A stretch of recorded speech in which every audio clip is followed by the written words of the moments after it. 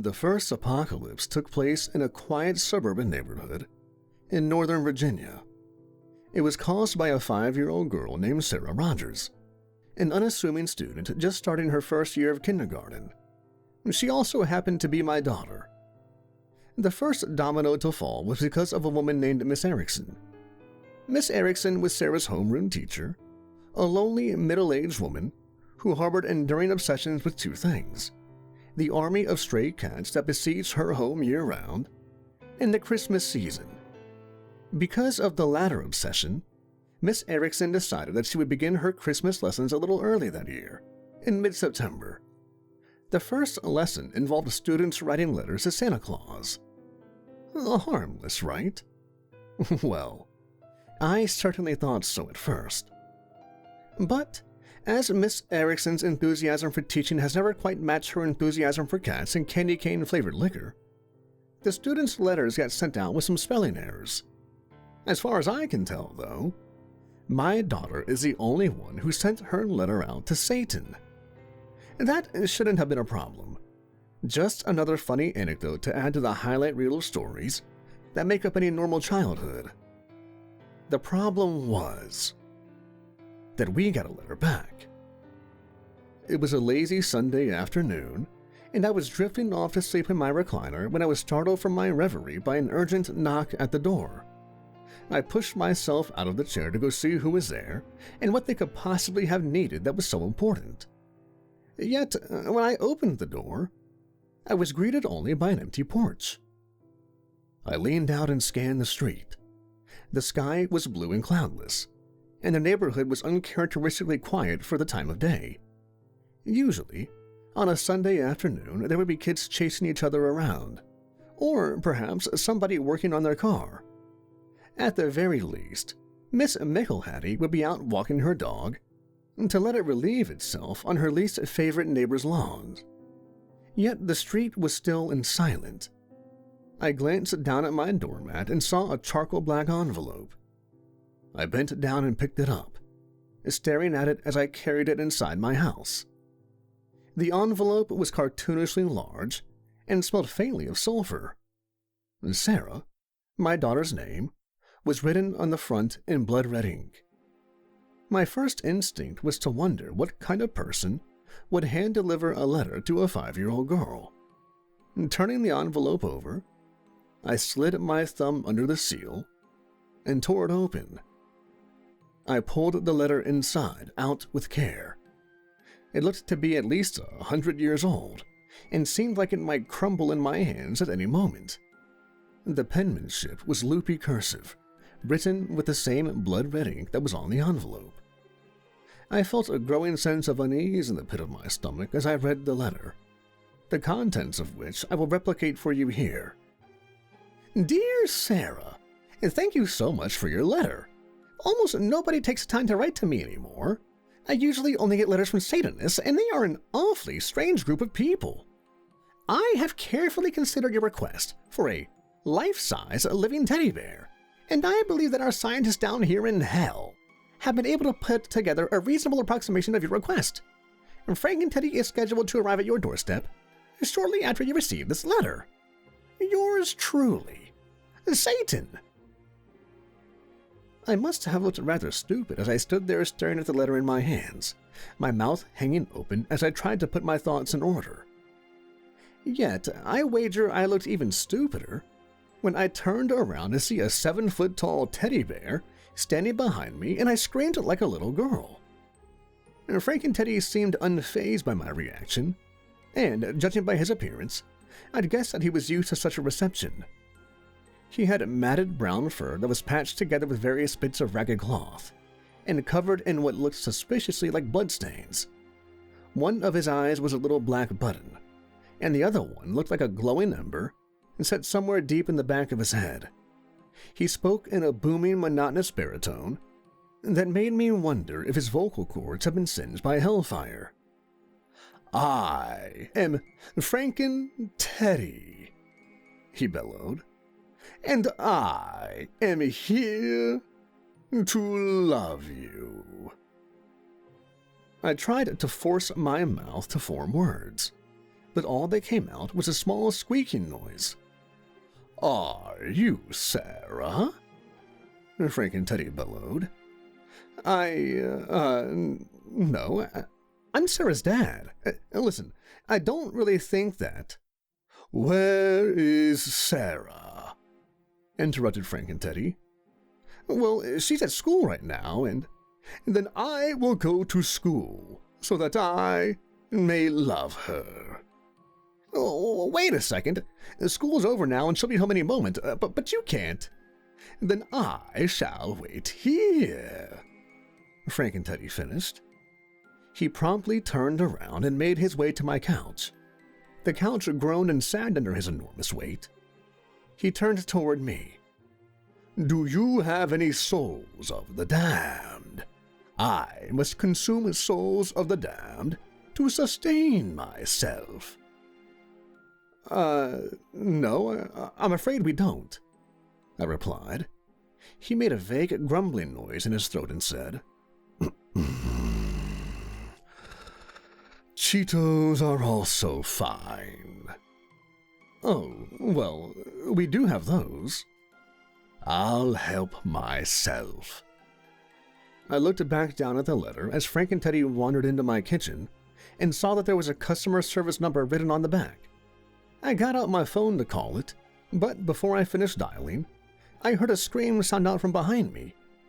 I turned around to see Sarah standing in the doorway, mouth hanging open, as she stared at Frank and Teddy rummaging through our cabinets and throwing things on the floor in his search for Cheetos. "Sarah, honey, don't be scared," I said, trying to take my own advice. But Sarah wasn't scared at all. She shot past me like a bolt of little blonde lightning and leapt on Frank and Teddy's leg, wrapping herself so tightly around it that she was lifted off the ground whenever he took a step. "He's perfect, Daddy. I can't wait to take him to show and tell." I was flabbergasted. "Wait, really?" "Of course." "Oh, but you can't bring a monster teddy bear to—" "Are you Sarah?" Frank and Teddy's booming voice cut me off yet again. "Yes," Sarah shouted. Frank and Teddy took a knee. "My lady, I have been enlisted by the Dark Lord Satan to serve at your pleasure. I shall love and protect you with my life, and inflict the horrors of a demonic legion on your enemies." "Cool!" Sarah shouted. She leapt to her feet and began hopping around Frank and Teddy in circles. Not knowing what else to do, I finished typing the customer service number into my phone with shaking hands. The line rang once, and then a tired female voice answered. "Hell customer service. How may I hell you today?" "Listen, Wait. Did you just say, how may I hell you?" The other voice on the other end sighed. "It's not my joke. It's just something management forces us to say." Okay, listen, I think there's been some sort of mistake." The woman sighed again. "All heaven and hell placements are final. The appeals process is really more of a formality." "What? No, I'm talking about the 7-foot-tall monster teddy bear that just showed up at my house." "Oh," the woman said, her tone relaxing a bit. "You must be the Rogers household." "Yeah, that's right." "Satan wanted to let you know that he hopes your daughter enjoys the gift. He regrets to inform you, however, that he will be out of office until next Wednesday, so he won't be able to check back with you until then." I turned back and watched Frank and Teddy open a family-sized bag of Cheetos and dump its entire contents into his mouth. Several handfuls fell onto the floor, and Sarah trampled them into dust as she hopped around in excitement. "Well, can I maybe return him until then?" "No." "So I'm stuck with a giant monster teddy bear until Satan calls me next week?" "No, of course not," the woman said. "Oh, thank God," I replied. somewhat regretting my phrasing. Satan won't be calling ya. He has you scheduled for a face-to-face. My throat tightened up and my mouth went dry. I tried to tell her that wasn't necessary, but all I could get out was a few croaking sounds. She muttered something about rude humans and hung up the phone with a decisive click. I turned back around to see Sarah screaming with laughter as Frank and Teddy tossed her up and into the air and caught her over and over again. Her hair had fallen over her face and her bright blue eyes shone like little aquamarines. I couldn't help but smile a little despite myself. The smile disappeared, however, when I began to think about how I was going to keep a 7-foot-tall teddy bear hidden from the rest of the neighborhood. And that was a relatively small problem compared to deciding what to do when Satan himself showed up on my doorstep. Yet, as I watched Frank and Teddy tear apart my kitchen, the most pressing issue became more clear. I was going to have to buy more Cheetos. Chapter 2. A Demonic Sleepover. My nerves were fried. My hand shook as I set down the empty coffee cup, my fourth one of the night. Frank and Teddy and Sarah sat with their legs splayed out on the living room floor, working on a coloring book. It was 2 a.m. I had tried calling the customer service line over and over again the previous day, only to be put on hold, hung up on, and eventually transferred to a place called the Department of Motor Vehicles and Purgatory Assignations. Finally, I gave up. But I promised myself I would not sleep until I could reach him, and resolved to try again the next morning. For now, all I could do was watch Sarah and Frank and Teddy color. I cleared my throat trying to get their attention. They didn't even look up. I said more loudly. Nothing. I pushed my tired body off the sofa and walked over to the two of them, and tapping Frank and Teddy on the shoulder. "When do you think you might want to go to sleep?" I asked. "Sleep?" said Frank and Teddy, his face a question mark. "You know, that thing where you close your eyes and lay still for about 8 hours?" His face registered no recognition. My eyes strayed to the coloring book, where Cinderella's dress had been filled in with very deep purple crayon, with almost as much color outside the lines as in. She'd also been given a pair of large red horns. "Sarah, I thought you could color all inside the lines now." Sarah's phrase broke into a grin. "That was Frank and Teddy. He's terrible." "These crayons are too small," protested Frank and Teddy. "And they taste like wax." "You're not supposed to eat them," Sarah giggled. Frank and Teddy shrugged his huge shoulders and began clumsy work on a black, spiky tail that poked out of the back of Cinderella's dress. "Even if you don't need sleep, Sarah does, and she's got school tomorrow morning." "I'm too excited to go to sleep, Daddy," protested Sarah. "That may be, but even so, you're going to put on your pajamas, lay in bed, and try." "At least let us finish Cinderella first, then I'll go to bed, I promise." "All the spaces have already been colored in." "Frank and Teddy says she's not done until she has at least 8 other arms." I sighed. "You've already finished 9 other drawings. I let you say it because you were excited, but it's long past time for bed. You two can finish Cinderella after you get back from school tomorrow." My stomach gave a guilty twinge. I'd never lied to Sarah before, but I had no intention of Frank and Teddy still being there by the time she got back home from school the next day. "But Dad, Sarah's next excuse was cut short by a yawn. This seemed to signify that I had won the argument, and so, reluctantly, she packed her crayons back into the box and trudged upstairs to change for bed. I watched her back disappear at the top landing. I then looked back down at Frank and Teddy, who was giving Cinderella an extra pair of insectoid eyes. He must have sensed my gaze, because he turned around to look at me. "Can you teach me how to sleep?" Not tonight. But I desire to learn this human function. In return, I shall teach you how to summon a nightmare creature from the eternal realms of sorrow." I shook my head. "Frank and Teddy, I really don't need to know how to do that. Besides, sleep isn't something that you can teach." "I am a good learner," he insisted. "It only took me an hour to learn how to breathe." "You had to learn how to breathe?" Frank and Teddy nodded. Seeing that he was only going to keep pestering me until I agreed, I relented. "Okay, there's not really that much to it. You just close your eyes, lay down, and let your mind relax. Some people count sheep." "I see. Where do you keep the sheep?" "They're imaginary sheep." "Oh." Frank and Teddy closed his eyes and took a deep breath, then lowered himself onto the carpet.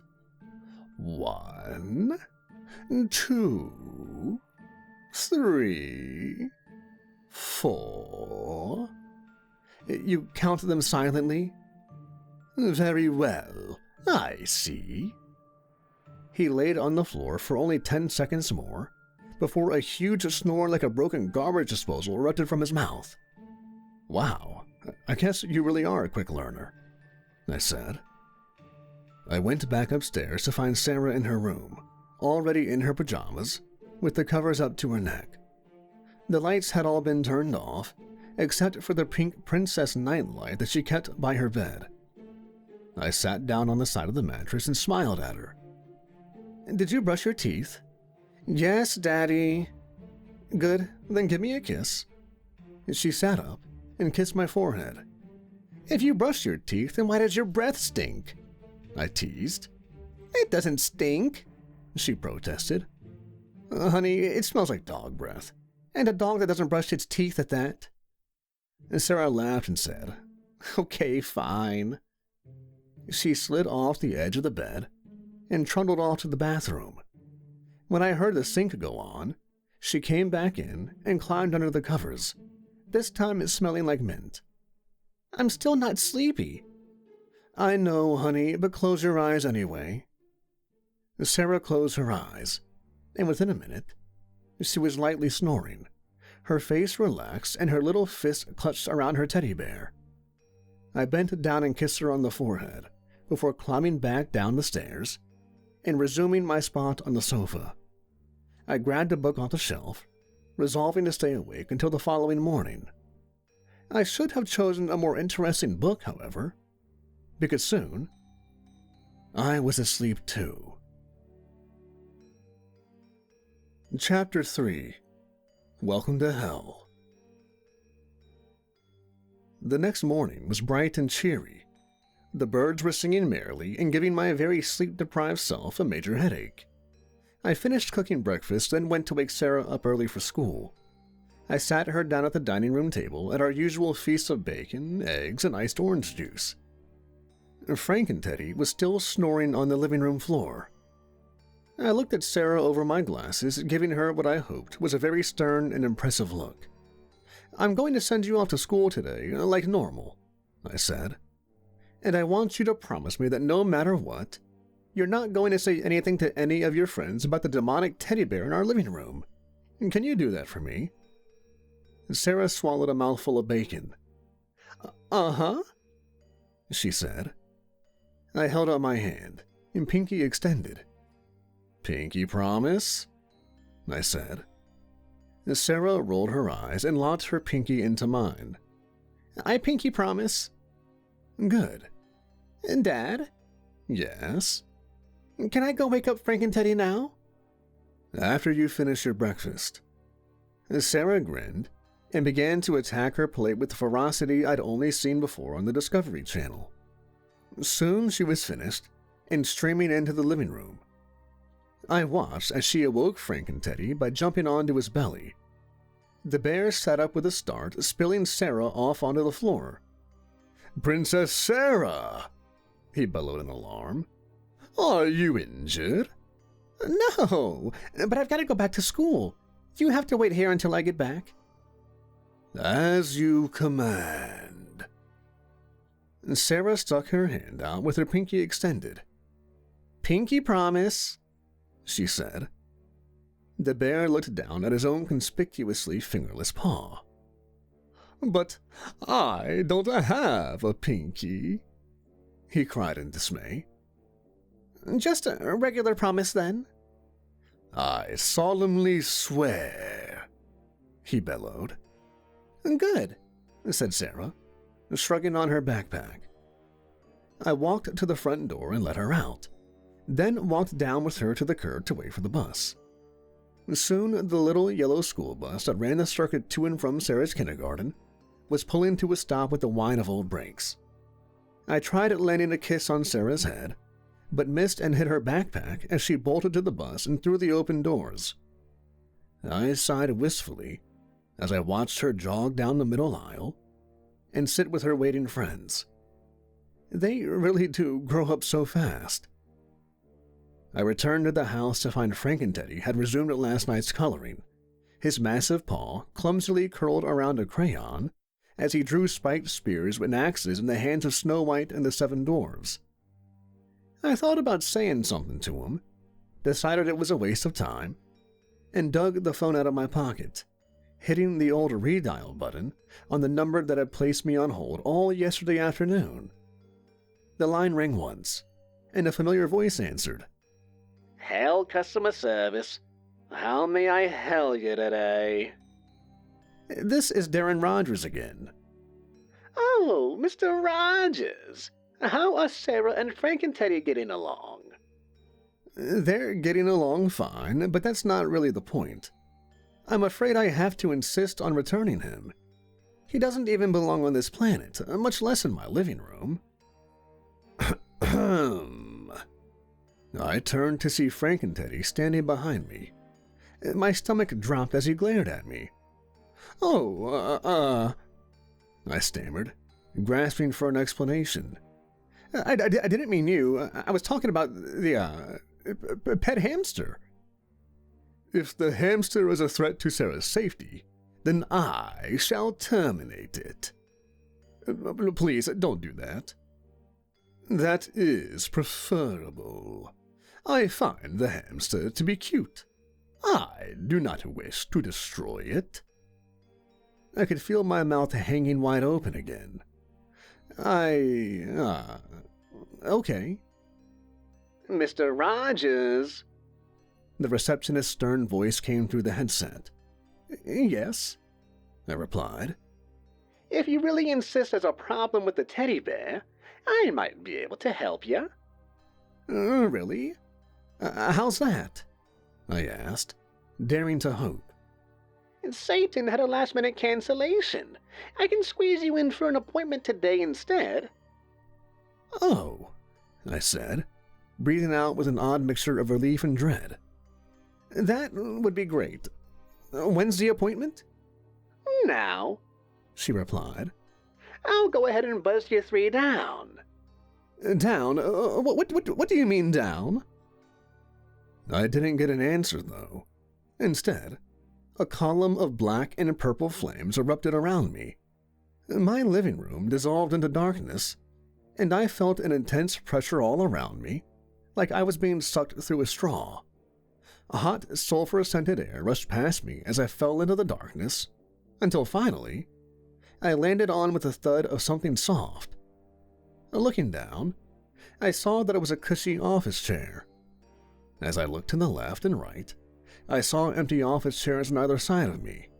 A moment later, Sarah and Frank and Teddy had fallen into them from above. Judging by our surroundings, we were in some sort of cave. The walls were carved of rough brown stone that radiated shimmering heat. The ceiling was shrouded in darkness but for long stalactites that jutted down like stone crooked teeth. In the far back corner of the cave, sat an enormous blue-scaled dragon head. Sarah was standing around with the same look of wonder on her face she'd had when I'd first taken her to Dizzyland. At the opposite end of the room, there was a large black desk of polished obsidian, behind which sat a high-backed leather office chair. I didn't have to wonder where Satan was for very long, because a puff of black and purple flames materialized behind the desk, and when the flames and smoke had vanished, he was sitting in his chair, smiling at us all as if we were having Sunday tea. Satan's skin was bright red, and he wore a silk black suit with dull gray pinstripes. He had 2 small polished black horns and a neatly trimmed goatee. "So," he said, "welcome to hell." He beamed around at all of us, but the room remained silent. I don't get many visitors down here, besides the inmates, I mean." I saw out of the corner of my eye that Sarah had crawled into the dragon head's mouth with Frank and Teddy, and they had begun having a tea party.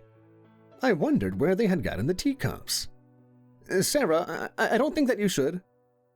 "Don't worry, Darren," Satan cut me off. "The dragon is mostly dead." "Mostly?"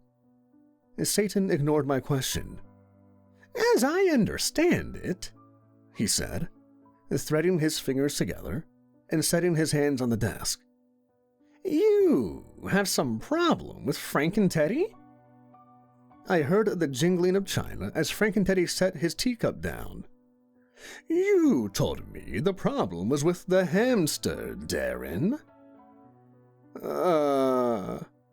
I am sorry for my outburst," Frank and Teddy bellowed.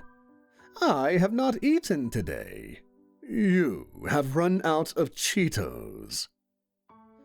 "You had 30 bags," I protested rather weakly. I looked to Satan for confirmation that this was an absurd amount, but he was buzzing the intercom button on his office phone. "Tina?" he said. "Yes, Mr. Satan," replied the same voice from the customer helpline. "And can you get Frank and Teddy 200 pounds of Cheetos?"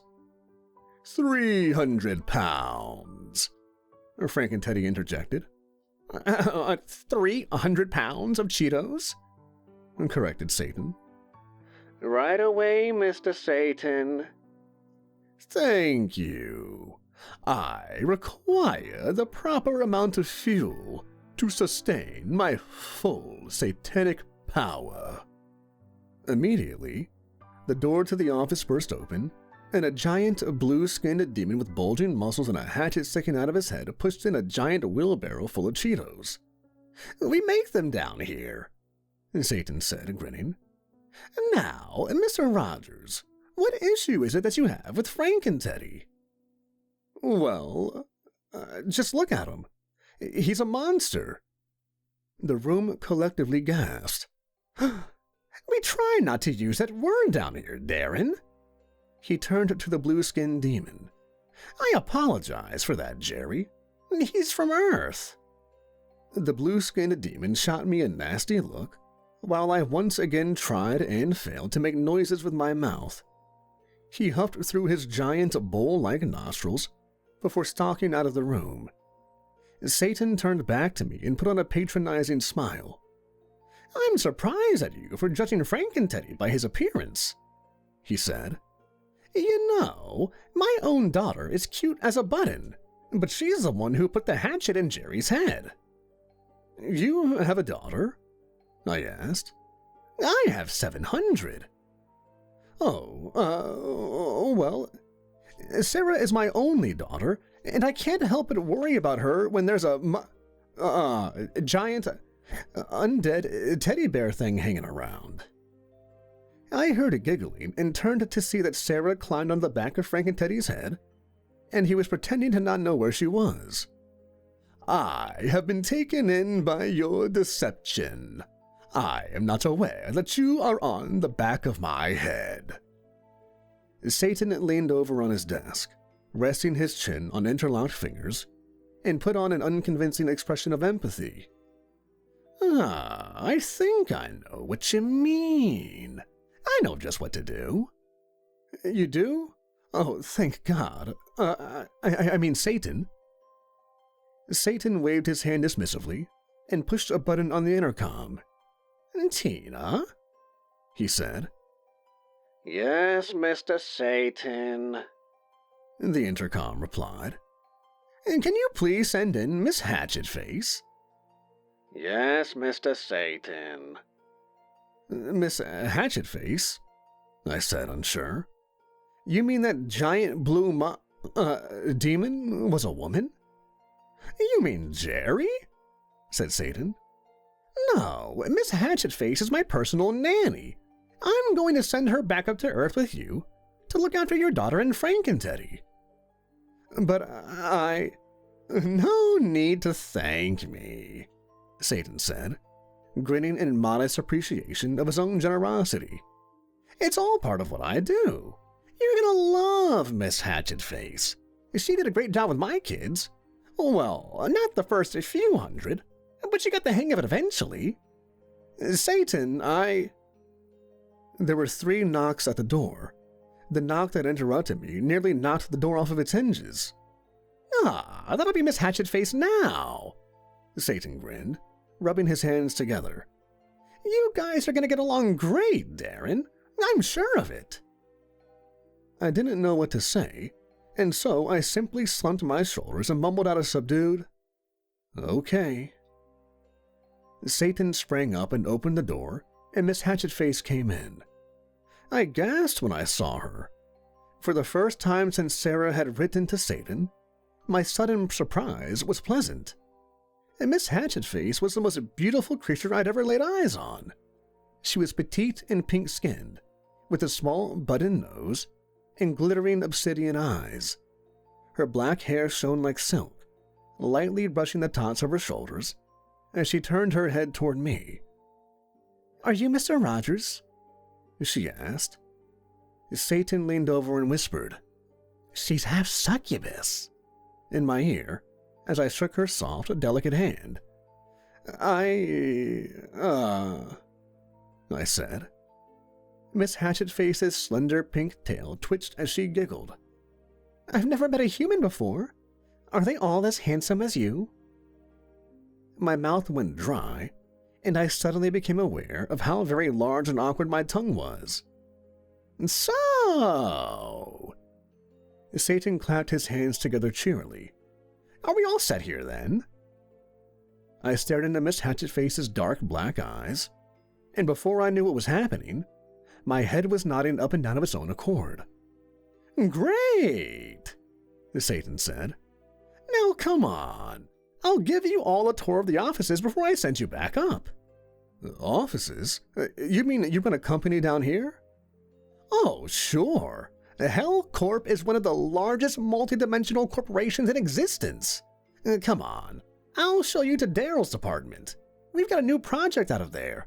Top secret, you know. Well, if it's top secret, why are you showing me? Because I trust you, Darren, he replied. Also, Hell's implicit, non-disclosure agreement states that if you attempt to reveal company secrets to anyone, your head will explode in spectacular fashion. My heart sank down to my stomach. Maybe I can do without this project, I said. Satan waved his hand dismissively. Nonsense.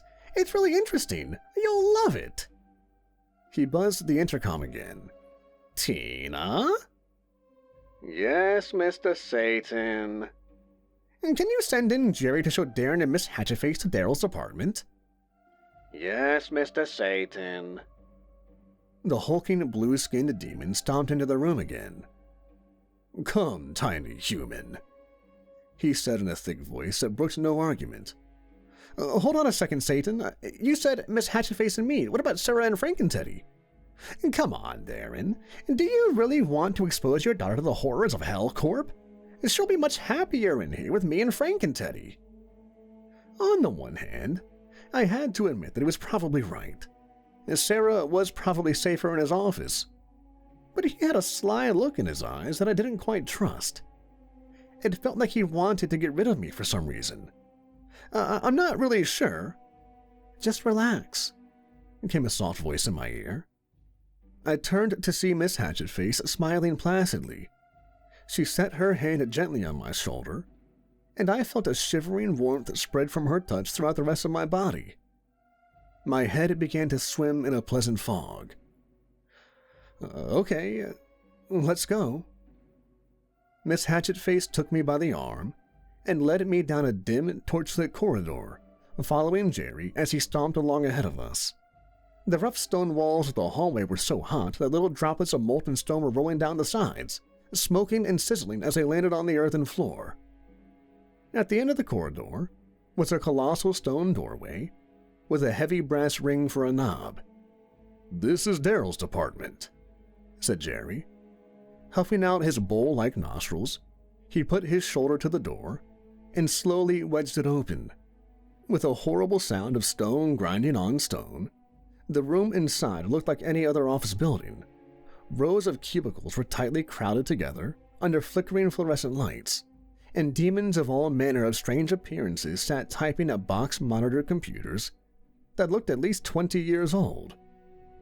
There were huge reptilian demons with rocky gray scales and thick, sinewy tails that thudded against the linoleum floor as they typed, and colossal bear demons that shuffled around in suits, glaring at their subordinates, and small, bat-like demons with simian faces and vampiric teeth that whizzed above our heads, delivering files from one desk to another.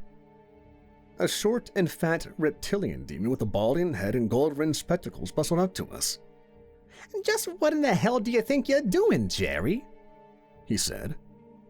"Satan wants to give this meat sack a tour of the office," said Jerry. Daryl peered over his sunglasses at me and squinted his eyes before turning back to Jerry. "A tour of an office? Send the poor man to a factory. It'll be just as boring, and he won't interrupt our work." "Nothing I can do. Satan's orders. I'll be outside." Jerry gave me a withering look before turning around and lumbering out of the office. The stone door slid shut behind him and closed with a resounding thud. Daryl stared at the two of us for a moment, threw his hands up in resignation, and said, "All right then, come with me." He turned around and beckoned for us to follow him down a row of cubicles. "This is where we handle the bulk of Hellcorp's business. It's not terribly exciting, I'm afraid. Mostly just paperwork regarding interdimensional soul commerce." "I'm sorry, did you say soul commerce?" "Oh, sure. We get a steady supply from Earth for free, so selling them to other dimensions is pure profit." I ducked out of the way as a leathery black file demon whizzed by my head. "So, who buys the souls?" I asked. "Various cosmic entities," he replied, taking a moment to smack a sleeping employee on the back of the head with his clipboard. "Well, what do you do with them?" I asked. Daryl shrugged. "Not my department. Yeah, I'm afraid it's not too glamorous, but it does have its perks. We've got an excellent medical plan, for instance." "Really?" "Oh, sure. We can stop by the company doctor if you want. Just tell them if any of your organs are bothering you, and they'll remove them free of charge. Though I'm afraid anesthesia is extra." No thanks. I need all of my organs to live." "Really?" Daryl said. "I'd stay away from the office shredder then. It's terribly aggressive." Thanks for the tip." We arrived at the end of the long row of cubicles to find a normal-looking white office door. There was a brown plastic plaque on the side that read, "Top Secret Project." "All right," said Daryl, hand on the knob. "Are you ready to have your mind blown?" "No, not really." "That's the spirit," he said, pushing the door open. When I saw what was inside, my mind was more muddled than blown. There was a crowd of about 20 normal people in business suits, casually milling around and not doing much of anything. Daryl let out a long, contented sigh. They're magnificent, aren't they? He said. That depends. What are they? Daryl turned to me, and for the first time since I'd met him, he was smiling, with a mischievous gleam in his eye. What do you think they are? He asked. I don't know. They just look like regular people to me. Ha! Shouted Daryl, smacking his knee with his clipboard. Exactly. They look like regular people. Well, what are they then? Daryl waved the two of us inside and walked us around the room. Once I got a closer look at the people milling around, I noticed there was something slightly off about a lot of them. Their eyes were just a bit too wide, and they all wore broad smiles for no perceivable reason. One of my more brilliant ideas, said Daryl. As you probably know, we own about 99% of all souls in Washington, D.C. You do? I said. Of course. And politicians' souls go for 3 times the price as regular ones. Oh, I think I get it. You're going to take these people and turn them into politicians. You're almost right, said Daryl. You see, what we do is wait for the ones whose souls we own rise to power, and then, bam, we swap them out with an exact copy. And since we already have claim to the politicians' souls anyway, we just bring them down to hell a little early. But don't people who know them notice something's off? I asked.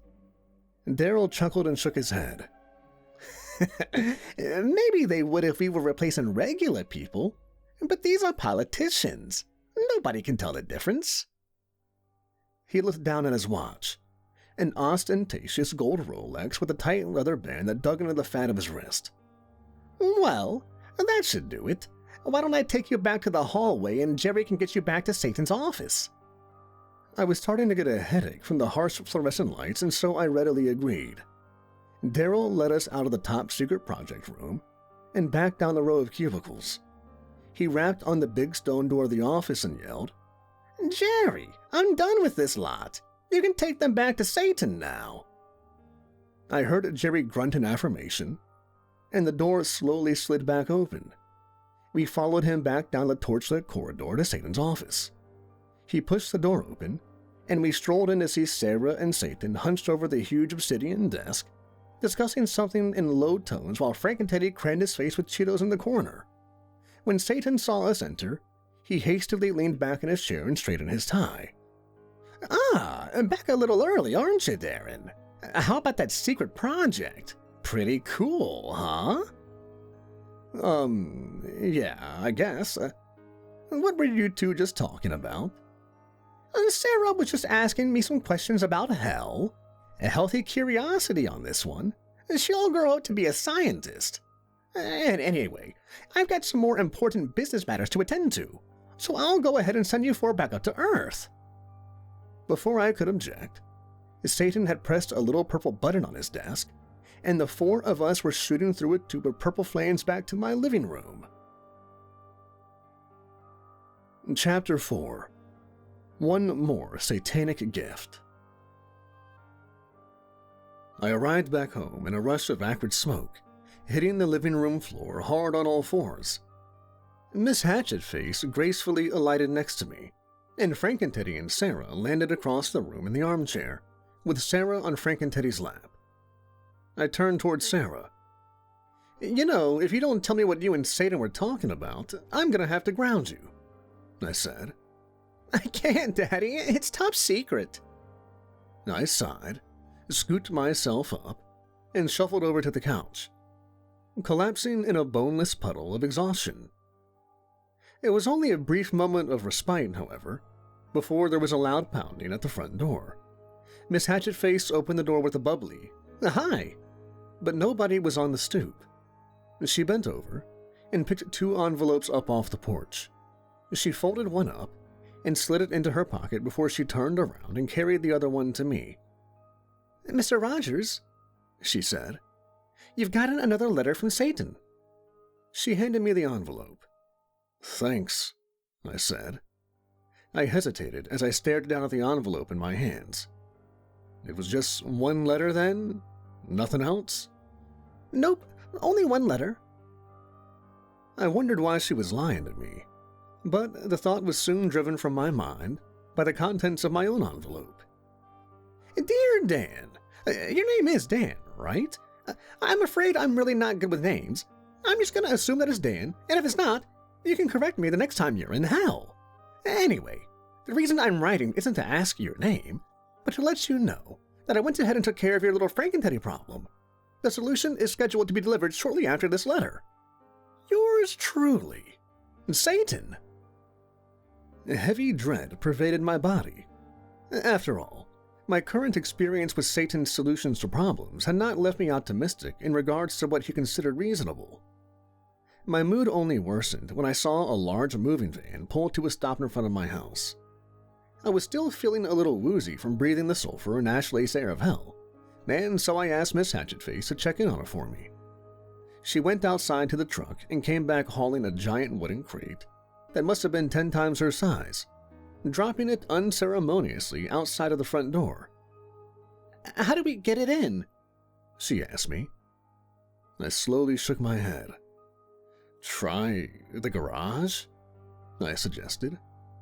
Oh, that's a good idea, she said, hauling the crate up as if it were full of feathers and carrying it towards the garage. A few moments later, I heard the sound of grinding metal coming from the garage, and I quickly found my feet and rushed outside. I saw Miss Hatchetface shoving the garage door up with her bare hands, folding the metal up like it was paper.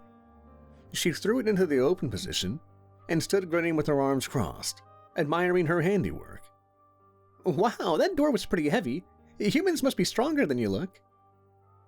There's a garage door opener, I replied.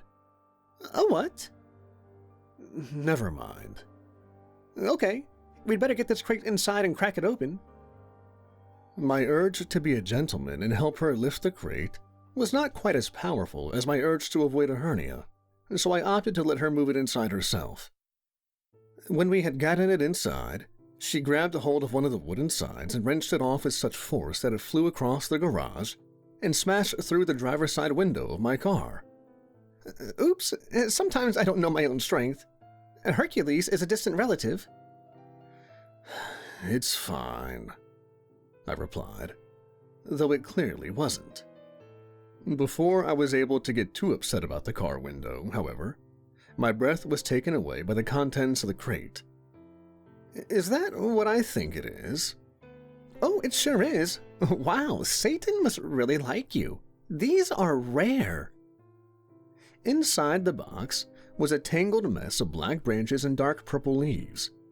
The leaves twisted around in little conical spirals, and at the center of each spiral rested a large, orange, pine-cone-shaped fruit. Upon closer inspection, I could see that each individual fruit was a conglomerate of dozens of Cheetos. I reached out and snapped off one of the Cheeto fruit, and a new one instantly sprouted in its place. So, it's a Cheeto tree. Yes. Well, all right then. I turned around to head back inside when I saw Sarah and Frankenteddy ambling down the sidewalk, hand in paw.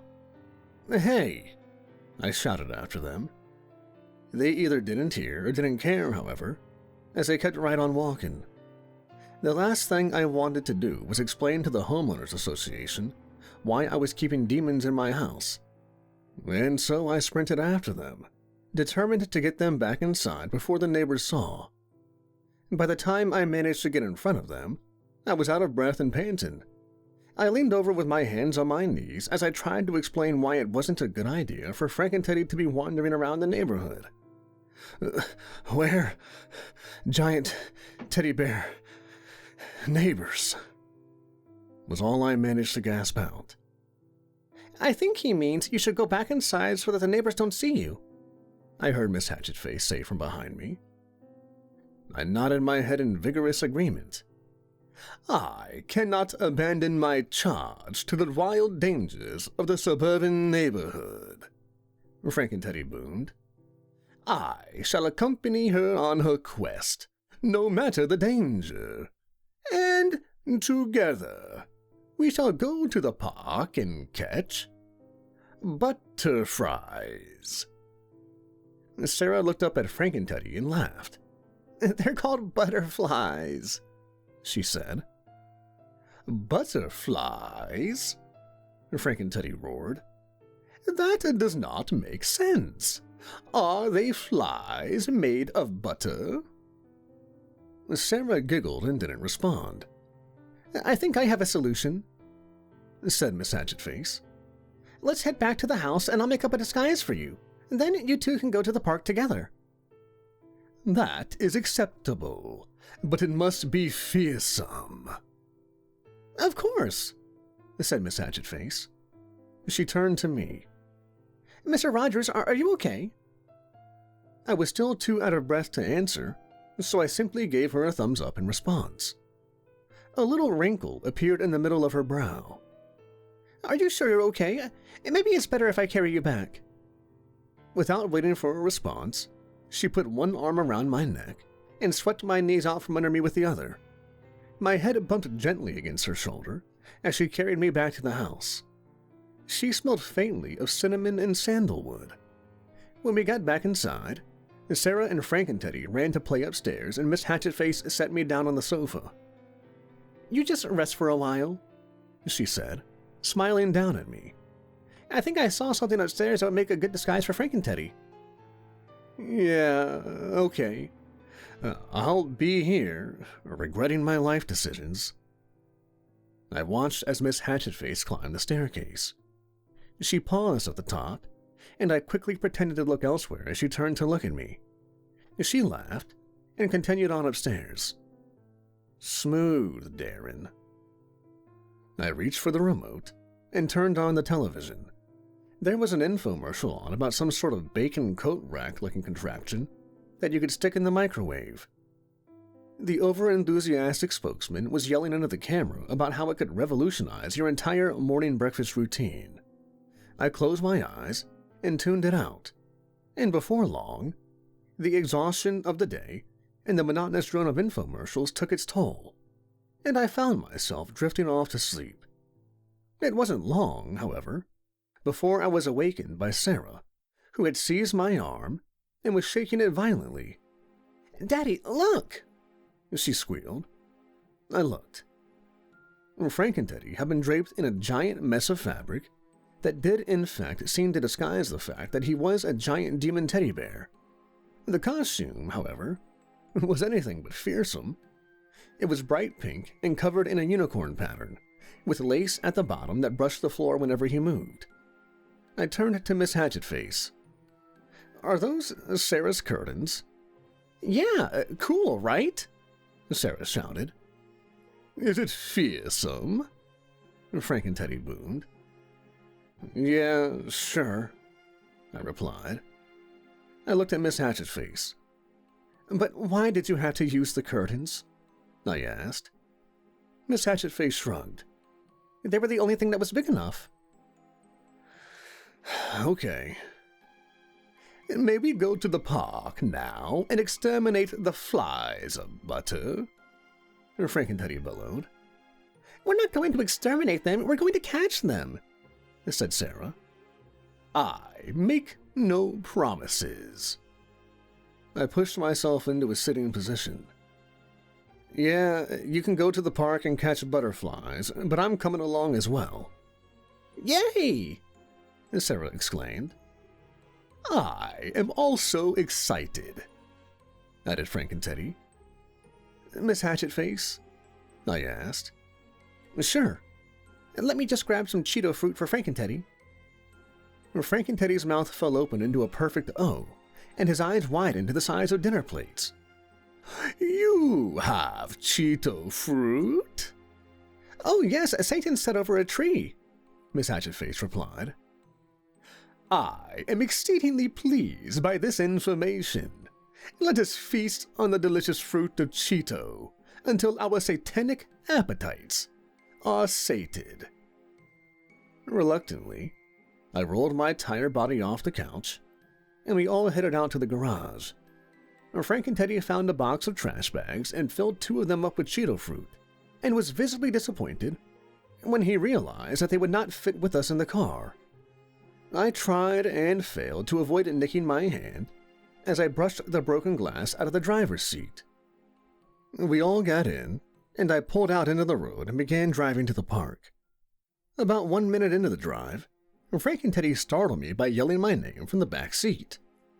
Lord Rogers.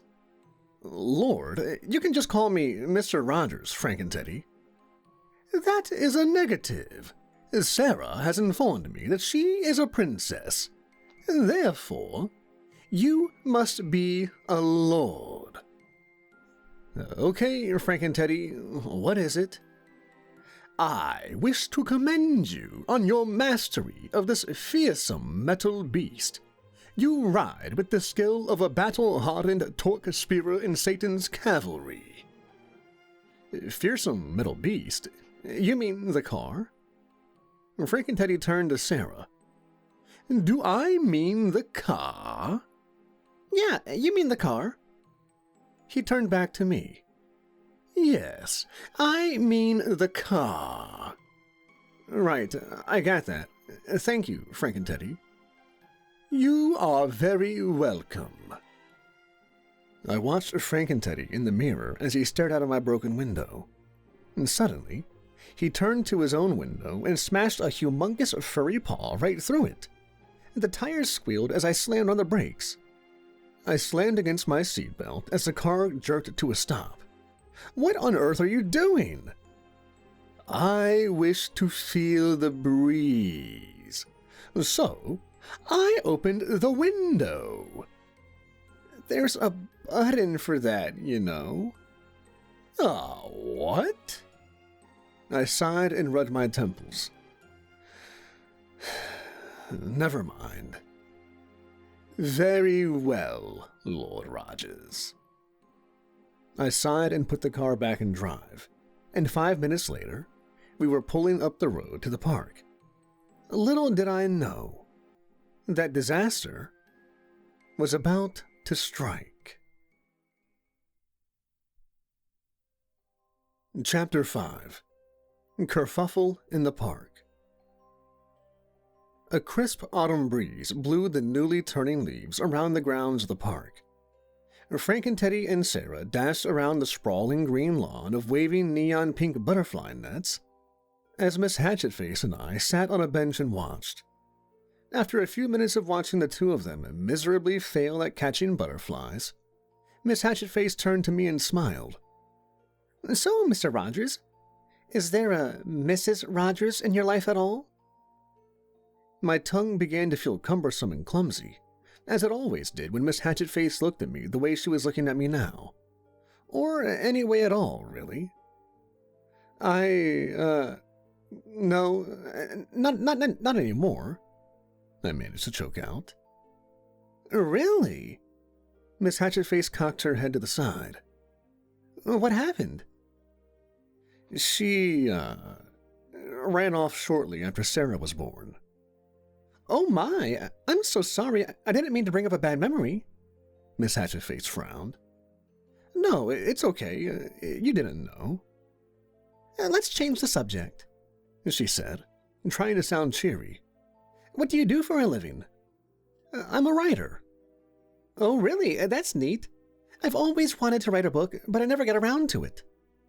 Yeah, I always wanted to write a good book, and I'm still trying to get around to it. Miss Hatchetface laughed. What about you? I heard you were Satan's nanny.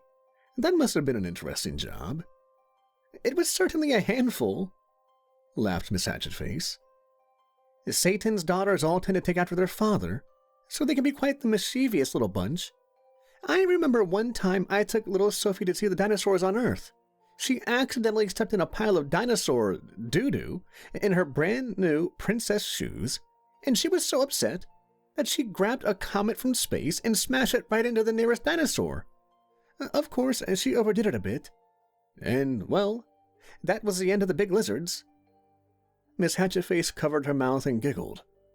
The poor thing was grounded for a month after that. Wow, that's, cute. Isn't it? Laughed Miss Hatchetface, giving me a playful punch on the shoulder that nearly knocked me off the bench. Knowing from my rather inextensive experience with women that hitting was supposed to be a good sign, I desperately racked my brain for another topic of conversation to keep the happy mood going. But before I could come up with one, we were interrupted by a scream coming from the direction where Frank and Teddy and Sarah were playing. We both jumped to our feet and rushed towards Sarah to see her sitting on the ground and sobbing while Josh, a notorious neighborhood tormentor of insects and small children, was pulling the wings off of her butterflies and laughing. Before I could even open my mouth to admonish Josh, a huge pink blur whizzed by me, and Frank and Teddy had scooped the boy off the ground by the back of his shirt and began roaring at him in his deafening baritone. "You are not permitted to harm the Princess Sarah's flies of butter," he yelled, so loudly that Josh covered his ear with his hands. "You will apologize to the Princess Sarah, and then I shall send you to hell forthwith, so that you may be judged for your transgressions." "Please, God, no!"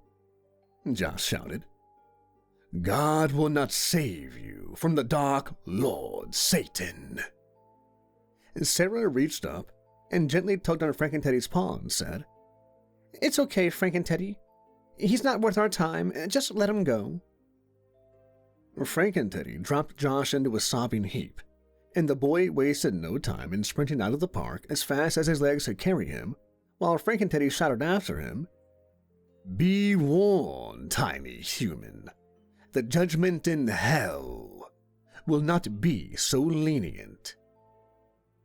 Sarah stared down at the dead butterflies, tears moistening the edges of her eyes, and Miss Hatchetface covered her mouth and shook her head. Frank and Teddy laid an enormous paw on Sarah's shoulder. "There is no greater honor than to die in battle," he said, as gently as his giant voice would allow. "Yeah, I guess so," Sarah replied, sounding unconvinced. "I believe that I have detected insincerity in your voice. Allow me to rectify the situation," said Frank and Teddy. He bent down and picked the dead butterflies up in his enormous paws. As he held them in his upturned palms, a cloud of dark smoke began to swirl around them, and then, miraculously, they began to fly again. "Wow, Frank and Teddy, you brought them back to life!" "I have merely endowed them with the power of Satan," he replied. As I watched Sarah and Frank and Teddy playing with the newly revived butterflies, I realized that maybe I'd been wrong to judge him based on the way he looked. I realized that maybe he wasn't so bad after all. And, again, I realized that maybe, and just maybe, he could be exactly what Sarah needed after her mom had disappeared. And then the butterflies started breathing fire. Chapter 6. The Remote of Minor Inconveniences. The fire-breathing butterflies followed us home, fluttering around the car, and occasionally breathing out jets of blue and red flames that melted the roadside mailboxes. When we arrived at the house, I tried to shut them up in a jar, but I quickly discovered that jam jars are no match for hellfire. They had already managed to burn through 4 of my curtains, 1 couch cushion, and all of our ice cream. Though I suspect that was actually Frank and Teddy, by the time we finally got them under control. But just as I had finished putting out the literal fires, a metaphorical one sprang up in their place in the form of a souvenir from hell. With great pomp and ceremony, Frank and Teddy announced he had a gift for Sarah. In fact, he had it the entire time, but he had simply forgotten to give it to her until now. Looking back, I've often wondered if Satan ordered Frankenteddy to gift the souvenir to Sarah in order to distract me from what he was secretly planning down in hell. In the end, I suppose it doesn't really matter. Before I could stop him, Frankenteddy produced an ordinary-looking TV remote from seemingly out of nowhere and presented it to Sarah with a huge grin on his face. "Hooray! A present!" squealed Sarah. She looked it over with puzzlement on her face, and then she asked, "What does it do?" I don't think that's an appropriate gift for a child, Frankenteddy," said Miss Hatchetface. "Nonsense! It is a child-friendly one," replied Frankenteddy. "A child-friendly what?" I asked. Miss Hatchetface plucked the remote out of Frankenteddy's paw and examined it. Then, she began softly laughing to herself. "Oh, I see. In hell, the demons watch the punishments of the damned on a sort of reality TV," she explained, turning toward me. "And they can select the punishment they want to see with their TV remote controls." "Really? That's horrible." "But this one is for child demons. Take a look." She handed me the remote, and I held it to my face as I examined it. The remote was made of ordinary black plastic, and at first glance, looked like any other TV remote control. Printed across the top in silver letters were the words, "The TV remote of minor inconveniences." Instead of numbers and menu buttons, it was covered in buttons of irregular shapes and sizes that said things like tickle, tinnitus, and unscratchable itch. At the center of the remote were two big purple plus and minus buttons that simply read, "Volume." I realized too late that Sarah was standing on her tiptoes behind me and reaching for the remote. She snatched it out of my hand and mashed the tickle button while she pointed it at Frankenteddy, who immediately erupted into thunderous gales of laughter. "I find no humor in this situation, but I am unable to prevent myself from laughing." I was about to take the remote away when Miss Hatchetface caught my eye and smiled, and I momentarily forgot what I was doing. "Why don't we leave them to it, Mr. Rogers?" she said. "I had a private matter I wanted to discuss with you." Private matter?" I stammered. Those deep black eyes drew me in. "Yeah, maybe we could go somewhere more discreet." Yeah, discreet. Great idea."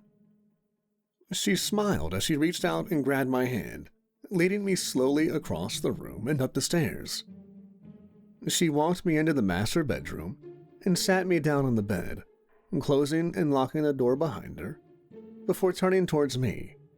One corner of her mouth was raised into a smirk as she looked at me and said, "So, about that private matter." Chapter 7. A Lizard from the Past. The next morning, as I lay near comatose in bed, Miss Hatchetface brought me a tray of what I call a demon's best attempt at a human breakfast. She set the tray down on my lap as I fidgeted in my torn and burned pajamas. I tried to suppress the look of deep discomfort that came reflexively to my face as I eyed the questionable spread. There was a large, green glass bowl filled with a mess of shiny black tentacles, twisting and fidgeting about in pink slime, a small dessert plate that seemed to consist of nothing but purple flames, and a wine glass of what I surmised by the smell to be pure gasoline. "Wow, this looks... wow," I said. I tried my very best to put on a smile, but it didn't seem to quite fit my face. "Great, right? I once competed in Hell's Iron Chef contest." She straightened her shoulders proudly. "Really? I had no idea Hell had an Iron Chef contest." "Oh yeah, I didn't win, but the medical examiner who performed the autopsies said that it couldn't be conclusively proven that it was my food that had killed the judges." Anyways, eat up. You'll need to gain some strength back after last night. I cleared my throat nervously. I'm not hungry, I lied. Are you sure? Because I had some grave and unexpected news for you, and I was hoping to at least get your blood sugar up before I told you. You, what now? I asked, nervously scratching my thigh through one of the burn holes in my pajama pants. I wanted to talk about Sarah, she said. She sat down in the bed next to me and placed a warm hand on my leg. What about her? I asked. Don't you think it's a little odd that Satan answered her letter with a 7-foot-tall demon teddy bear? Well, now that you mention it, what I mean to say is... She paused, and then leaned in a bit closer to me. I caught the scent of burning firewood with an undertone of something musky and sweet rising from her skin. Do you have any demonic blood in your family? Actually, my grandfather was a demon, I said. Oh, really? No. She laughed. You're funny, Mr. Rogers, she said. But then her voice lowered to a conspiratorial tone as she leaned even closer. Do you think that Satan answers mail from every little girl that sends letters to him? How many little girls send letters to Satan? Well, they have to send them to somebody, don't they? I mean, Santa never answers them, that fat old drunk. Are you saying that Santa Claus is actually... Look, most girls would be terrified to death of a thing like Frank and Teddy, but Sarah seems to have an affinity for him. She seems to have no problem controlling him whatsoever. Can you do that? Well, no, but I thought that was because of how Satan designed him. Miss Hatchetface laughed again, and this time, I was sure her tail must have left a mark as it slapped painfully into my shins. Satan doesn't design anything, he just wings it and hopes for the best. And besides, Frank and Teddy has the soul of a demon. No ordinary mortal would be able to tame him. Satan must have known that. Otherwise, he never would have sent such a dangerous present in the first place. I wasn't sure if I trusted Miss Hatchetface's assessment. After all, my few experiences with Satan's judgment had resulted in fire-breathing butterflies, a TV remote that gave you tinnitus, and a giant teddy bear who had nearly sent a neighborhood boy to hell. Then again, it had also resulted in Miss Hatchetface, and I had no problem with that. So, what does that mean? I asked her, hoping that the answer would be, nothing at all. Your daughter is still your sweet little angel, and nothing at all has to change. But, of course, that wasn't the answer she gave. Well, it just means that instead of learning the piano or saxophone after school, you should consider getting Sarah a tutor in satanic magic. Oh, is that all? I asked. I suddenly grew very dizzy and absent-mindedly took a sip of the gasoline-scented drink that Miss Hatchetface had brought me that morning. Oh, this tastes like vanilla, I said in surprise. Yes, it does. After a moment, I felt a strange sensation at the sides of my head. Miss Hatchetface? Yes, Mr. Rogers. Are my ears smoking? Yes, Mr. Rogers. Okay. It took about an hour for the smoke in my ears to thin out to light gray wisps, and by that time, Miss Hatchetface had managed to convince me that getting Sarah an after-school tutor in satanic magic was the right thing for our family. Though, given her exceptional powers of persuasion, I suspect she could have just as easily convinced me to eat my shoes. That fateful decision made, we went down to the living room to make the announcement, my stomach empty and grumbling as I watched Sarah lightly torment Frank and Teddy with the TV remote of minor inconveniences. Each time she would press a button, a differently colored flash of brilliant light would shoot from the remote and collide with Frank and Teddy. The first flash gave him a pig's tail, The second one blew his ears up to the size of hubcaps, and the last one summoned a little blue sparrow that sat on his head and pecked him every few seconds. Frank and Teddy didn't seem to mind the ears. He didn't seem to even notice the sparrow, but the pig's tail seemed to utterly confound him. "I do not understand the purpose of this small twirly appendage," he said, craning his neck around to have a better look at it. "It's funny," Sarah squealed. "I see. The purpose is humor. I am suitably amused." Sarah threw her head back against the couch cushions and kicked her feet up and down as she exploded into wild giggling. I cleared my throat in a rather non-effectual attempt to get their attention. I turned hopelessly to Miss Hatchetface, who stuck 2 fingers in her mouth, and wolf whistled so loudly that 2 of the picture frames on the mantelpiece shattered to pieces, along with my eardrums. I said again, noting that my voice seemed notably quieter against my now ringing ears. "Sarah, Miss Hatchetface and I have had a discussion, and we've decided that from now on, you're going to be receiving after-school lessons from a tutor in satanic magic." My hope that Sarah would balk at the prospect of receiving any kinds of lessons after school was immediately quashed by her enthusiastic hooray, and I resigned myself to the fact that I was going to be inviting yet another demon into a household, which had already begun to feel too crowded with them.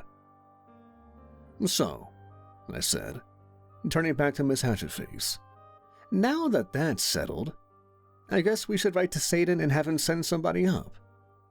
Miss Hatchetface opened her mouth to answer, but she was interrupted by 3 curt knocks at the front door. She grinned sheepishly, saying, "That should be her now." Before I could ask just how in the hell Satan had already managed to find out that I had agreed, the door was swinging open, and my heart was sinking all the way down to my stomach, then my feet, and forever downward into a bottomless pit of despair, as I saw what was standing in my doorway. The creature's stooped, crooked shoulders were draped in an ugly, vomit-green sweater that had an unintentionally abstract likeness of a cat on the front. Little fuzzy white yarn baubles hung off the ends of the sleeves. A reptilian tail poked out of the bottom of a thick, canvas-colored skirt, slapping on my porch in a telltale steady rhythm of impatience. But the most horrible aspect of the creature by far was its face. It was the face of an old woman, lined so many times over by the unforgiving years that it looked like a crumpled piece of tissue crinkled around a spiderweb of veins.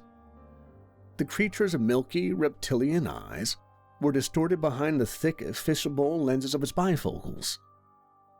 But the face wasn't the monster's most horrible aspect, because it was ugly.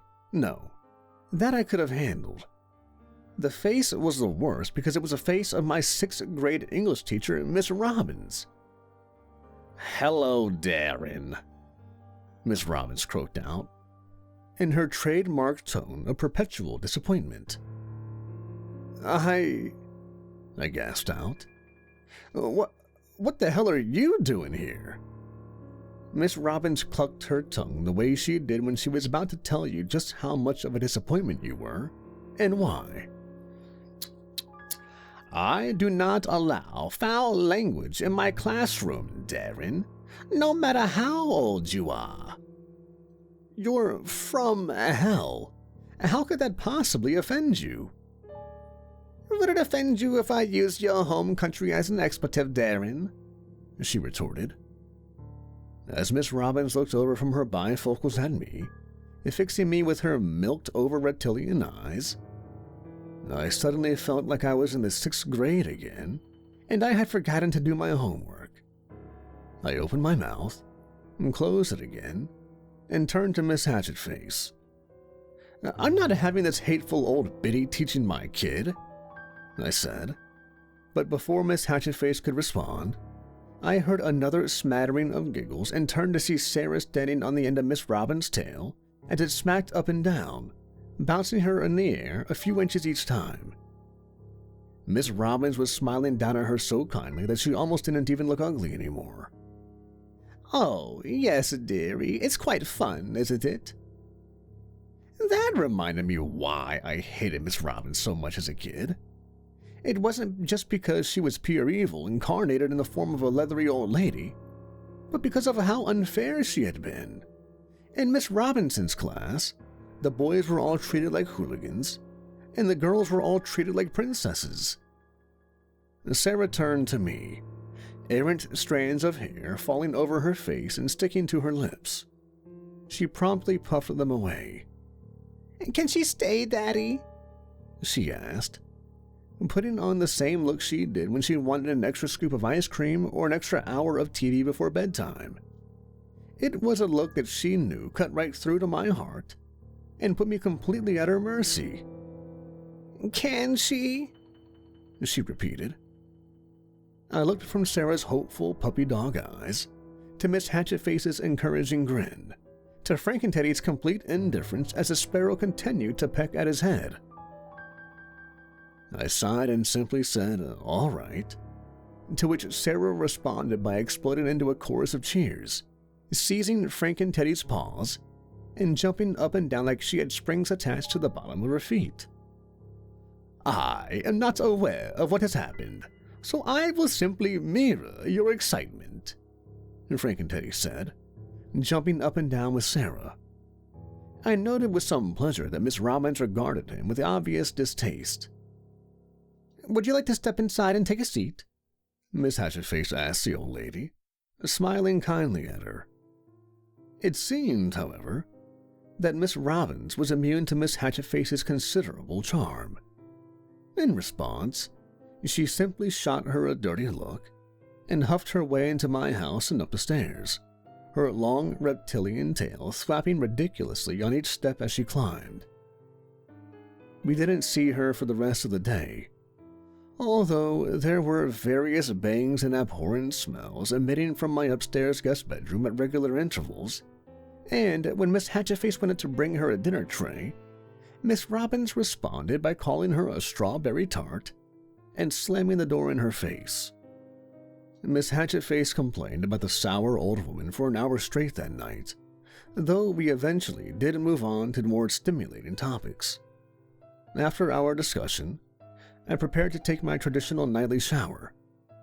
Just before I stepped in, however, I realized that my towel was no longer on the rack. I opened the door to the bedroom to grab a towel from the hamper when I saw Miss Hatchetface standing hunched over in a corner, holding something cupped in her hands and speaking to it. I closed the door again until just a tiny crack remained and pressed my ear up against it. I could only just hear what she was saying. "Yes, yes," she whispered to whatever was in her hands. "The old woman is here now. She's horribly unpleasant, by the way." She paused, as if listening to something that I could not hear. No, it's fine. He doesn't suspect a thing. Everything is going according to plan." For the first time since meeting Miss Hatchetface, my stomach squirmed with a feeling that had nothing to do with her deep black eyes or the perpetual warmth that radiated from her skin. I pressed my ear harder against the door. She paused again, this time for longer, and I began to wonder if she might have realized that I was listening. It was then that I heard the familiar whooshing sound of something being whisked to hell, and I heard her footsteps trail off downstairs. I decided the towel could wait, and it might behoove me to go ahead and hop in the shower. When I got out, a clean, dryer-warm towel was hanging on the outside door of the bathroom. I dried myself off, and I had just finished wrapping the towel around my waist when Miss Hatchetface came back into the bedroom. "Oh, you're finished. I was beginning to worry you drowned in there." "Oh, no, I just like to think while I'm in the shower," I said. She laughed again, but I saw something in her eyes akin to suspicion. An awkward silence settled over the room, and we stared at each other. I cleared my throat. Did I hear you saying something to me when I was in the shower?" Miss Hatchetface's eyes widened in surprise, though whether it was feigned or genuine, I couldn't tell. "Me? I was quiet as a mouse, just reading a book." She motioned to the nightstand, and I saw that a book did in fact lay open there, yet the uneasy feeling did not go away. As I lay awake that night, Miss Hatchetface's chest softly rising and falling next to me, I wondered what exactly it was that I didn't suspect. Chapter 8. Netherworld Portals and Back to Hell. The next morning, I awoke in a less than stellar mood, exhausted from a night of tossing and turning. Things only got worse when I stumbled downstairs to find that my living room had been demolished. The furniture had all been unceremoniously shoved against the walls, and Miss Robbins had set a blackboard up and began scrawling bizarre satanic symbols all over it with chalk, while Sarah sat at rapt attention in a desk that looked like it had been stolen from her kindergarten. Next to Sarah's desk gaped a large black pit with burn marks all around it. Every few seconds, Frank and Teddy would throw a Cheeto fruit into it, and a large purple tentacle would shoot up from the darkness and catch it midair before slithering back down into the hole. The couch had somehow been transformed to red patent leather, and two large rounded horns had sprouted from either side. I sighed, giving the hole in the floor a wide berth, as I went to the kitchen and grabbed a beer from the fridge before plopping down on my couch. I looked up as I heard a sudden, "Hey, watch where you stick that thing!" come from beneath me. "The couch decided it doesn't like being sat on all the time, Daddy," Sarah said, and turning and smiling sweetly up at me. "Oh, okay. I suppose next the carpet will decide it doesn't want people to walk all over it." "Don't be ridiculous, Daddy." I took a big gulp of my beer. "The courage of the couch is to be commended. It has risen above its station in life, and will soon dominate the humans that once saw fit to make it their seat's slave." "What?" I began, but Miss Hatchetface cut me off. "Have some more Cheeto fruit, Teddy. You get cranky when your blood sugar is low." "No demon in hell has the authority to command me but Satan himself," Frank and Teddy bellowed in response. "Have some Cheeto fruit, silly," Sarah said. "Okay," he replied, and with that, he lifted up the wheelbarrow of the stuff next to him and tipped it down his throat. The sparrow squawked in protest, and Miss Robbins eyed the display with snobbish displeasure. "I don't know why Satan thought that thing was an appropriate companion for a little girl. When I was her age, I kept an evil unicorn, Strider. Now that was a proper pet." "Are you sure it wasn't a dinosaur?" Miss Hatchetface asked, tipping her head to the side and putting on a plastic smile. Apparently, she hadn't taken it kindly when Miss Robbins had called her a strawberry tart the day before. "And just what is that supposed to mean?" Miss Robbins asked, swelling up like a bullfrog ready to burst. "I believe Lady Hatchetface is implying that you are old," said Frank and Teddy. He wiped some Cheeto dust on the couch, which let out a disgusted grumble. "Yet the Lady Hatchetface is approaching 17,000 years of age herself. Perhaps she is merely implying that you look extremely old." "Yes, well, we aren't all half succubus, and because of the wrinkles." "Yes, I understand that my appearance." "And the glasses." "Yes, well, I need my glasses too."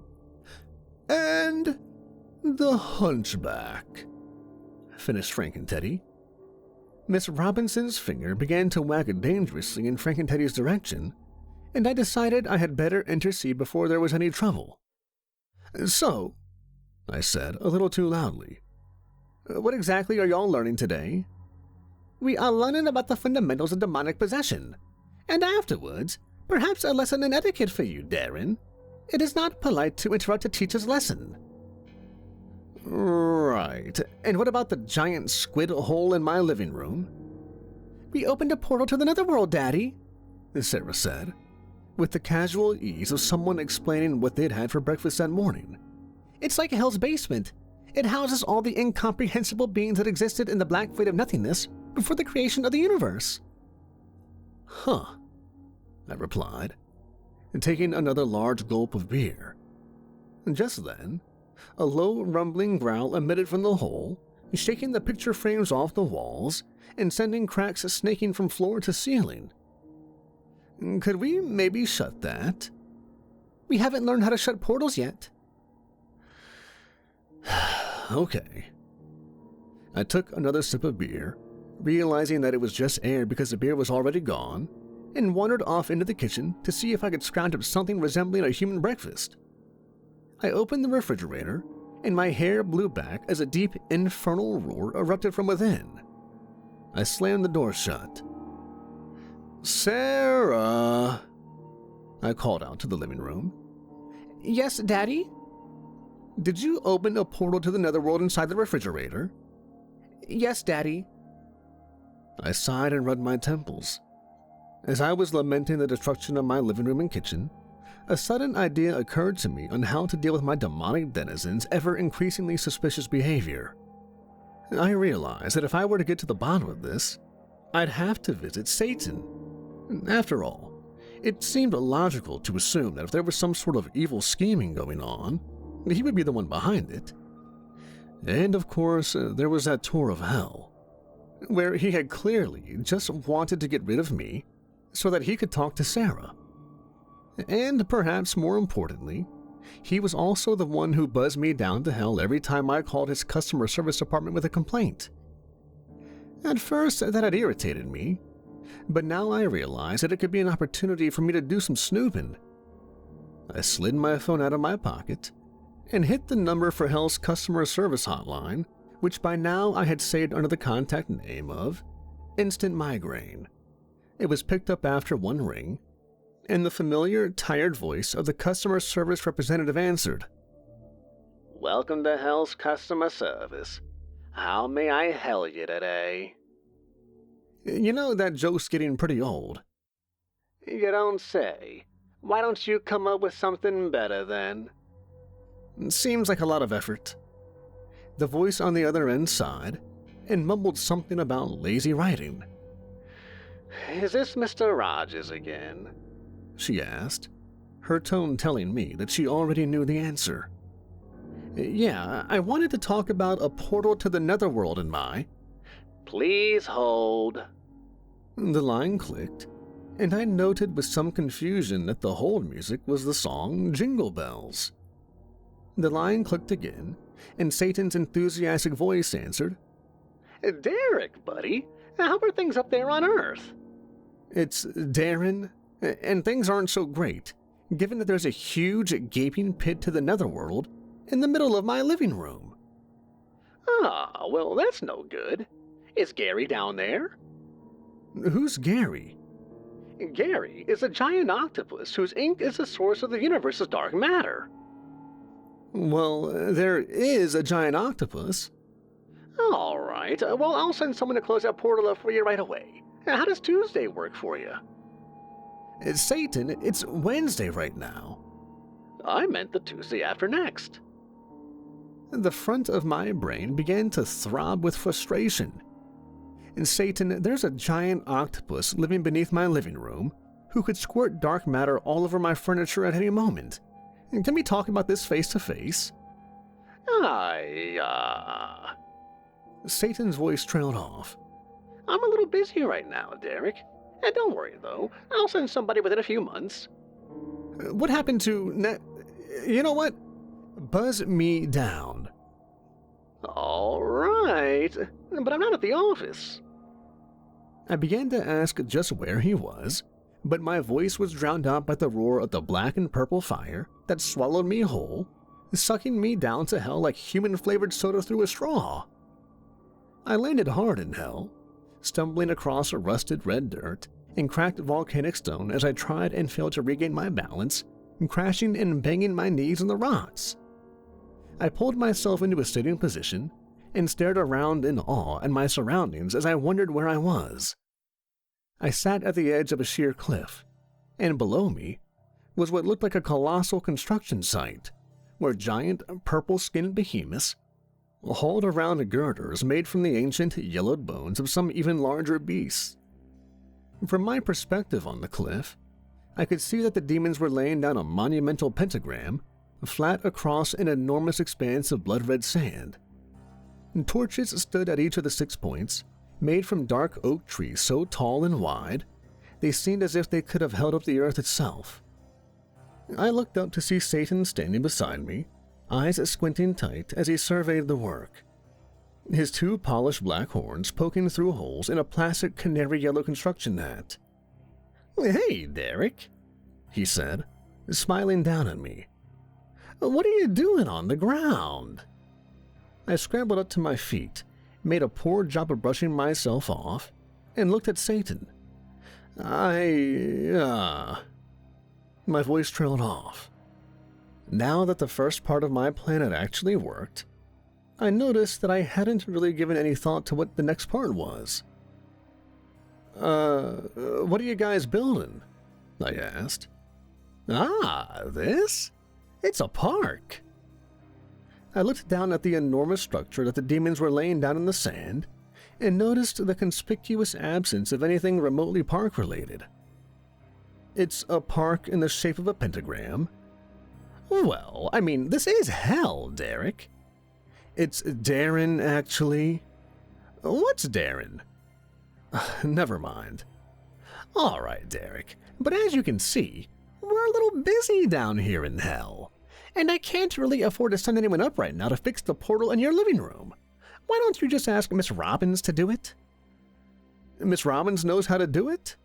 I asked, momentarily forgetting that I was on a fact-finding mission. "Why didn't you just tell me that over the phone?"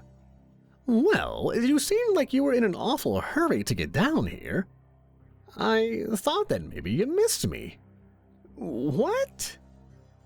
Satan's shoulders slumped ever so slightly. "Oh, nothing. Is there anything else you need, Derek? As I've already said, I'm a little busy here." "But you're not doing anything. You're just watching other people work." "You're damn right. I'm the boss down here. And the boss's job isn't to work. It's to watch other people work and silently project the idea that they're not doing a good enough job." Anyway, I'll see you soon, Derek." "You will?" But Satan didn't respond. Instead, the familiar black and purple flames licked up around me, and I once again felt the sensation of being sucked through a straw as I was rocketed back towards Earth. I landed back in my kitchen, elbows and knees banging hard against the linoleum floor. I struggled back to my feet and saw that the portal in the living room had been sealed and that Gary the octopus was gone, although the burn marks on my carpet remained. "Satan called while you were on your way up," Sarah explained. "He told Miss Robbins to seal the hole up because you didn't like Gary. That wasn't a very nice thing to say, Daddy." "But I didn't." An infernal roar sounded from somewhere deep below the earth, shaking the frame of the house around us. "I think you hurt Gary's feelings, Daddy. You should probably apologize." My fingers once again found my temples and began massaging as I squeezed my eyes shut against the chaos that had become my life. I didn't know what to do. Not only had I come no closer to finding out what Satan was up to, but every time I turned around, a new monstrosity was invading the peaceful suburban tranquility of my home, and I still hadn't eaten breakfast. My eyes had been shut for all of 10 seconds when I heard an earth-shattering loud bellow in my ears. You appear to be suffering from a headache. Perhaps I can assist you." Frankenteddy was bent down, his face so close to mine that I could count the individual crumbs of Cheeto dust at the corners of his mouth. "No, Frankenteddy, I'm just fine." "Very well," he replied. He turned around and opened the refrigerator door, digging through the snack drawer with reckless abandon. I was going to tell them that there were no Cheetos in there when I smelled cigarette smoke. I scanned the living room and saw that the couch had a cigarette stuck between the middle cushion and the frame and was carelessly puffing away. "Who gave the couch a cigarette?" I said. Everybody looked around the room at each other and collectively shrugged. I power-walked over to the sofa and snatched the cigarette out of its mouth, stomping it out on the already thoroughly ruined carpet. "No smoking," I said to the couch, before turning to Miss Robbins. "And as for you, I don't want to come downstairs to find any more portals to the netherworld in my living room, nor do I want to come down to find a couch that talks and is suddenly useless to sit on." Miss Robbins swelled indignantly. "My teaching methods?" "Your teaching methods are just fine if you're teaching in your own home, but as long as you are teaching here, not to mention staying in the guest bedroom, you are to follow the rules of my household, which, and I can't believe I'm actually saying this, includes a no portals to the netherworld clause." Miss Robbins glowered at me like she was a frog, and I was a stubbornly agile fly who had just danced narrowly out of her reach. Luckily, she must have decided that she was too offended for words, because she said nothing, instead storming off upstairs, her reptilian tail flapping each step as she went. "You know," the couch said, cushions flapping like a mouth, "you're useless to sit on too, but you don't hear me throwing it in your face." I decided that didn't merit a response. "I believe that the Lady Robbins was wounded by your words," Frankenteddy bellowed. "Unfortunately, I do not believe the wound to be fatal." I sighed and wondered if it was too early to grab another beer from the fridge. But first, I had something important to do. "Sarah, I'm sorry I interrupted your lesson." "It's okay, Daddy," Sarah grinned, and her bright blue eyes brimmed with careless joy. "I was ready for a break anyway. Can I go upstairs and play Tea Party with Frankenteddy?" "Of course you can, honey." "Yay!" Sarah squealed, streaming upstairs in a little girl-sized blur before pausing at the banister and shouting at Frankenteddy. "Come on, silly." "Yes, Princess Sarah." I heard the stairs creak in protest as Frankenteddy's immense frame lumbered up them. A moment later, Sarah strained back down the stairs, tripping over the last few steps and tumbling head over heels. She leaped back to her feet and ran over to me, shoving something in my hand. I looked down to see a golden signet ring with the letters BFF on it. "What's this?" "It's a super BFF friendship ring. I've got one too, see?" She waved her hand in my face, and I saw that she did indeed have an identical golden ring, only several sizes smaller. "Miss Robbins gave them to me. All you have to do is put the ring on and rub it, and it'll instantly transport you to wherever I am. Cool, right?" I stared down at the ring in wonder. It was more than just cool, it was a single father's dream. I smiled at Sarah and said, "Yeah, it's cool." I slid the oversized ring onto my finger, and it instantly shrunk down to a perfect fit. "Thank you, honey. I love you." "I love you too, Daddy," she giggled before shooting back upstairs to her tea party with Frankenteddy. Miss Hatchetface came up and placed her hand gently on my elbow. "How is your head, Mr. Rogers?" "It's okay," I lied. "Are you sure? And maybe I could make you a snack and that would—" "No," I shouted out reflexively. Miss Hatchetface's eyes widened in surprise. I just meant, My mind stalled as it searched for an excuse. I'll feel better once I get this mess cleaned up in the living room. Oh, okay. I'll help. We made our way over to the miniature mock classroom, Miss Hatchetface to the blackboard, and me to the desk. Miss Hatchetface lifted the blackboard over her head and began carrying it towards the garage, but I didn't touch the desk. I was looking at what was on it. Sarah's notebook lay open. The page she had been taking notes on had been ripped out, but there was something familiar in the indentations that had been left on the next one. I took the pencil she had left on the desk and began to edge it lightly over the grooves in the paper. When I had finished, I was staring at something I'd definitely seen before. 5 minutes ago, in fact. A large pentagram dominated the page, with little archaic symbols scrawled into the gaps. It was the exact same shape as a monument I'd seen, under construction in hell. Chapter 9. The Ritual of Amud Magar. I stared at the page I'd torn off in my hand, trying to work out what it could possibly mean. Suddenly, I heard a rustling from behind me, and Miss Hatchetface's voice said, "Do you need some help with that, Mr. Rogers?" I crumpled the paper in my fist and quickly stuffed it in my pocket. "What was that?" she asked. "It was a cute drawing Sarah did in class," I lied. "That's lovely," Miss Hatchetface smiled, but the joy didn't quite touch her eyes.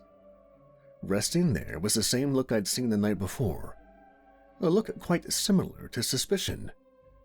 "Well, I'll just get that desk for you then," she said, stepping around me and lifting the school desk as if it were nothing. I watched her carry the desk off to the garage before sliding the paper out of my pocket once again. I pulled out my cell phone camera and took a picture, then stuffed the paper back in my pocket, resolving to get rid of the evidence that I'd been snooping later. As I was doing that, something else caught my eye. The TV remote to Minor Inconveniences lay on the coffee table. I grabbed the little black remote with purple buttons and stuffed it in my pocket as well, thinking it may come in handy. I stood there in the middle of the living room, waiting for Miss Hatchetface to return so that I could try my best to act natural, but she didn't come. Confused, I went back to the garage to investigate. I put my ear up to the door, but all I could hear was a faint murmuring. I edged the remote out of my pocket, scanning it to see if there was something that might help me to hear her better. My eyes roved over the many buttons, taking in things like flaming burps, 2 left feet, and hairy tongue, before finally settling on the button I needed, a button I'd seen Sarah use on Frank and Teddy once before, Dumbo mode. I took a hard swallow in anticipation of what I knew the remote was going to do to me, pointed it at my head, and pressed the button. Instantly, I felt a disturbing sensation. My ears had become not quite numb, and it felt like someone with soft, gloved hands was pulling on them and stretching them like silly putty. I felt my left ear and discovered that it was now roughly 2 times the size of my head. I pressed it to the door. The indistinct murmurs had now become hushed whispers, quiet, but clear enough to make out. I keep telling you we should have these conversations in hell," came Miss Hatchetface's urgent whisper. I strained my ears, listening for another voice, but there was none. "I think he's starting to suspect something. I told you not to send that old woman." There was another gap in the conversation as Miss Hatchetface listened to whomever it was she was speaking with. Yes, I told you she's almost ready. I've never seen anyone learn the magic so fast. You must have been right about her. Just get construction done on your end." There was another long silence, and then the shuffling of feet walking towards the door. I darted back into the living room as quickly and as silently as I could, padding up the stairs as I fumbled with the remote of Minor Inconveniences, trying to stuff it back into my pocket. I was almost to the top when I ran into a fuzzy brick wall in the form of Frank and Teddy. Time slowed as I began to fall backwards over the stairs, and wondered if they'd be able to shrink my ears back down after I died from a broken neck. But I didn't die. Instead, an enormous furry paw reached out and grabbed me by the front of my shirt, yanking me roughly back to my feet. My ears wobbled ridiculously as I slowed to a stop. "Pardon me, Lord Rogers," Frankenteddy's voice boomed. "It's okay, really. I just need to get by so that I can—" "It seems that you have altered your appearance," Frankenteddy droned on, oblivious to my wincing at his every word. "A wise decision. Your nose looks much smaller compared to your new ears." Wait. What's wrong with my nose?" "There is nothing wrong with it. It is glorious and noble, like my father's nose." "Oh, well that's—" "He was a Toucan Sam doll." "Right. Thanks, Frankenteddy." I heard a delicate throat clear, and I turned to see Miss Hatchetface standing at the foot of my stairs. "Oh my!" she said, her voice choked and strained as she tried to hold back her laughter. "What happened to your ears, Mr. Rogers?" "I just got to fooling around with the remote. Do you know how to reverse it?" "Just hit the previous channel button," she said, laughing. I pointed the remote at my head and did as she said. My ears shrunk down, but then I heard the sound of ripping fabric, and there was a peculiar sensation I'd never felt before. It felt like... "Miss Hatchetface?" "Yes, Mr. Rogers?" "Do I have a pig's tail?" "Yes, Mr. Rogers." "How do I get rid of it?" "Hit the mute button." "Thank you." I pointed the remote at myself and hit the mute button. This time I felt the pig's tail disappear, replaced by a slight breeze through the hole it had left in my pants. "Your appearance has been restored to normal.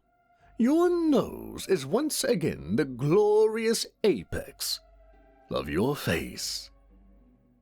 "Thank you, Frankenteddy. Now, if you don't mind letting me through, I need to go upstairs to my office and get some work done."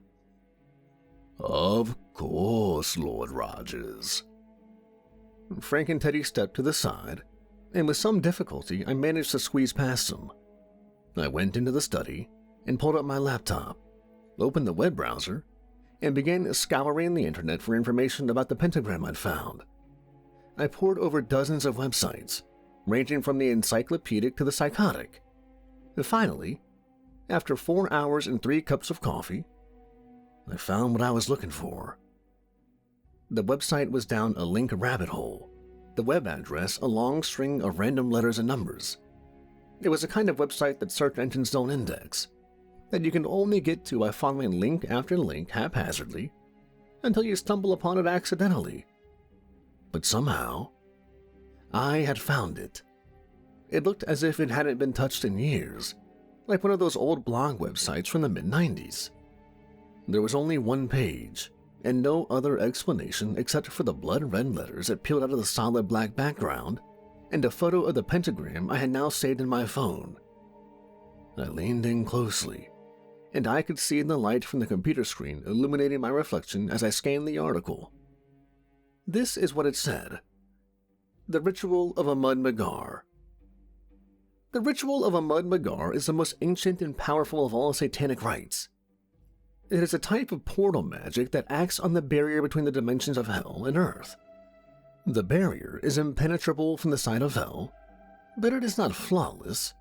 At certain places on earth, places where great evil has occurred, there exist tiny cracks just large enough for the souls of the damned to pass through.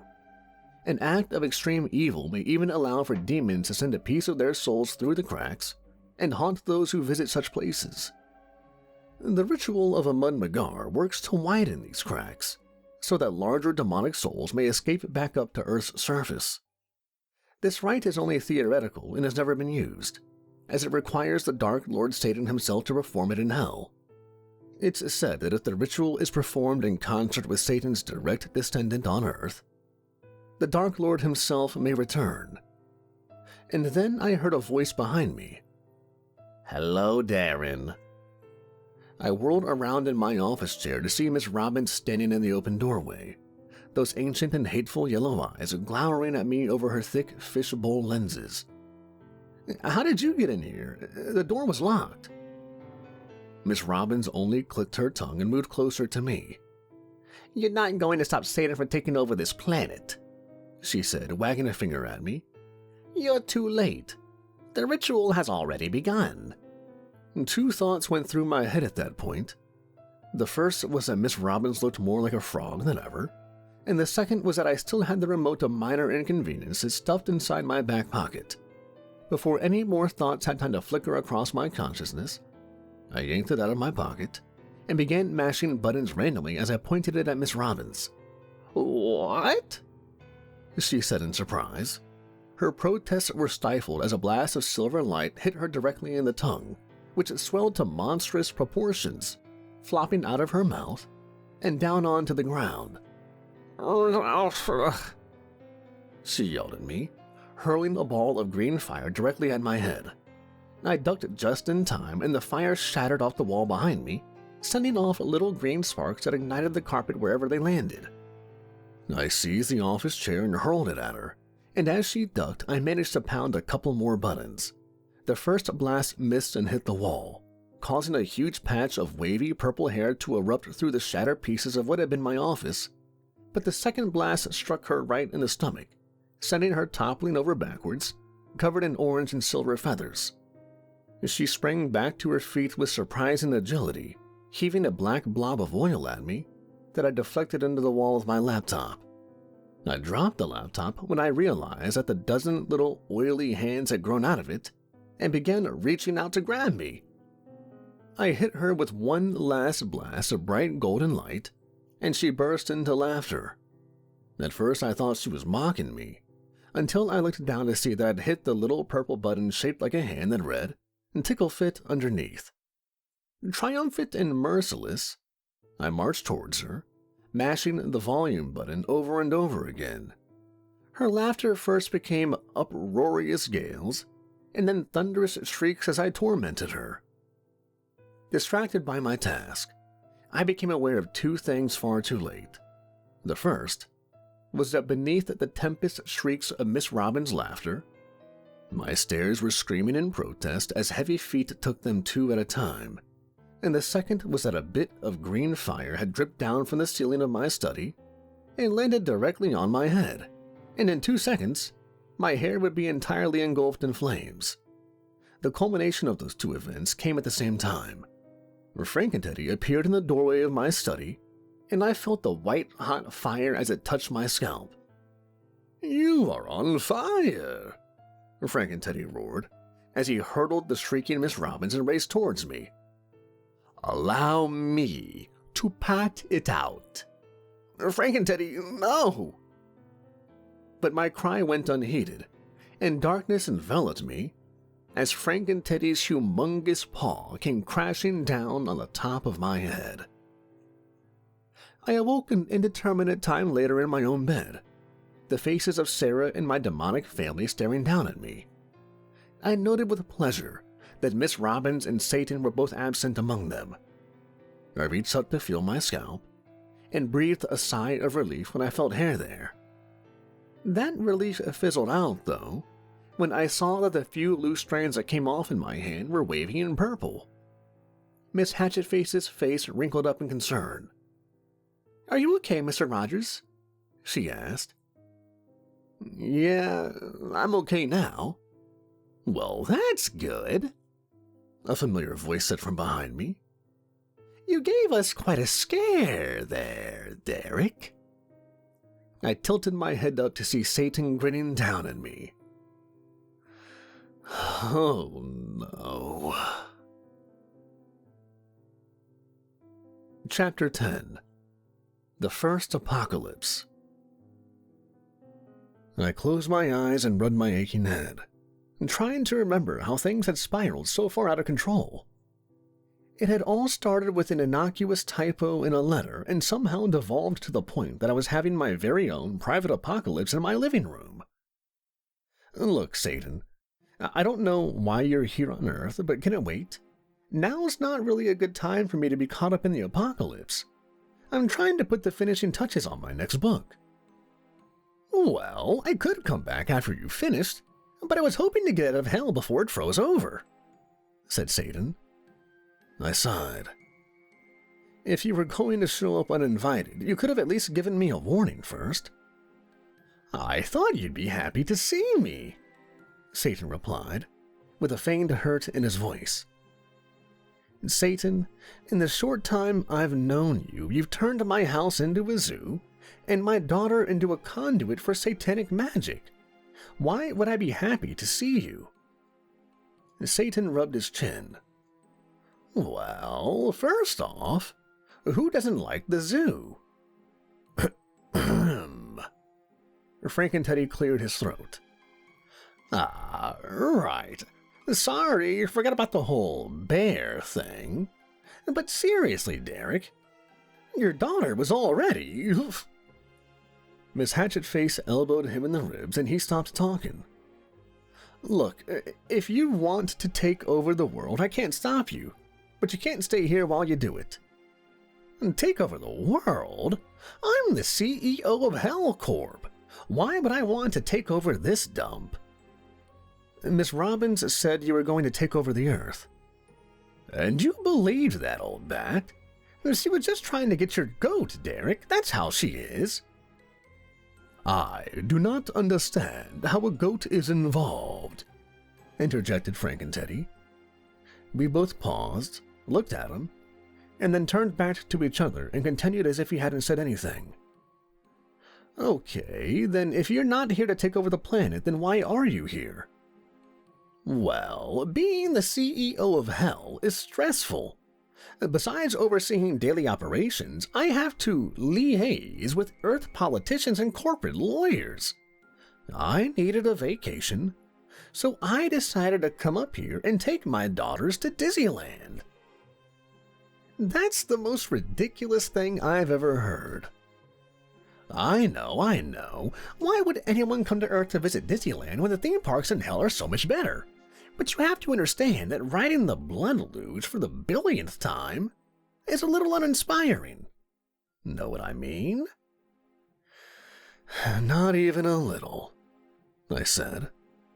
I sighed and squeezed my eyes shut, rubbing the lids until little fireworks exploded onto the black canvas of my vision. Fine, let's go to Dizzyland, I guess. There we have it. It's just a nice, wholesome family trip to Dizzyland. There's no evil, ulterior motive or anything like that. I'm ready when everyone else is, Satan said, clapping his hands together and grinning. You mean now? Yeah, the cab's waiting outside, Daniel. We all packed while you were unconscious. My name's not Daniel, it's... But my head went all fuzzy when I tried to think of my name. Oh, boy. Frankenteddy really did a number on you, huh? And don't worry about it. I've got a great doctor down in Hell. He'll fix you right up. He can even take that nose down a couple of sizes while he's at it. He's famous up here. You probably heard of him. Really? What's his name? Dr. Mengele. No thanks, Satan. Okay, Daniel, whatever you say. Before I knew it, the suitcases were being tossed into the van that had pulled up in front of my house, and we were all piling in like demonic sardines in a can. All of us except Miss Robbins. I didn't bother to ask where she had gone. Miss Hatchetface was wearing a long black skirt that hid her tail, and Satan had put on a tuxedo and a cowboy hat, insisting that this made him look like a typical human being. Frankenteddy, meanwhile, had been forced to don an enormous fuzzy brown teddy bear costume as a disguise. I look ridiculous, he said, as he dropped himself into the van's back row of seats. The van tipped to the side under his weight. But you were already a teddy bear. If anything, you just look cute now, I said. It is not my mission objective to be cute. The taxi driver eyed us in the rearview mirror. Heavy bags hung under wary eyes. Are you guys going to some sort of convention or something? We are escorting the offspring of Satan to the magical land of Dizzy, bellowed Frankenteddy. You're what now? Don't listen to him. We're just a normal American family going on our weekly trip to Disneyland. Right. Hey, wait a second, Satan. Didn't you say we were bringing along your daughters? Where are they?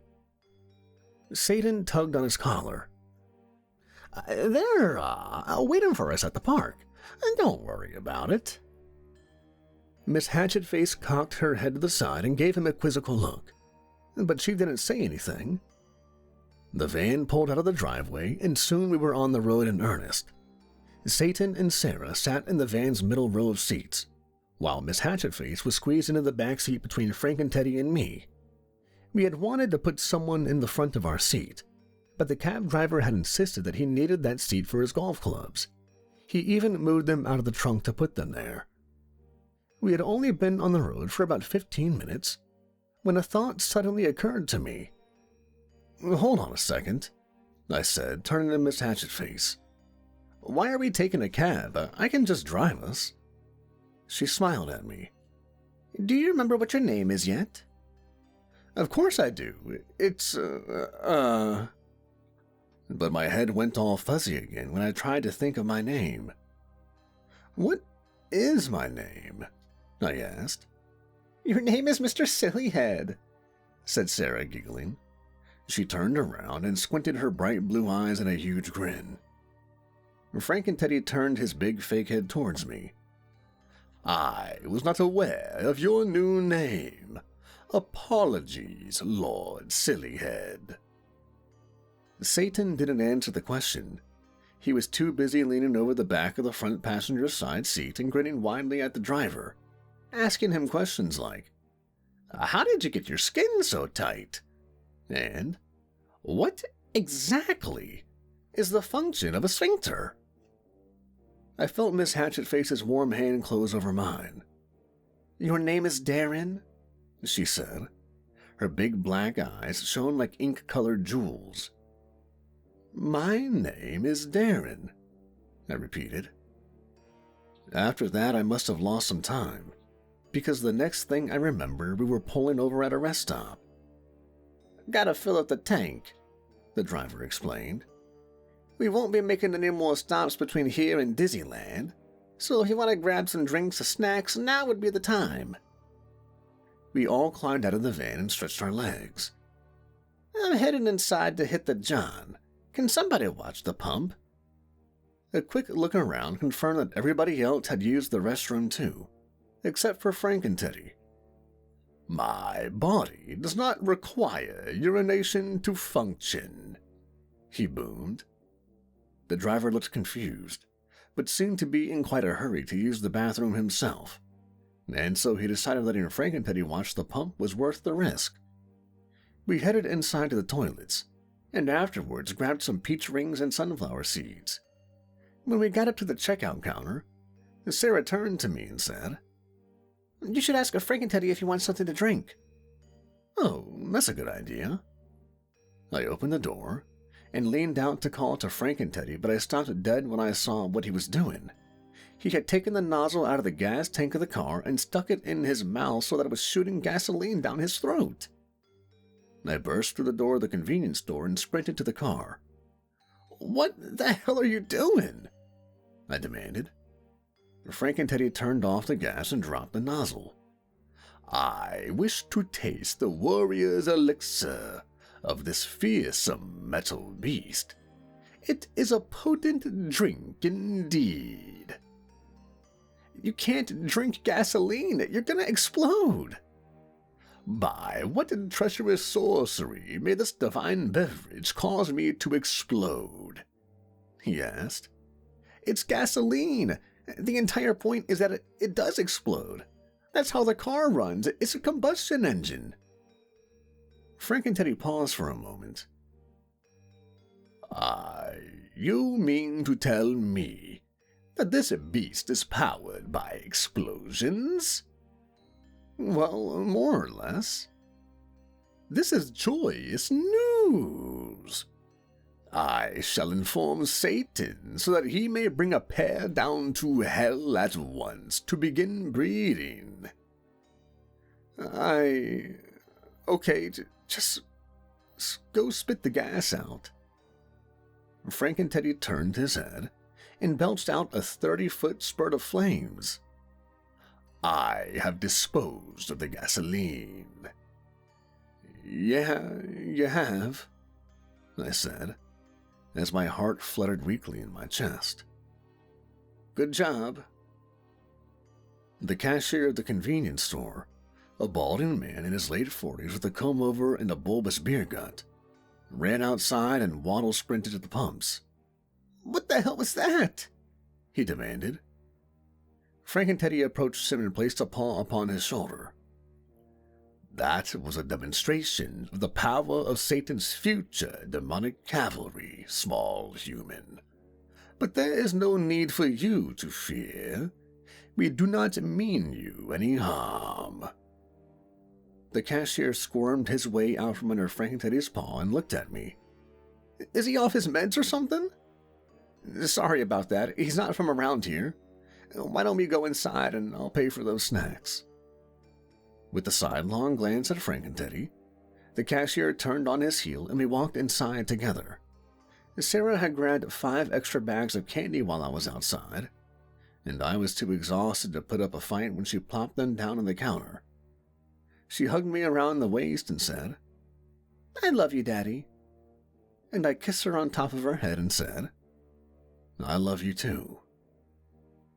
We locked our hands together and headed back to the parking lot to see the driver had finally returned from the bathroom and was staring at the gas pump with a frown. Sorry about that. I'll pay for it. The driver shook his head and muttered something rude sounding under his breath before climbing back in the driver's seat. We all clambered back into the car. I noticed that Miss Hatchetface was already inside. Have you been here the whole time? I asked. More or less. If that's true, then why didn't you stop Frank and Teddy from drinking gasoline? Miss Hatchetface went pale. You mean you don't drink gasoline on Earth? Of course not. Oh no, I've been putting it in your breakfast. That actually explains a lot. The cab driver was giving us the stink eye as he pulled out of the lot and back onto the open road. I turned and watched the scenery flit by in a blur of pastel greens and browns. Before I knew it, the monotony of the barren countryside had lulled me into a deep sleep. Chapter 11. Dizzyland. The next thing I remember is rolling up on the gates of Dizzyland and spilling out of the van. Judging by the looks we were getting, we must have been the oddest group of tourists to have ever darkened the magical kingdom's doorstep. The cab driver seemed like he was in a hurry to be rid of us. He nearly slammed the door on Satan's arm when Satan opened it to give him a tip. The driver took one look at Satan's outstretched palm and peeled out of the lot, muttering an impressive stream of curse words along with every possible pseudonym of the word lunatic. What did I do? Satan asked innocently. He held out his upturned palm. Are those human finger bones? I asked. Well, of course. We don't use that as money here, Satan. Oh, well, where can I exchange it for human money? Try the police station. Nice try, Jerry. I shrugged. People pointed and whispered as we passed, shrinking away from us as if our craziness might be contagious. And before I knew it, we were at the front of the line. The Dizzyland employee selling tickets was a young, pimply-faced teenager with braces and close-cropped blonde hair. His mouth hung open so low when he saw us that I thought his tongue might fall out onto the counter. How many? He asked.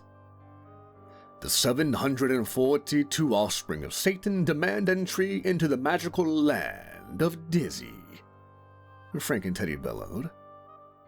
Also, us 5. What? Coughed the teenager. Satan tugged at his collar and grinned at the kid in the ticket booth, swirling his finger in a circle around his temple, and the international sign for crazy. Hold on, Satan. Didn't you say your daughters would be waiting for us? They're, already in the park. Did you just call him Satan? The kid asked. Satan's just my nickname, Satan responded. He threw the kid a wink and said, You can call me Mr. Satan. Just take the tickets, the kid said, thrusting them under the slot in the counter window. But I didn't give you any money. That's okay. This one's on me. Wow, what a nice young man, Satan said, and turning to us and handing out the tickets. He turned back to the terrified ticket seller and grinned. I know you're not allowed to accept tips, but we'll keep this one just between us two. He then slid the finger bones under the slot in the glass. The ticket seller's eyes blew up to the size of golf balls, but Satan paid him no mind. Grinning, he turned back to us. All right, you guys go on and have some fun. I need to go handle some business. Without waiting for our responses, he turned on his heel and strode off into the park at a brisk pace. Miss Hatchetface stared at Satan's back as he left, and a little wrinkle appeared between her eyebrows. I wonder what Satan's daughters look like, I said to no one in particular. What? Replied Miss Hatchetface. I said Frankenteddy, said Miss Hatchetface, cutting me off.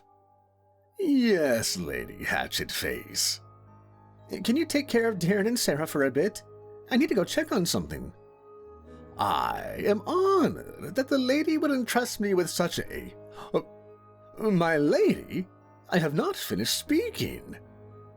But Miss Hatchetface either didn't hear or didn't care, because she was already 20 feet away, a silk skirt swishing around her hips as she hurried after Satan.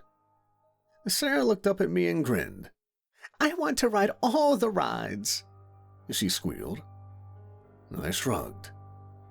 Sounds like a plan to me. I hope they have the blood luge, Frankenteddy bellowed, unaware that his voice was about as loud as a jet engine with a nasty cough. People fixed us with terrified gazes, and I ushered Frankenteddy and Sarah into the park. We went to the food court first and bought some absurdly overpriced snacks before heading to the first ride. A rather mild adventure in which you spun around in circles while sitting in giant teacups. But when we got to the front of the line, Frankenteddy was in for a severe disappointment. Apparently, 7.5 feet tall and half as wide is a bit too big for a teacup. What do you mean I am not permitted to ride? He roared at the cowering teenage ride operator. The kid looked like he wanted to melt into the ground. It's really a safety requirement, sir, due to your size, he stammered. If I am too small for your ride, then I shall enlarge myself. Enlarge? I shall enhance my size. It's okay, Frankenteddy, I said, smiling and patting him on the arm. I'll take Sarah and you can wait here with the nice employee. The employee looked rather sick at the prospect of spending more time with Frankenteddy. Can we get ice cream after? Of course we can. I want a blood-flavored snow cone. At this, the ride attendant turned so white that even his pimples weren't red anymore. Sarah and I left Frankenteddy there and climbed on board our teacup, and the ride began.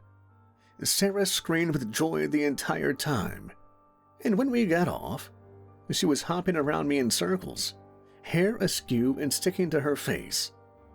That was the best ride, Daddy, she squealed. Can we go again? I almost said yes before I spotted Frankenteddy. He was sitting on the ground with legs splayed out in front of him, staring directly at the teenage employee who he still towered over even while sitting down. I couldn't see the expression on his face through the teddy bear costume, but I'd guessed that he was seething with anger, and the teenage employee looked a moments away from fainting. We'd better go get some ice cream first, because Frankenteddy looks like he's about to kill the Disneyland employee. We had only taken a few steps in that direction, however, when our ears were assaulted by the shriek of microphone feedback blaring from the park's PA system. My ears were still ringing when I heard a familiar voice come through all the speakers of the park at once. Ah, well, hello, ladies and gentlemen, said Satan's amplified voice. Park goers froze where they stood. We at Dizzyland have a special treat for you today. And just then, Miss Hatchetface sprinted up to us. Little beads of sweat dotted her forehead, and her hair looked as if it had just attempted to fly away. I tried to stop him, she gasped out, taking big heaving breaths between each word. He's going to... But she ran out of breath before she could finish. Satan's voice continued on, bouncing off the walls of the park. For some time, we have been considering an interdimensional partnership with our colleagues in hell, he said. However, due to some problems during the negotiation, we decided to simply give the park to Satan and his demons. Isn't that exciting news? The patrons of the park stared around in all directions, mouths hanging open in slack disbelief, as Satan's voice continued on. So, if you don't want to participate in the grand opening of the very first hellscape on Earth, I suggest you leave within the next 10 seconds. I half expected there to be a mad stampede for the gate, but people just stood there dumbstruck, looking around as if some rational explanation would suddenly spring out of the hedges. What did spring out of the hedges, though, wasn't an explanation, nor was it rational.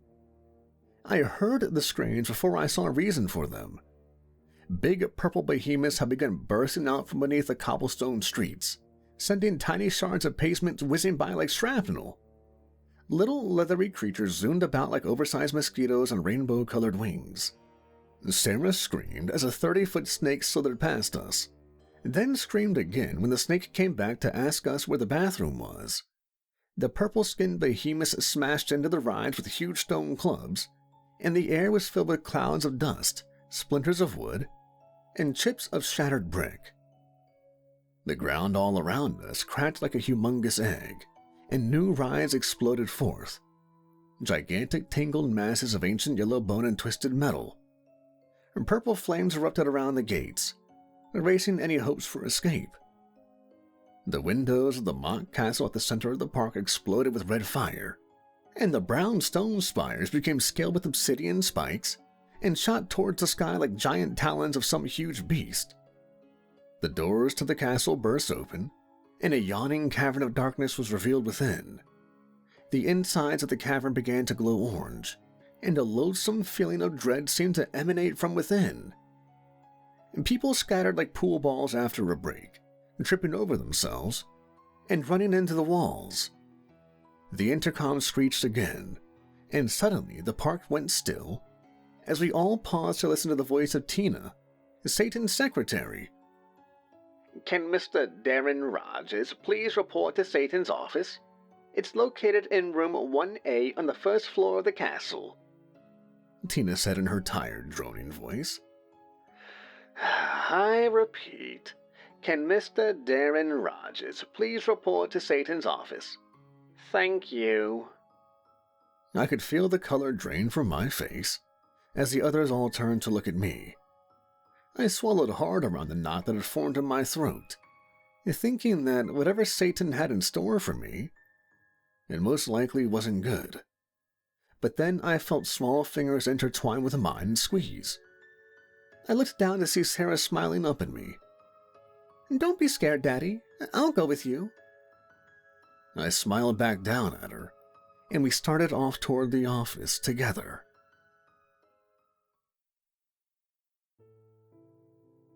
Chapter 12.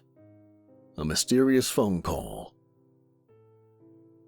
We arrived at the former Dizzy Castle to see that Satan had wasted no time in adding his own personal touch. Demons lumbered through the halls, taking down the portraits of beloved Dizzy characters and replacing them with grotesque paintings of horrific hellbeasts.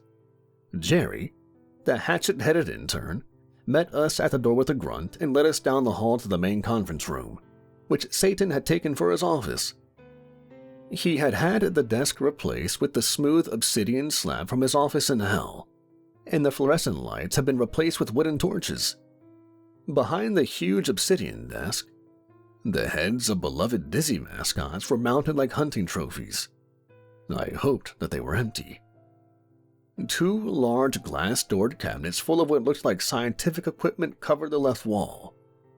The strange metallic instruments within them busily buzzed and whirred, occasionally emitting bright puffs of rainbow-colored smoke. Satan was sitting behind his desk and directing the demons on how to perform renovations, a huge grin on his face. Miss Hatchetface and I sat across the desk from Santa in 2 cushy leather office chairs, while Frank and Teddy and Sarah played in the corner. Miss Hatchetface regarded Satan with an expression that suggested she was about 2 seconds away from lunging over the desk and punching him in the mouth. Can you please just tell me what in the hell is the matter with you? She demanded. Satan continued to direct the demons around his office for a moment, before stopping and giving her a look of surprise. Who? Me? He asked. Yes, you. Who else would I be talking to? I thought you were talking to Frank and Teddy. Miss Hatchetface cocked her head and squinted, only managing to spit out a few incoherent sounds of anger. Are you gonna be okay? Do you want me to buzz Tina and have her bring you a sedative? I don't want a sedative. I want you to be less of a jackass. I can try, but I can't make any guarantees. Do you have any more manageable suggestions? Miss Hatchetface closed her eyes and took a deep breath, placing her palms flat on the obsidian desk. I just want to know what kind of insanity possessed you to decide to destroy Dizzyland and replace it with this garish demonic monstrosity. Satan twirled his goatee and a coy smile crossed his face. It's part of my master plan, he said cryptically. Which is? Satan tapped the side of his head knowingly. We're gonna get into the theme park business. We've already got the parks down in hell. All we have to do now is move them up to Earth. We're gonna open franchises all over the continental United States. And that's only the beginning. Okay, forgetting the fact that you are completely insane, why do you want to open theme parks across the U.S.? What do you mean, why? He asked, straightening his tie in the mirror that sat on his desk. For the same reason anyone does anything. Money. What? I said. You live in hell. What could you possibly want with Earth money? Well, first of all, Satan said, giving up on his tie and turning back towards us. I never wanted to live in hell. He took a little round mirror out from his pocket and began picking at his teeth, dislodging a large chunk of lettuce and flicking it across the room. Second of all, do you have any idea how expensive a human soul is? I don't know, and I don't care. You shouldn't be buying people's souls in the first place. How would you feel if someone else owned your soul? I don't have a soul. Because you're a demon? Because I'm a CEO. Yeah, that makes sense. Look, Dylan, I've got big plans for us. Us? You, me, Sarah? All of us are going to have to chip in. I'd ask my daughters to help, but they take after their mothers. And sadly, all 187 of my ex-wives are depraved lunatics. Satan, do you think maybe you're the one who... And besides, Sarah being my direct descendant on Earth and all, it seems appropriate that she be included in my plan. A thought flashed through my head with a twinge of pain. Something about a powerful satanic ritual and the portals between dimensions. I tried to seize on it, but it was useless. The thought had gone. That's absolutely ridiculous, I insisted. Is it? The ritual of amud magar is the ultimate test, Dylan. Nobody but my direct descendant could have widened the portal between hell and earth enough to allow me passage. They just wouldn't have sufficient magical power. Wait a second, I said. My stomach sank. Is this a roundabout way of saying that you had sex with my ex-wife? I don't know. Is your ex-wife a demon? No, not in the literal sense at least. Oh wow, ex-wife humor? That's a little trite, isn't it? I thought you were supposed to be a writer. I just watched an army of demons take over Dizzyland. I apologize if I'm a little out of sorts. Well, I'm sure you'll think of a zinger in editing, he said. Look, if you didn't sleep with my ex-wife, how on earth could Sarah be your descendant? Well, the 70s were a crazy time, Dylan. Sexually, I mean. Who's to say there aren't thousands of little half-demons running around on Earth? I mean, where do you think all the Ritalin kids came from? Satan? Yes, Dylan. Can we please get back to the theme parks? I feel like we've already covered that topic in sufficient detail. Humor me. Sure. Do you like knock-knock jokes? That's not what I... So, you're going to open up amusement parks all over the US? That's correct. To make money? Exactly. To buy souls. Bingo! I don't get it. What are you going to do with all these souls? We sell them. What? I don't really have time to explain the basics of the free market to you, Jerry. Buy low, sell high. That's the gist of it. But what you're doing is evil. It's just business, Jerry. You ought to know that. Even Frank and Teddy knows what that means. Indeed, bellowed Frank and Teddy. It's just business is what you say when you want to do something terrible and not feel bad about it afterwards. What? No, that's not it at all. But that's what you told me. Satan tugged at his collar nervously, and I realized that I was getting nothing out of this conversation but a headache. I brought my hands up to my face and rubbed, letting out a long sigh. Mr. Rogers, do you mind if I cut in? Please do. With all due respect to Satan, she began, before Satan cut her off. Mr. Satan. With all due respect, Mr. Satan, she continued, rolling her eyes. Have you really thought this through? Who on earth is going to buy human souls? Well, I expect the humans will buy them back at inflated prices. It's not too fun having your soul owned by the devil, after all. So you want to make money so that you can buy souls, and you want to sell the souls to make more money? Isn't that a little circular? Satan sighed. Look, you're overthinking it. An effective business strategy doesn't have to make sense. It only has to make money. Where on earth did you get your business degree? Online college. Miss Hatchetface smacked her palm on her forehead. Satan, aren't those colleges kind of... What, scams? Why, because they lure in naive young people with promises of a better future, and then bilk them out of thousands of dollars in exchange for a degree that you have to print yourself at home? Yeah. That's exactly the reason I was thinking of, I said. Well, you may call that a scam on Earth, but in hell, we call it a masterclass in practical business ethics. Okay, said Miss Hatchetface. Then what about all of this? She motioned to the cabinets full of scientific equipment, and for the first time since the start of the conversation, Satan looked visibly uncomfortable. He shifted nervously in his chair and pulled on his goatee. Just some stuff I'm holding for a friend. You have friends? Replied Miss Hatchetface. Just then the phone rang and Satan put up his hand, signaling us to stop talking.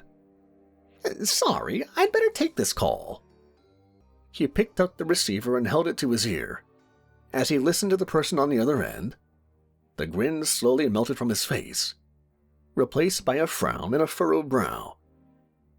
And you're absolutely certain, he said after a few moments of silent listening. He paused to listen to the response. That's impossible. Already? He paused again. But we're on Earth now. Surely they wouldn't... What? Earth too? Satan's frown deepened. What am I supposed to do about it? There are some things that even I can't. Yes, I understand. I'll be right there. Satan looked as if he had aged 10 years in the course of that 30-second phone call. His normal carefree grin had been replaced with deep lines of worry, and his shoulders had visibly slumped. He let out a deep sigh and rubbed his forehead. He put on a forced smile and looked up at us. Well, he said, clapping his hands together. I've got good news and bad news. Oh, no, said Miss Hatchetface. The bad news is that an urgent matter in hell has been called to my attention, and I need to go see to it immediately. And the good news? Asked Miss Hatchetface. The good news is that I'm turning my Earth operations over to my direct human descendant. Oh, wait a second. You can't possibly mean... That's right, said Satan, beaming out an obviously forced smile. Sarah is now acting CEO of Dizzyland. Dizzy hell? Land of Dizzy? Well, picking a name can be her first act as CEO. She's 5 years old. Yes, they grow up so fast, don't they? He said absent-mindedly while checking his watch. Don't worry, it's a small problem, really. At the very most, it should only take a couple 1,000 years to resolve. Before I had a chance to object, Satan had vanished in a roar of flames and smoke. The room was silent. We all stared at each other in disbelief. All of us except for Sarah, whose grin was slowly spreading from the corners of her mouth to light up her entire face. This means I get all the cotton candy I want, she squealed. Chapter 13. Dizzy Hell. We all sat in fold-out chairs on a makeshift stage while the demonic and captive human populations of Dizzyland milled around below us. Sarah was standing on a chair with books piled up on top so that she could reach the microphone on top of a rickety wooden podium and fumbling with a piece of paper. Written on the paper was a speech that Miss Hatchetface and I had helped her prepare, with unwanted input from Frankenteddy. He was also on the stage, and had taken off the head of his teddy bear suit, and was now absent-mindedly licking a red snow cone while it melted and dribbled down the front of his costume. Friends, Sarah began. Even though her amplified voice was still small and quiet, she cleared her throat. I have gathered you here today to announce a change in Dizzy Hell management. The Dark Lord Satan has gone away on urgent business. In the meantime, I will be your acting CEO. I smiled a little as Sarah pronounced the word CEO as CEO. You may be wondering what that means for the future of the park. Firstly, all food will now be provided free of charge. Secondly, all flies of butter are not to be harmed on pain of death and eternal damnation. Frankenteddy nodded his approval at his addition to the speech, and confused murmurs went up from the crowd. Thirdly, Sarah said, folding the paper up into a neat little square and placing it in her pocket. Have fun. The crowd below stood in awkward silence as the humans and demons below wondered what they were supposed to be doing. Sarah frowned and looked to me for answers, but all I could give her was a perplexed shrug. Frank and Teddy stood up and lumbered over to the microphone, his steps clumsy and uncertain in the giant snow cone-stained bear costume. He lifted Sarah off the chair and set her gently on the ground, seizing the microphone in one of his humongous costumed paws. His throat clearing sounded like a chainsaw being taken to a brick wall. The Dark Lord Satan commands you to have fun. The crowd remained still and stony-faced, and it was Frank and Teddy's turn to look to Sarah for answers.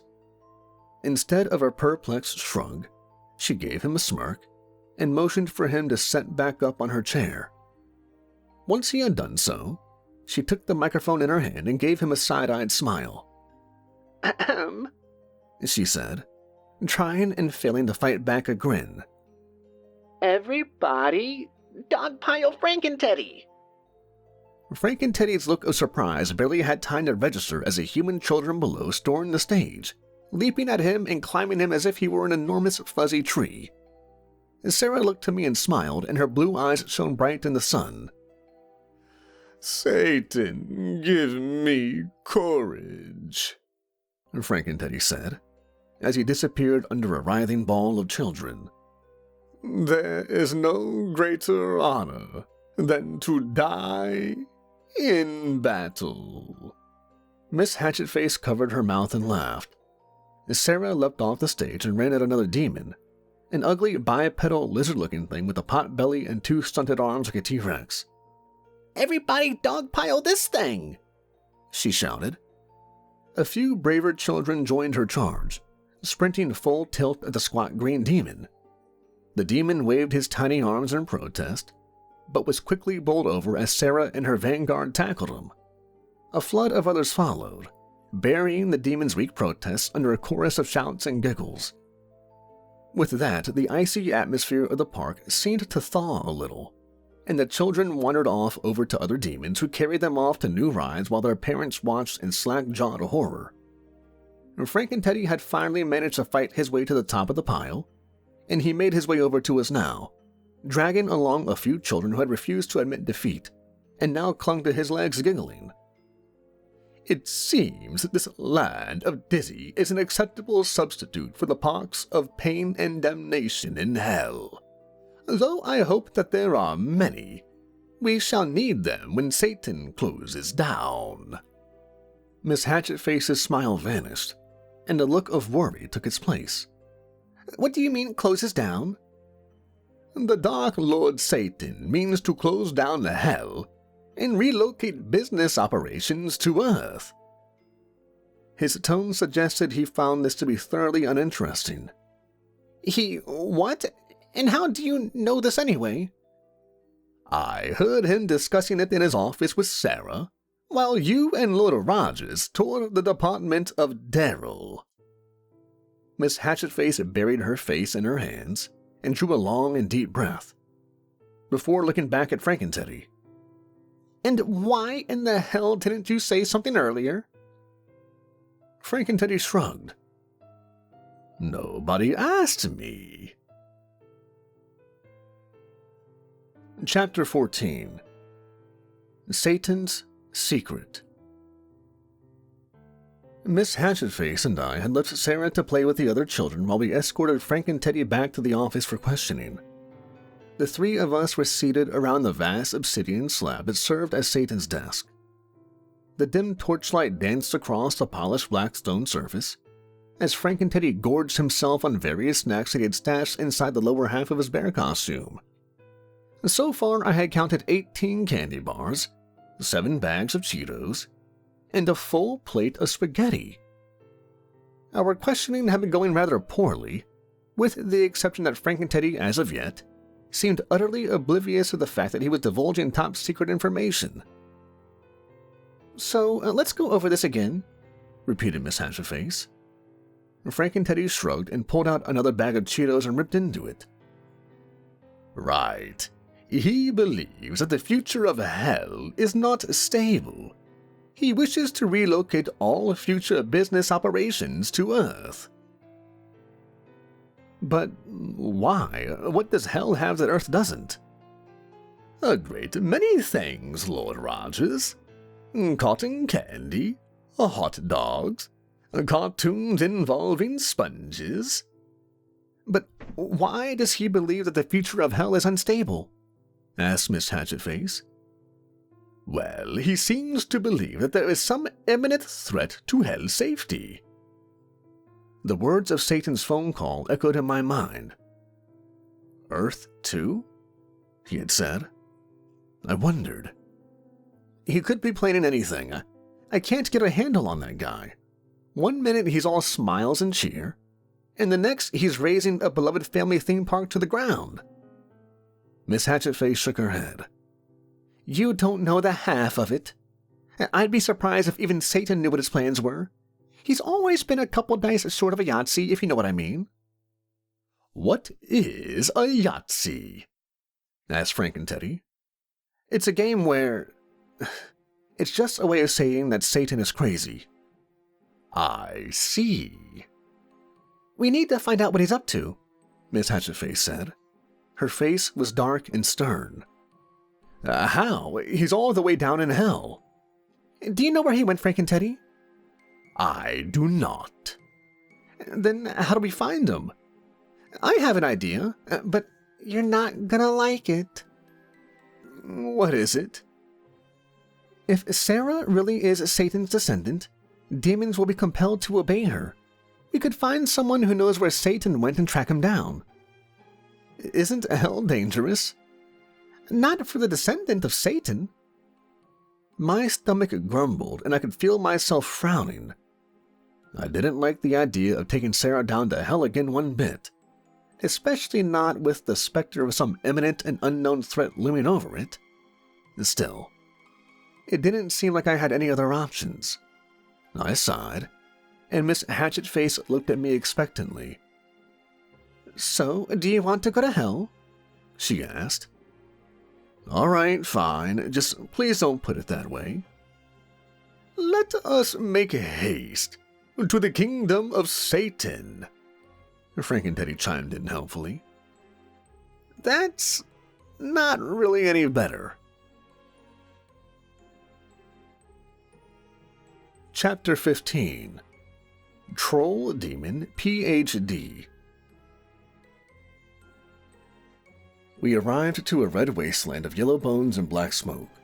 Bruised purple clouds drifted slowly across a blood-red sky. Obsidian cliffs crowded the landscape, and the air stung the back of my throat with a sulfuric tang. Where are we?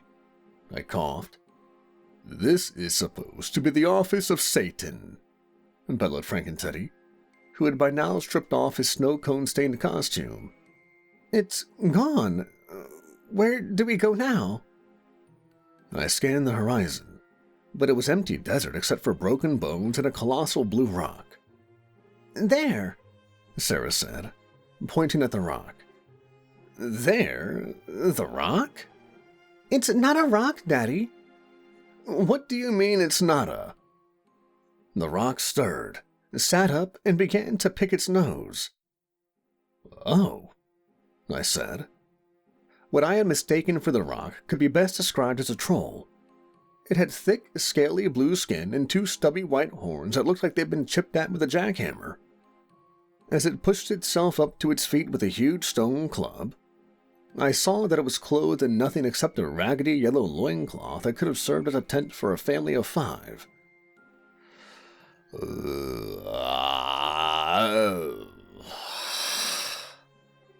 The hot stink of its breath washed over us as it growled.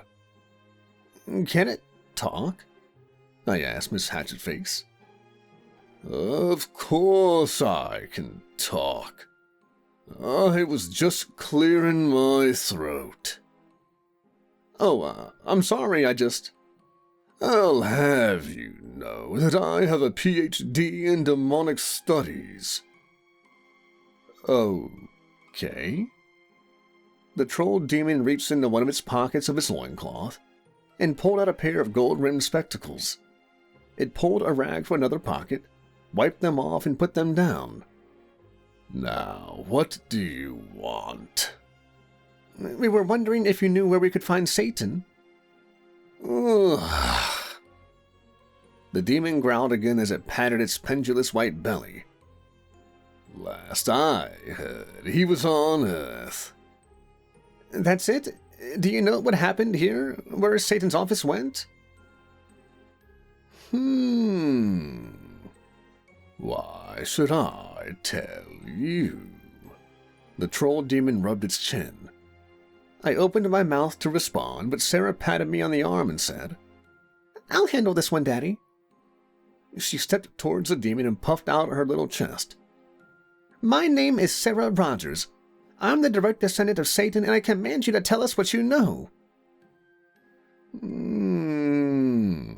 A human descendant of Satan? I doubt that very much. The demon growled so loud that the ground shook beneath our feet and our hair was blown back by its rancid breath. "You sound like you've got a cold. Would you like a lozenge?"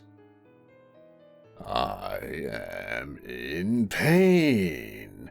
Can you not tell the difference?" "No, not really.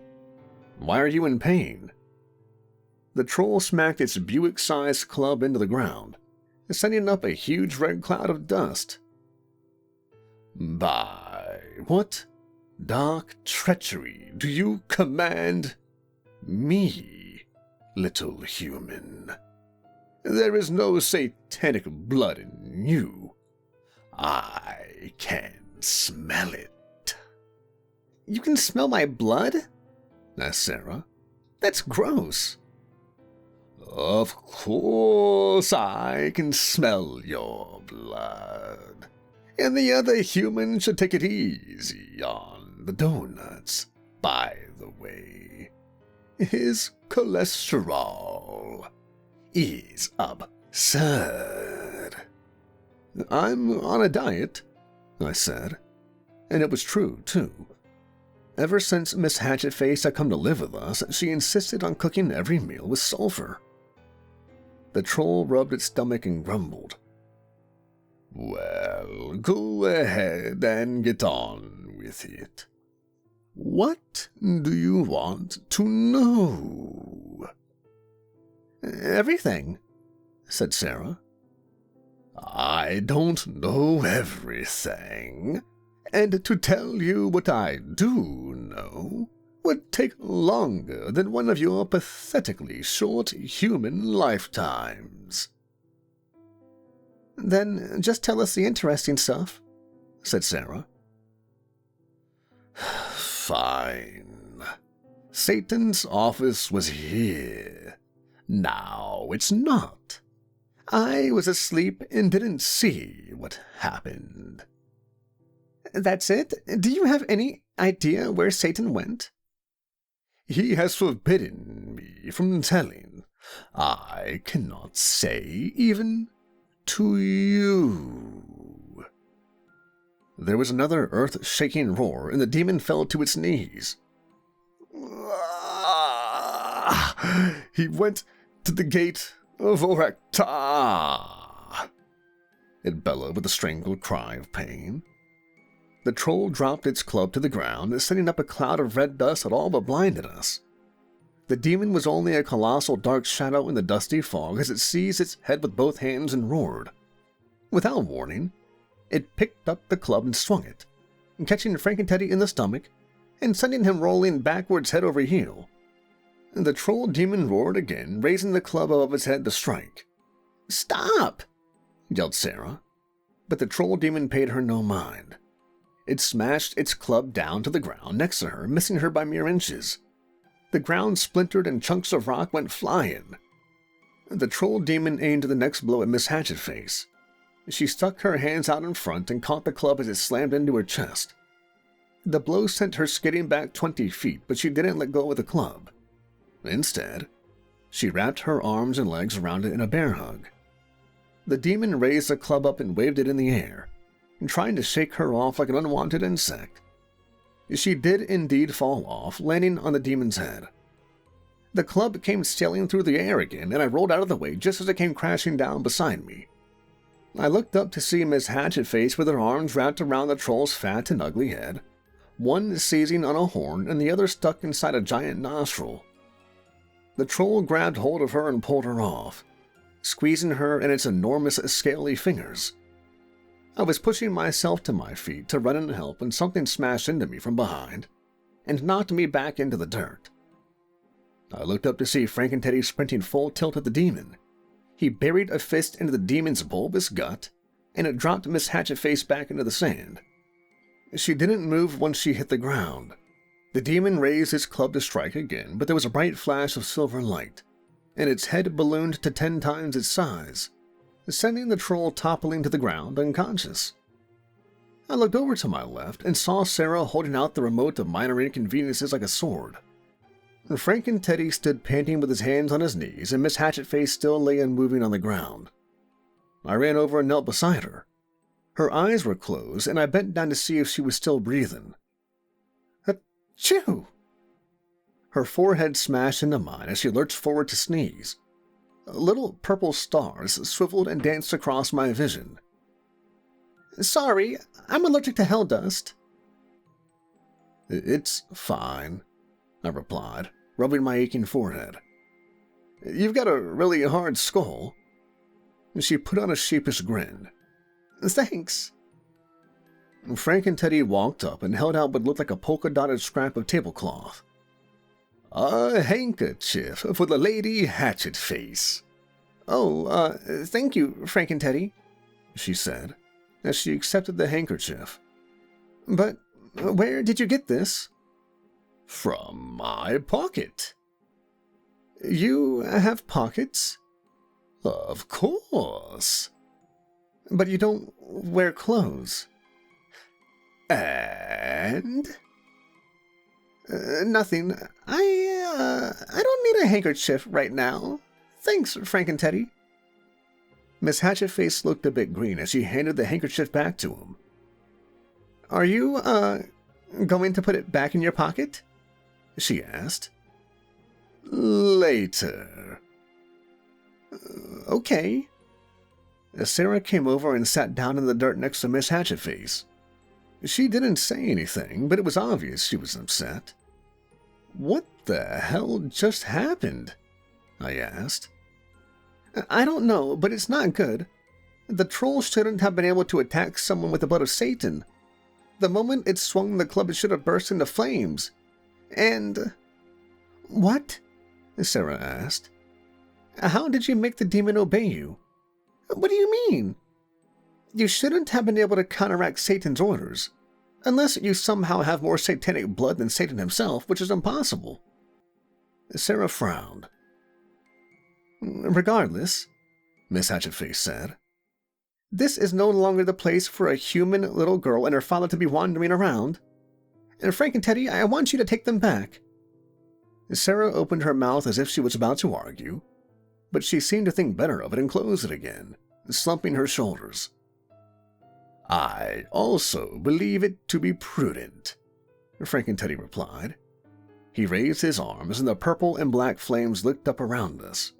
But this time, there was no sensation of being sucked up through a straw. This time, we stayed exactly where we were. What the? Miss Hatchetface said, stunned. I do not understand. Miss Hatchetface turned her face skyward. Oh, my God, he sealed it up. It cannot be. What happened? Miss Hatchetface looked at me. She had gone so pale she could have passed for human. Satan's sealed the exits of hell. There's no way for us to get back to Earth now, not unless we can find him and get him to unseal the portal. Oh, I said. My stomach gave a nasty, squirming sensation. Then I guess we have no choice but to head to this Oraktar place. Do you know the way? At the mention of Oraktar, Miss Hatchetface went even paler. Demons aren't allowed at Oraktar. Evil things live there. More evil than demons. Much more. Chapter 16. Labyrinth Demons and Old Ladies. We trekked across the flat expanse of blood-red desert waste. The sand was loose beneath our feet, and giant yellow bones jutted through the ground like broken teeth. As we drew nearer to the gate of Oraktar, the bruised purple clouds had grown fewer, and Hell's red sun had grown larger and brighter in the sky, and periodically sending off arcs of orange fire around its edges. The air was now thick with acrid black smoke, forcing us to keep a slow pace as it was increasingly difficult to breathe. "Where is this gate of Oraktar?" I asked. "It's not far from here," Miss Hatchetface replied. "The quickest way is through the maze of unspeakable horror. After that, we just have to cross the river Styx and we'll be there." My stomach dropped half a foot. Is there a way around the maze of unspeakable horror? It doesn't really sound like a very kid-friendly place. There is, but it's 500 miles out of the way. Oh. And don't worry, Miss Hatchetface said, giving me a reassuring pat on the shoulder. I've navigated the maze plenty of times before. Satan has it included in the annual company fund run for charity. Satan gives to charity? Well, not really. Most of the money goes towards advertising all the good the charity does. Oh, okay. We trudged on for what must have been an hour before the high brown walls of the maze came into view. They were made of rough-hewn brown stone and covered with climbing green ivy. Above the maze, a black storm cloud hovered, jolting and flashing with electricity and emitting a slow, steady rumble of thunder that bore an unsettling similarity to the growl of a very large animal. The hairs on the back of my neck stood up as I looked at the maze. I turned to Miss Hatchetface. "You want me to go in there?" I said, hoping she'd catch the reluctance in my tone. "Don't worry, it looks a lot worse than it is. Besides, it's probably abandoned just like everywhere else." I shook my head. First off, I'm a dad. It's my job to worry. Second, I really don't think probably is good enough. We've been through this already. Sarah is the descendant of Satan. Nothing down here can harm her. Except for giant homicidal trolls, you mean? Well, oh, come on, Daddy, Sarah interrupted. Don't be such a baby. Without waiting for my response, Sarah charged ahead into the maze's entrance. I yelled for her to wait, but she was already out of my sight. I sprinted after her, and I could hear Frank and Teddy and Miss Hatchetface behind me. We caught up with Sarah before we made it too far into the maze, which was different than the surrounding hellscape. The blood-red sand of Hell's deserts had been replaced by a loamy, dark brown soil, and the blistering heat of the crimson sky had been replaced by a moist coolness and a roof of dark thunderclouds. The entire maze was eerily silent but for the rumbling clouds overhead, and our footfalls and voices were muted, as if the walls didn't reflect sound but instead absorbed it. We tread slowly and carefully as Miss Hatchetface recited the directions to herself under her breath. As we made our way deeper, toward the heart of the maze, I noticed a familiar, uneasy feeling begin to grow in the back of my mind. At first, I tried to shake it off as some simple paranoia, but the deeper we went, the harder it became to deny. And now I was sure of it. We were being watched. I turned my head left and right at every shadow that played across the wall, every minuscule sound that I imagined underneath the ever-present growl of thunder. But my eyes couldn't catch anything out of the ordinary. When they finally did, it wasn't the presence of something that shouldn't be there that I noticed, but the absence of something that should have been there. And suddenly and without warning, Miss Hatchetface was gone. My heart instantly leapt into my throat and stayed there, throbbing uneasily and choking the words that I had intended to sound brave. Miss Hatchetface, I called out, but there was no reply. I looked to Frank and Teddy. Did you see where she went? I asked. Frank and Teddy simply shook his head, a deep expression of unease stealing across his normally carefree face. I turned back around and started calling for her again, my voice as small I can see oppressive silence of the high stone walls and the low rumble of thunder above us. It's no use, Frank and Teddy. Do you know what could have happened to her? But Frank and Teddy didn't answer, and when I turned around, he was gone as well. I seized Sarah tightly by the hand and knelt down in the moist soil, lifting her chin up gently to meet my gaze. Her eyes were wide with fright. Did you see what happened to Frank and Teddy? I asked. She silently shook her head. Don't worry, I'm not gonna let anything happen to you. I stood up and began scanning the walls of the maze for any sign of Miss Hatchetface and Frank and Teddy. My hand was slick with sweat as I held Sarah's hand in an iron grip. But my caution was for nothing. Suddenly, the warmth of Sarah's hand was gone and my own was closed in on itself. Sarah! I shouted, though I knew there would be no answer. My knees sank into the dirt as my legs buckled beneath me. The world faded into nothing, and I found myself tumbling through a rushing darkness before landing on a cold, stone surface. I could see nothing around me except for two glowing red eyes that stared down from high above. Well, a deep voice bubbled from the shadows. What have we here? I haven't tasted a human soul in so very long. You four will make a fine meal indeed. Just as my heart was about to explode out of my chest, I heard Miss Hatchetface shout from beside me. Ah, damn it, Reggie! What do you think you're doing?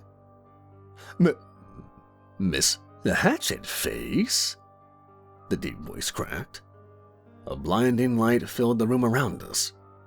As my eyes adjusted to the brightness, I saw that we were in a damp cave with a colossal-like lizard beast whose scaly torso emerged out of a rippling black portal in the wall. The lizard beast scratched the back of his neck and put on a sheepish grin. Well, what are you doing here? He stammered.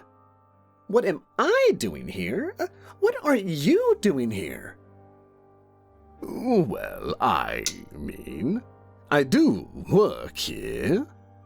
Miss Hatchetface rolled her eyes and sighed in exasperation.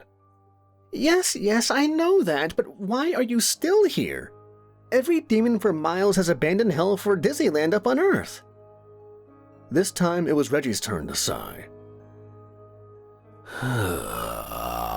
I know that, but I'm stuck in the wall.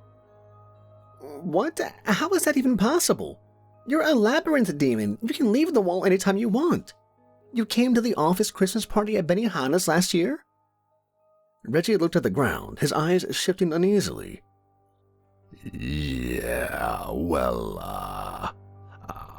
I've gained a little weight since then, and, you know. I don't get it, Sarah said. I believe that Reggie is too fat for the portal, said Frank and Teddy. Yeah. That's it. Reggie coughed. Well, why didn't he just say that? Sarah asked. I believe he is embarrassed of his immense and sudden weight gain because it makes him feel unattractive, Frank and Teddy droned on. But he need not feel embarrassed. Gee, thanks, Frank and Teddy. No need to thank me.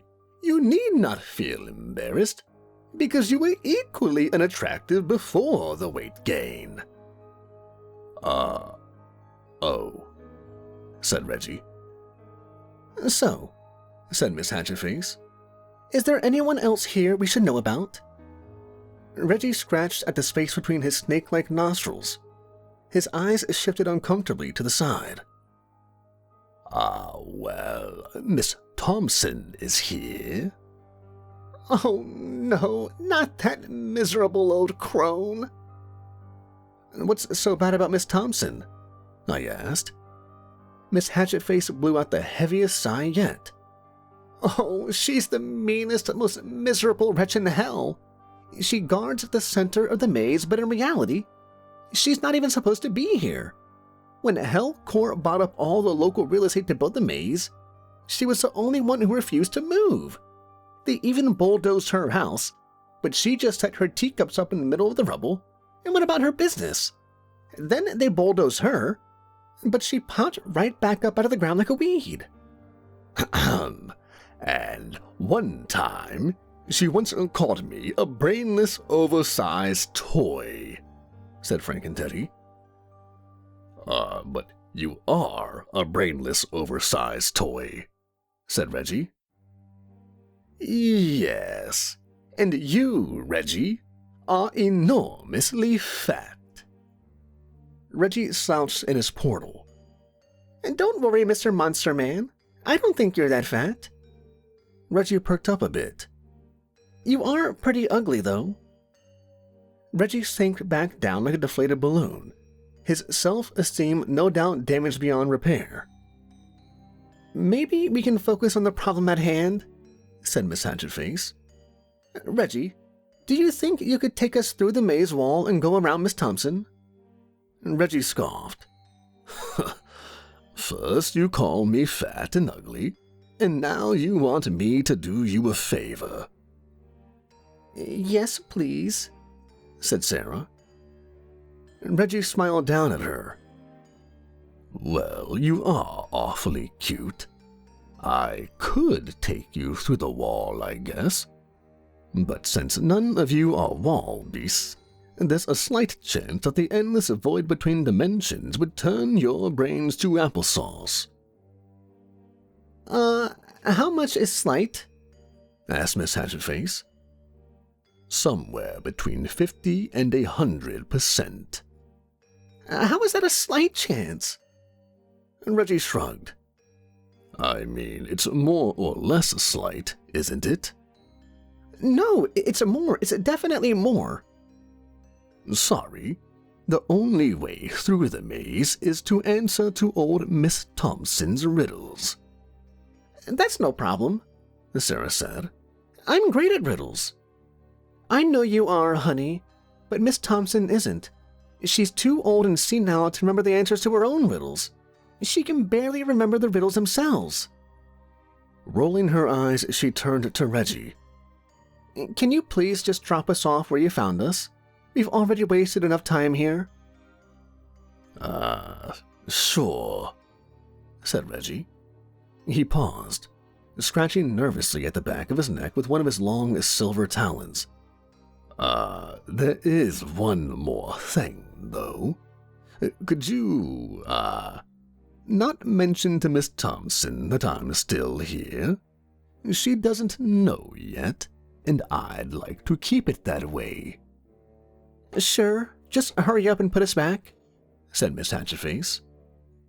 With that, we were yanked back into the swirling blackness of the wall and spat out on the other side. We tumbled hard through the dirt and mud, half of us winding up on our heads. I guess Reggie didn't really like all the fat comments, I said, struggling to my feet. Then perhaps he should have considered not becoming so fat, suggested Frankenteddy. I surmised from his tone that Frankenteddy was still upset by Reggie's comment about his lack of a brain. We dusted ourselves off as best we could and resumed our trek through the ominous high walls of the maze. As we continued on, a thick, milky white mist began to gather. We walked on without stopping for about 15 minutes before we came to a large, open section scattered with tree stumps with teacups on them.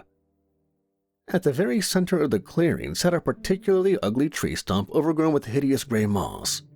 And to my surprise, the tree stump opened its mouth and spoke. and I realized it was actually a very ugly, squat old woman.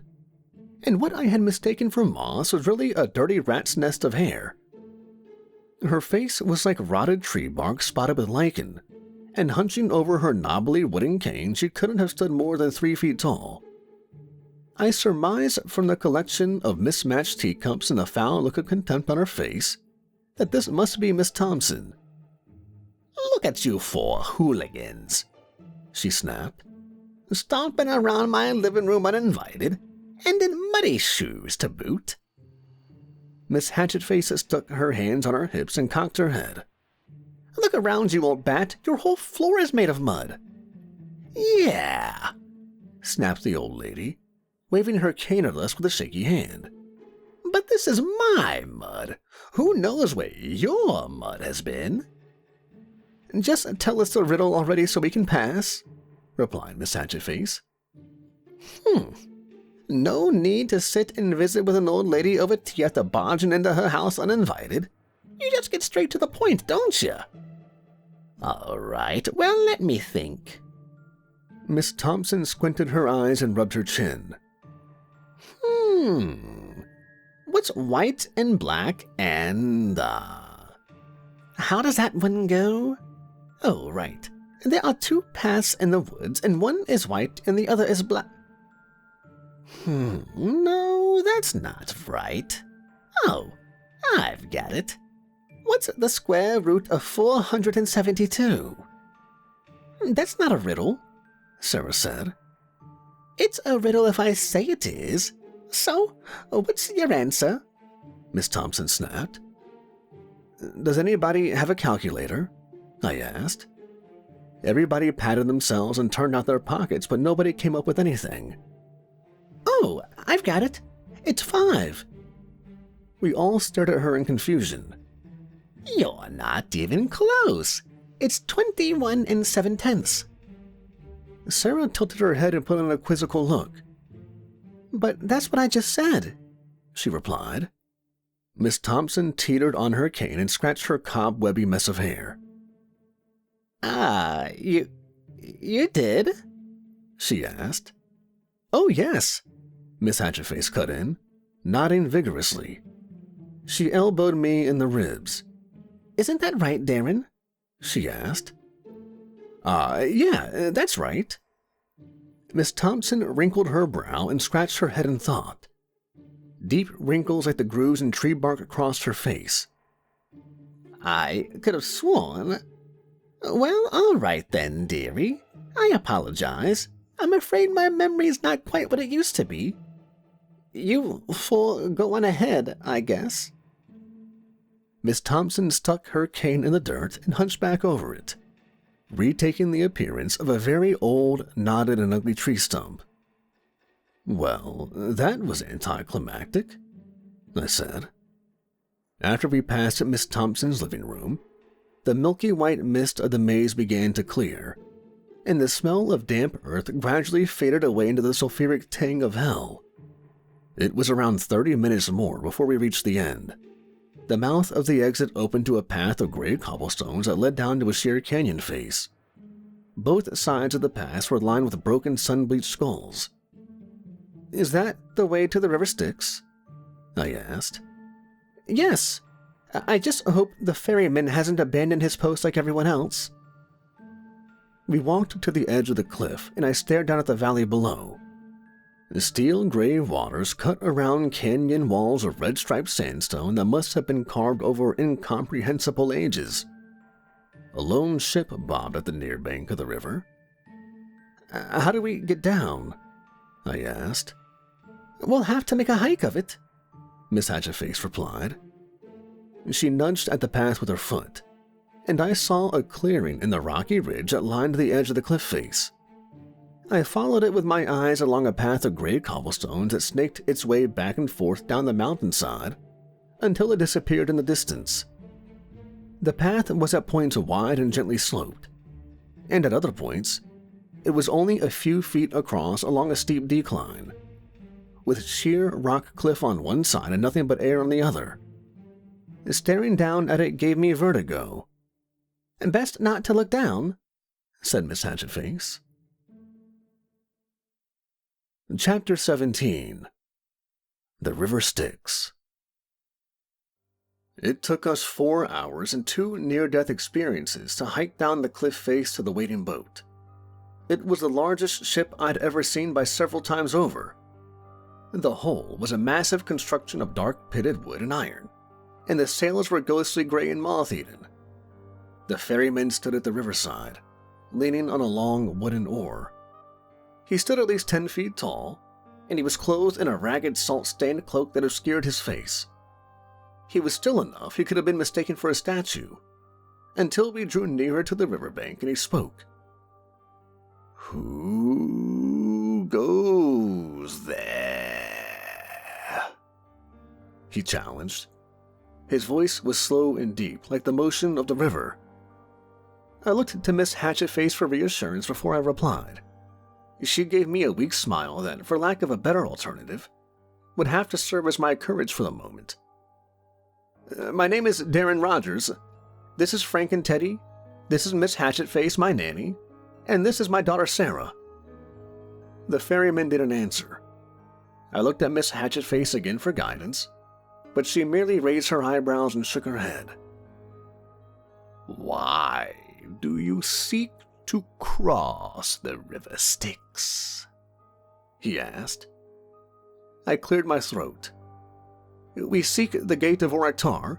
We have business there." "Ah, but no demon is permitted at the gate of Oraktar.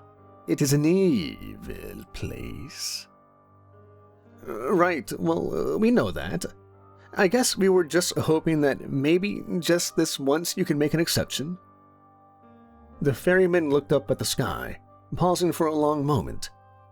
Whether he was considering my words or something else, I couldn't say. Finally, when I was sure he wouldn't reply, he spoke again.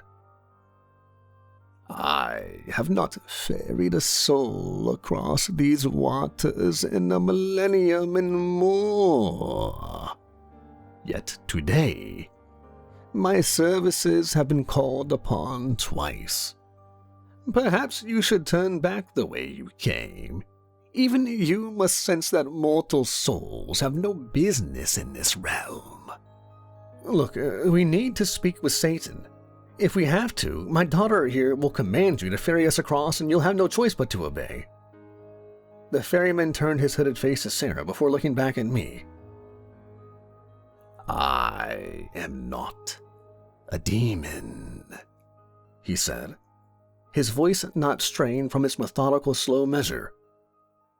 "Nor am I beholden to the dark magic that resides within your daughter's blood.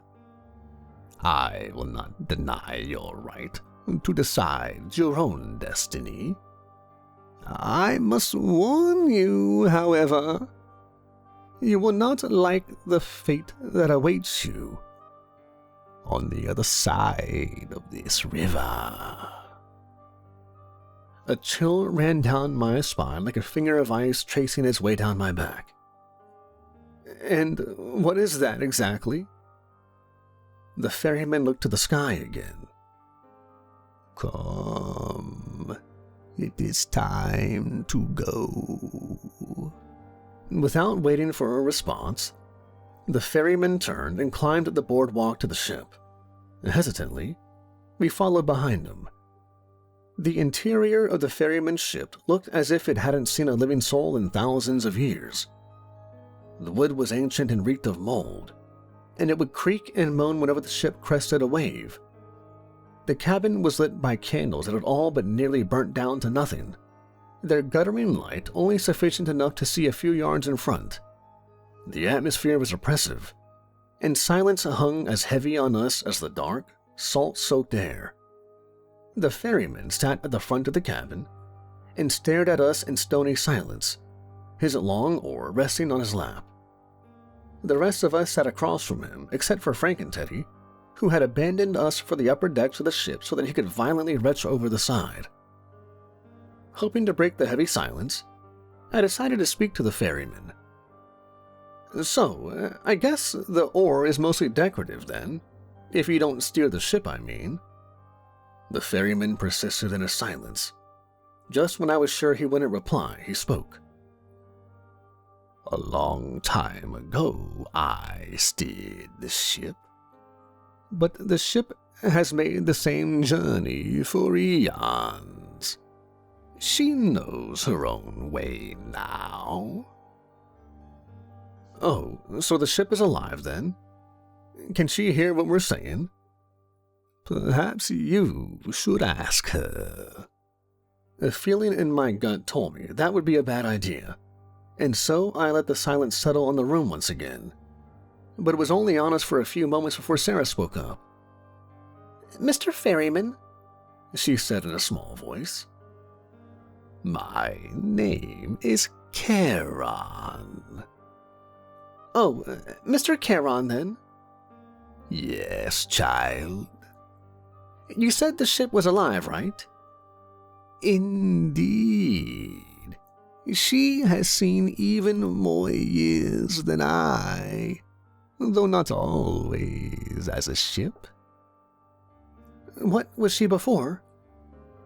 I do not know. I had not yet come into being. Well, if she has to make the same trip every time forever and ever and ever, doesn't she ever get bored? Or tired? Perhaps she does. I have never asked. But there is no other way across the river. Sarah stood up and rubbed the wall of the ship affectionately as if she were petting a large dog. But I don't get it. Why not build a bridge? Charon leaned forward in his seat. His face was still shrouded by the hood, but his eyes shone, two silvery black glimmers in the candlelight. Because the creature of the river would not allow it. Sarah's eyes widened just a little. Creature? What creature? The ferryman placed two large gray hands on his knees, pushing himself to his feet and leaning on his oar. It is a creature from another world. A world of eternal cold and darkness, beholden to laws much crueler than our own. And it doesn't like bridges? Asked Sarah. The ferryman chuckled, a deep throaty noise that was perhaps more morose than mirthful.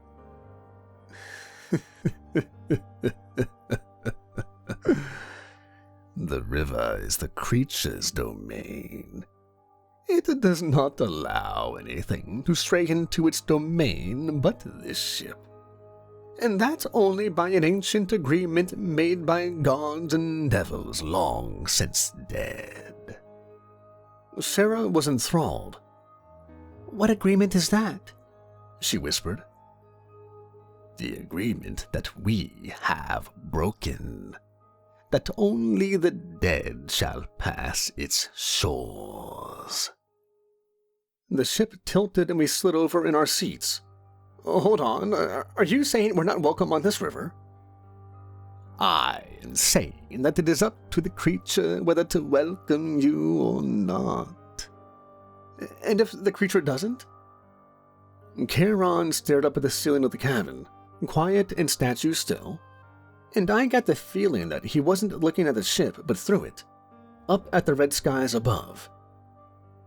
If the creature welcomes you, then fate has willed your journey to succeed.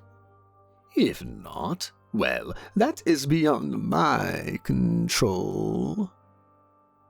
The ship tilted to the other side, and I fell out of my seat onto the rotting wood of the cabin floor. The wooden planks of the cabin creaked and groaned as the ship gave another violent lurch. Then there was a sound, a terrible rumbling that rattled the floorboards beneath us. What the hell was that? The creature. It has not welcomed you. There was another rumble, louder this time, and the wood vibrated and hummed like a harp string. We rolled across the moss-stained floor as the ship rocked violently from side to side. What did we do? I shouted at Charon, but he did not reply. The ship bucked again, and we flew across the cabin. I hit the floor face down and my face stung with pain as my nose began to bleed. I looked up just in time to see Sarah sprinting up the stairs to the deck. I tried to call out to her, but another tilt of the ship sent me rolling into the wall, smashing my shoulder hard against the dark, moldy wood. The only one who kept his balance was Charon. He stood stone still and calm, staring up at the ceiling at only something he could see. I scrambled to my feet and raced up the stairs after Sarah. The scene was chaos. The ship tilted and swayed as the river churned foamy and white beneath us. Frank and Teddy clung to the mast of the ship for dear life, while Sarah leaned over the rails. "Sarah!" I shouted, my voice drowned out by the roar of the waves. She didn't turn around. A giant gray tentacle reached out of the churning waters and coiled around the mast above Frank and Teddy, snapping it off like a giant toothpick. As the ship tilted to the right, I let go of the doorway to the cabin and let myself tumble toward Sarah. I slammed into the railing next to her and pulled myself to a standing position. "What are you doing?" I shouted above the fray. "Magic! Go back inside!" she shouted. A golden ball of light burst from her open hands and shot toward the water, exploding in a shower of dazzling sparks. My legs buckled beneath me as the ship lurched upwards, suddenly free of the water and sailing through the open air. I rolled around the deck until I smacked into something wet and hard. I turned around to see that my back was resting against a thick gray tentacle. My eyes followed the writhing mass of sinewy muscle, and I saw that it had coiled itself around the ship and began waving it through the air like a toy. A bolt of green light hit the tentacle and it recoiled, dropping the ship back down into the waiting river below. Water splashed over the sides, soaking the deck and drenching me to the bone. "We've got to go faster," I yelled at Sarah. "I'm on it," she yelled back. I watched as she ran to the stern of the boat and held her hands out as if she were pushing against an invisible wall. A huge plume of green flames exploded from her hands and the ship rocketed forward, sending me rolling to the stern and Frank and Teddy flying off the mast to join me. I pulled myself up to look over the railing. Beyond the shimmering heat of the green flames, tentacles were thrashing around in a rage. Any one of them looked as if it could smash the ship away to bits, but slowly they were getting further and further away. Before I knew what was happening, the ship smashed into the shore with a terrible crunch and I was thrown to the deck again. The deck rumbled, and the wood groaned in protest as we rode across the stony red dirt. The ship slowed to a halt, and I pushed myself to my feet to see that the river was well beyond us. I watched as the angry gray tentacles continued to thrash, but they didn't reach past the boundary of the shore. For now, at least. It seemed like we were safe. Disoriented and soaked, we all shambled off of the boat. Charon climbed down the boardwalk and leaned on his oar as he stared at the broken mast and shattered hull of the ship. "I'm sorry about your boat," said Sarah. It is of no consequence. The ship will heal itself." We watched in awe as new wood sprouted from the mast like a tree, splitting off into branches and leaves that became the sails. The shattered wooden planks of the hull knitted together like stitched wounds. "That's amazing," said Sarah. "Yes, it is," replied the ferryman, rubbing the hull of the ship affectionately. He turned around to look at us, and though he didn't lower his hood, I thought I could detect a note of sadness in his voice when he said, "I wish you luck on the rest of your journey." He didn't wait for our reply, but instead turned toward the ship. He stuck the oar in the ground beneath it and pushed it like a lever, dislodging it from the riverbank. The ship slid back down the shore and into the river, where it bobbed up and down in the steel gray waters. The massive gray tentacles slipped beneath the waves, and the waters closed above them, still and peaceful. The ferryman climbed aboard the waiting ship and it began to sail away, floating off downriver, growing smaller and smaller until it finally disappeared. Sarah looked up at me. "What do you think the ferryman meant by dark magic in my blood?" she asked. "I don't know. I'm not sure I want to." Chapter 18.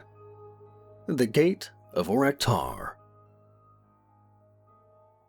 The gate loomed as an enormous dark edifice in the distance.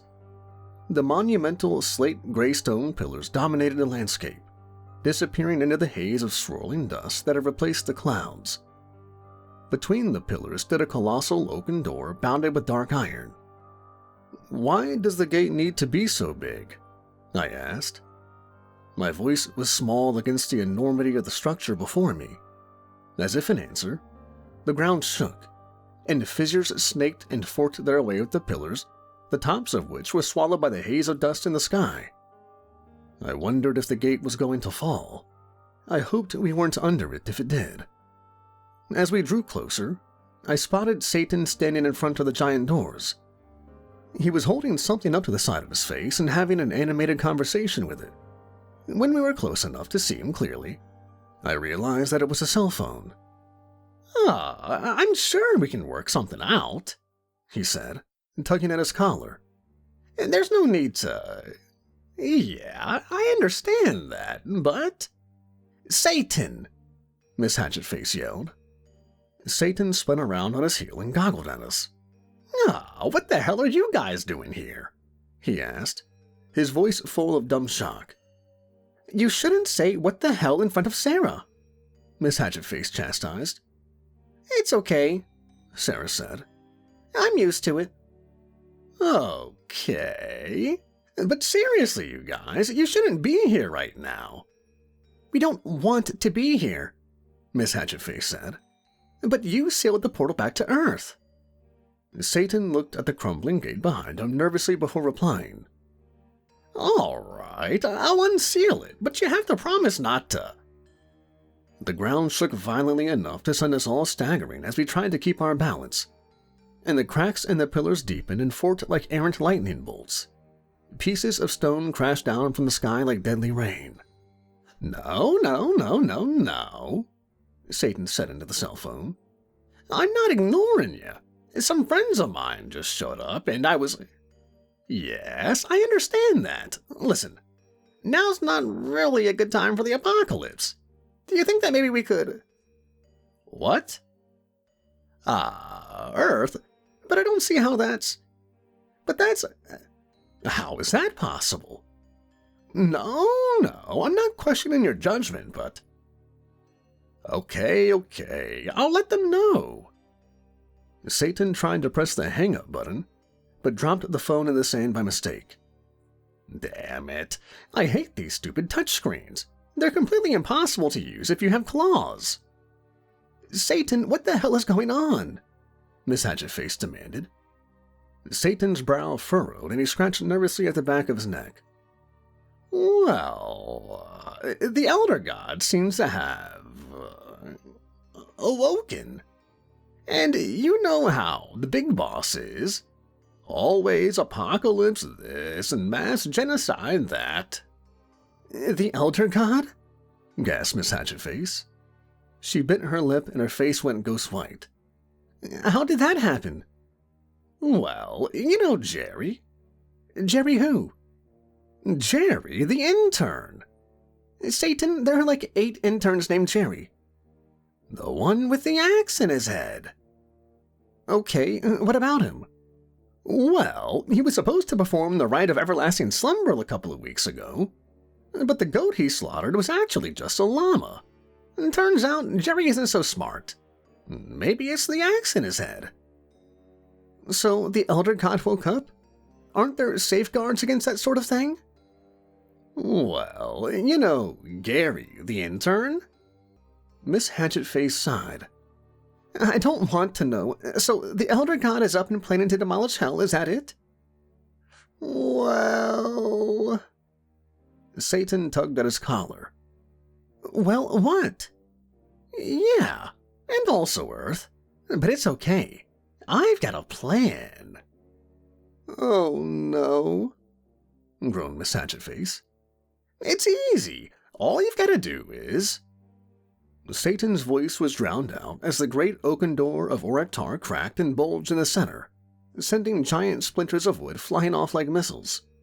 We turned and ran backwards as the wood groaned, and the colossal doors burst off of the hinges with a sound like angry thunder, crashing to the ground and sending up a red cloud of choking dust. An icy wind blew from the gate, and when the dust cleared, we beheld the Elder God. The creature was a nightmare, an oily black monstrosity that distorted the reality around it, its indeterminate form shifting and moving like a shadow. It was colossal beyond imagining, and so black that it seemed to swallow the very light around it. I had to do a double take as the next beam came striding out of the netherworld gate. It was a human woman dressed in a black, form-fitting blazer and long pencil skirt. I looked around for Satan to explain, but I couldn't see him amongst the rubble. I wondered if he had been crushed by a falling rock. The woman checked her clipboard and pushed her wire-rimmed glasses up her nose with a pencil. Is there a Miss Sarah Rogers present? Yes, Sarah said. The secretary glanced up over her glasses. Well, hello, Miss Rogers. I am the executive assistant of Mr. Urznock, the World Eater. Sarah wrinkled up her nose. Okay. First off, Mr. Urznock wanted to extend his sincerest apologies that you were nearly crushed to death by a troll demon earlier today. Mr. Urznock simply wanted to invade the mind of the demon to communicate with you. However, as I am sure you are all very well aware, a homicidal fury is an unfortunate side effect of netherworld mind control. Sarah goggled at the woman. I was almost crushed to death because of a side effect? We maintain that the convenience of netherworld mind control outweighs the side effect profile. Okay, why did he want to talk with me? The secretary checked her clipboard again. It seems Mr. Urznock had the Earth scheduled for demolition this Wednesday, she said. Today is Wednesday. So it is. Unfortunately, we were not able to demolish the Earth on schedule, as a netherworld refugee is still at large within that realm. As such, the Earth cannot be destroyed at this time. Sarah frowned and scratched her head. But what does this have to do with me? The secretary checked her clipboard before replying. We have the refugee listed as a Mrs. Annie Rogers. Sarah's eyes went wide. Mom? Chapter 19. A Royal Kidnapping. Are you telling me that my ex-wife is from the netherworld? How is that even possible? I asked. The secretary frowned and looked down at her clipboard. She thumbed through a couple of pages before looking back up at me. We had a foreign exchange program set up at the University of Arizona in 1987. I met my wife at the University of Arizona in 1987. Well, there you go. Oh, wait a second. Isn't that the year all those students went missing for 2 months and came back possessed by demons? Then it was covered up by the administration? I don't know anything about that. Really seems like you would. The secretary cleared her throat. The netherworld is not legally responsible for any unfortunate demon-possessed events, she said. Her voice flat and uninterested as if she were reciting a memorized speech. Those students signed waivers. They waived their rights to not be possessed by demons? Nobody ever reads the waivers, she said, shrugging her shoulders. In any case, given that you are her ex-husband, Urznock has decided to task you with locating her and returning her to the netherworld, so that the Earth can be destroyed. In the meantime, as a descendant of a netherworld being, your daughter will stay here. What? I shouted. Don't worry, Mr. Rogers. We have an excellent daycare center. This is unacceptable. I will not abandon my charge to the dangers of the netherworld, Frankenteddy roared. I can assure you that it is perfectly safe, the secretary said. She crouched down and put on a big plastic grin as she looked at Sarah. Here, girl, she said in a high-pitched voice. Sarah put her hands on her hips and stuck out her bottom lip in a pout. I'm not a dog, she said. Fine, the secretary replied, standing back up and making a note on her clipboard. She snapped her fingers, and an orb of shining black light materialized from nowhere, growing to envelop Sarah. Hey, stop that!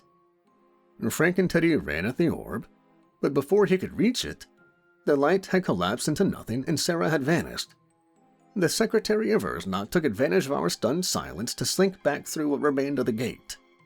The shattered stone stubs of the pillars crumbled into dust as we stared at them. "What the hell do we do now?" I said. The others shrugged. Chapter 20. Satanic Artifacts. I walked over to where Sarah had been standing and stared at the ground in stunned disbelief. My stomach had turned to churning water, and my head was filled with a dizzy, buzzing sensation that overrode all thought. As I looked down at the empty patch of ground, I noticed a small piece of black plastic poking out of the sand. I bent down and pulled out the TV remote of Minor Inconveniences. I slid it into my back pocket, remembering all the hilarious tortures that Sarah had inflicted on Frankenteddy with it. My heart ached as I wondered if I'd ever see her again. Then, when a golden gleam caught my eye, my melancholy mood vanished in an instant. "I've got it!" I exclaimed. "What's that?" replied Miss Hatchetface. I lifted my left hand and showed everyone my BFF ring around my finger. "This! Sarah gave it to me back on Earth. She said all I have to do is rub the ring, and it will instantly transport me to wherever she is." Miss Hatchetface knitted her brow and turned down the corners of her mouth. "Are you sure that's a good idea? Even if you do manage to get there, what are you going to do next? How are you going to rescue Sarah from Ursnok? He's an elder god, and you're, well..." "I believe the word you're looking for, Lady Hatchetface, is wimp," Frankenteddy put in helpfully. "Thank you, Frankenteddy," I said. "You are welcome, Lord Rogers." I stared down at the thick golden ring on my finger. A part of me knew that they were right, but I couldn't stop myself. I needed to at least try. I rubbed the signet of the ring, and I was lifted up into the air. I hung there for a moment, totally motionless, before slamming into the ground. I spat out a mouthful of hell dust before the ring lifted me up again. "What the I said, slamming into the dirt again. "Take it off!" yelled Miss Hatchetface. I slammed into the ground 3 more times before I finally managed to slip the ring off my finger and toss it away. The ring rose up 1 more time before shooting through the ground like a bullet. Yeah, we never got past beta testing on that," said Satan's voice. We looked around, but he was nowhere to be seen. "Satan, where are you?" "I'm under here," said Satan's disembodied voice. "Under? What do you mean?" "Oh." A pointed red tail was waving at us from beneath a giant boulder. "Yeah, I got crushed just a bit." "Are you gonna die?" I asked. "Well, that depends. Can evil ever truly die?" Maybe?" I chanced. "No. The answer is no." "Well, that's a bummer." "It's a bummer that I'm not gonna die?" "It's a bummer that evil can never die." "Well, while this is a wonderfully philosophic conversation, I'd love to continue it after someone gets this giant rock off of me." "I've got it," said Miss Hatchetface. She stepped forward and pressed her hands against the rough gray stone of the boulder. With a heave and a grunt, she rolled the rock off of Satan. "Thanks," Satan said, standing up and making a poor attempt of unruffling his suit and brushing the dust off of himself. "So, now that everything is settled, should we go back to Disneyland?" "What? Everything is not settled. Sarah's been kidnapped and taken to the Netherworld." "Well, yeah, but you heard what Urznak's secretary said. As long as a Netherworld refugee remains on Earth, it won't be destroyed. No Sarah, no apocalypse. Sorry about your daughter, but, you know, win some, lose some." "Win some, lose some?" said Miss Hatchetface. Her face had gone so red I thought that steam might start shooting out of her ears. She marched up to Satan and jabbed a finger at his chest. "That little girl trusted you, and I am not going to just let you abandon her in the Netherworld so that you can sweep your own screw-up under the rug. What would your mother say?" "My mother?" Satan tugged at his goatee. "I really don't see what she has to do with anything." "Oh, no? Well, why don't we call her and find out?" "No!" Satan yelled so suddenly that it made me jump. I hardly think that's necessary. We can just go find Sarah's mom and ask her if she knows how to prevent the apocalypse. That way, it's a happy ending for everyone involved. And, no one's mother needs to get in this. I was only joking anyway about the whole Sarah thing. Trying to lighten the mood, you know." Wow. I really didn't expect the CEO of Hell to be afraid of his mother. "I'm not afraid of her. I have detected insincerity in your voice. It appears you are trying to tell a lie. I shall assist you so that your deception is not detected, Lord Satan." Frank and Teddy turned to me. "Satan is not afraid of his mother." "Thanks, Frank and Teddy," said Satan. Frank and Teddy gave him a salute. "So, why are you afraid of your mother?" I asked. "Ah, gee, look at the time," Satan said, checking his bare wrist. "We'd better get up to Earth and start looking for the Netherworld refugee." "You're not even wearing a watch." "How on earth are we going to find my ex-wife?" "Don't worry, I know a guy. But before we can do that, we need to grab a couple of things from my office first." "How the hell are we going to get to your office? It's on the other side of Hell." "Don't worry, I've got this." Satan began rummaging in the pockets of his sports jacket and pulled out a wad of empty hamburger wrappers. No, not there. Hold on a second." He began fishing around in the pockets of the other side. "Ah, there you are." He pulled out a handful of what looked like winged toy horses. "What good are a bunch of toy horses going to do us?" I asked.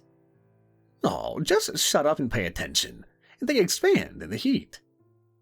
Satan held his palm flat, and blue flames began to swirl and burn around the horses. The little miniatures grew to the size of golf balls at first, leaping out of his palm and onto the ground, running and jumping around in circles as they continued to grow at an alarming rate. And soon, there were 4 full-size Pegasus before us, snorting and stretching their wings, the haunches twitching as they anxiously pawed the ground. They were magnificent creatures. Their coats were night black and glimmered with a silver luster in the surrounding flames of hell. Their muscles rippled as they moved, and their flowing, silky black manes brushed against their thickly corded necks as they tossed their heads from side to side. "All right, climb on," said Satan. "Isn't there a saddle or something?" "Oh, don't be a wimp.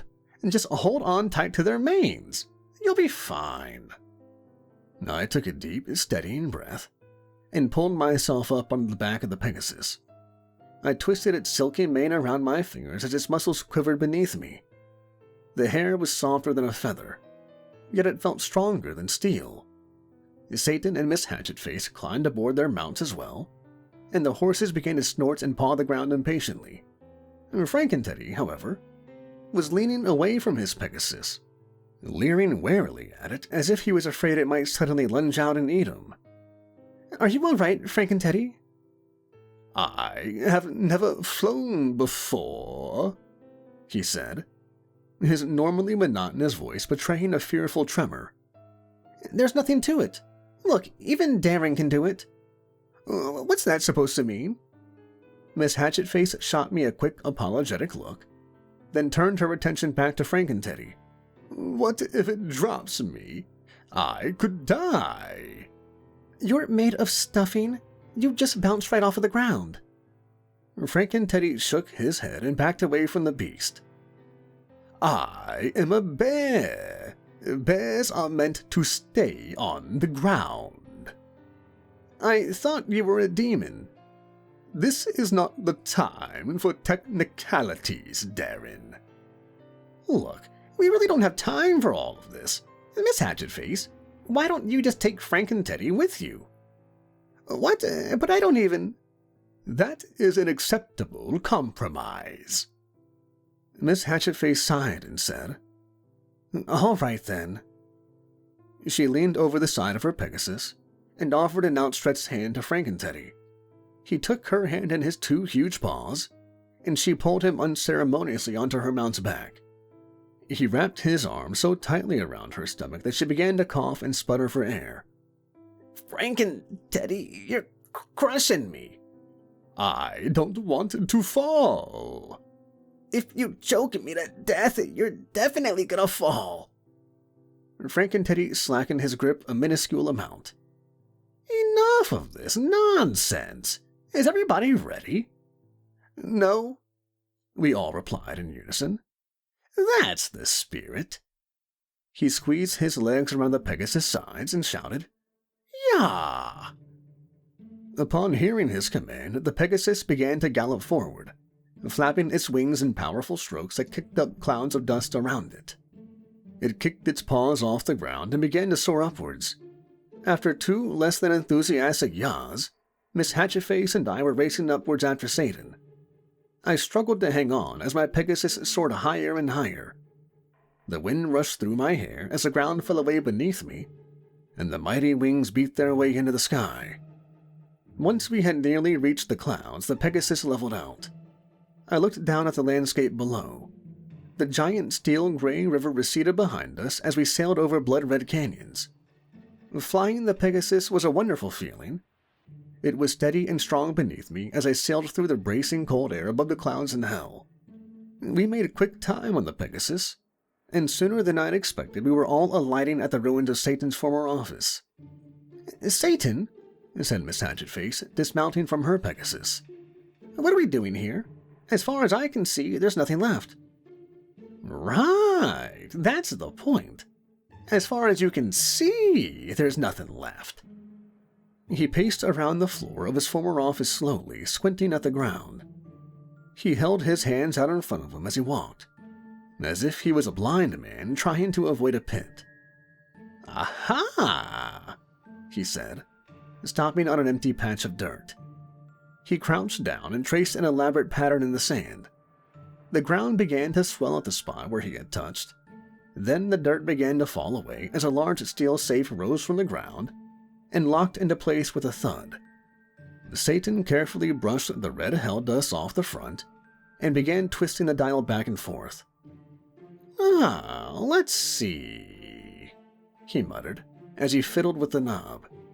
13, 33, 31. No, that's not right. 33, 31, 13. No, not right either. Oh, I know. 66, 66, 66. Damn it! Miss Hatchetface rolled her eyes. "You forgot the combination?" Satan scratched his head. "Not exactly. I just don't remember what it is right now." Just get out of the way." She shoved Satan to the side and gripped the steel cross-shaped handle of the safe, pulling herself up and placing her feet on either side of the thick iron door. The steel bulged and groaned, and thick cords struck out from her neck as she pulled. Then, with a final shriek of twisting metal, the safe door and Miss Hatchetface both tore off and plunked to the ground. Miss Hatchetface pushed the bent safe door off herself and stood up with a grunt. Satan twisted his goatee in his fingers. "Wow, that wasn't secure at all. I should really get my money back." "I don't think the warranty covers ripped-off doors," I said, eyeing the torn and twisted piece of metal Miss Hatchetface had left lying in the dirt. "What was in that thing, anyway?" Satan reached into the safe and slid out a slender black leather briefcase with gold latches. He gently set the briefcase down on the dirt. "This was in it," he said. Then, crouching over the suitcase and grinning, he added, "Are you guys ready for this?" "Judging by everything that's happened so far, probably not." "Too bad, because it's about to happen anyway." He popped the latches on the briefcase, and we all leaned in to see what was inside. Resting against a plush backing of fine red felt were various odd pieces of hard candy and bubble gum in brightly colored wrappers, a set of ratty old brown and gray mittens, and several pairs of outlandishly styled sunglasses, along with other miscellaneous bits of junk. "Ah, Satan," I said. "Yes, Daniel." "What the hell is all this garbage?" Satan arched his eyebrows in mock offense. "Garbage? Garbage? I'll have you know that these are some of the most powerful artifacts of satanic magic in existence. We've got bubble gum, fire-breathing fireballs, the mittens of Kung Fu legend, and not to mention the sunglasses of soul evisceration." "The sunglasses of what?" "Soul evisceration," Satan said, grinning. Do you think we could do without those? Seems like a little bit of overkill." "Are you sure?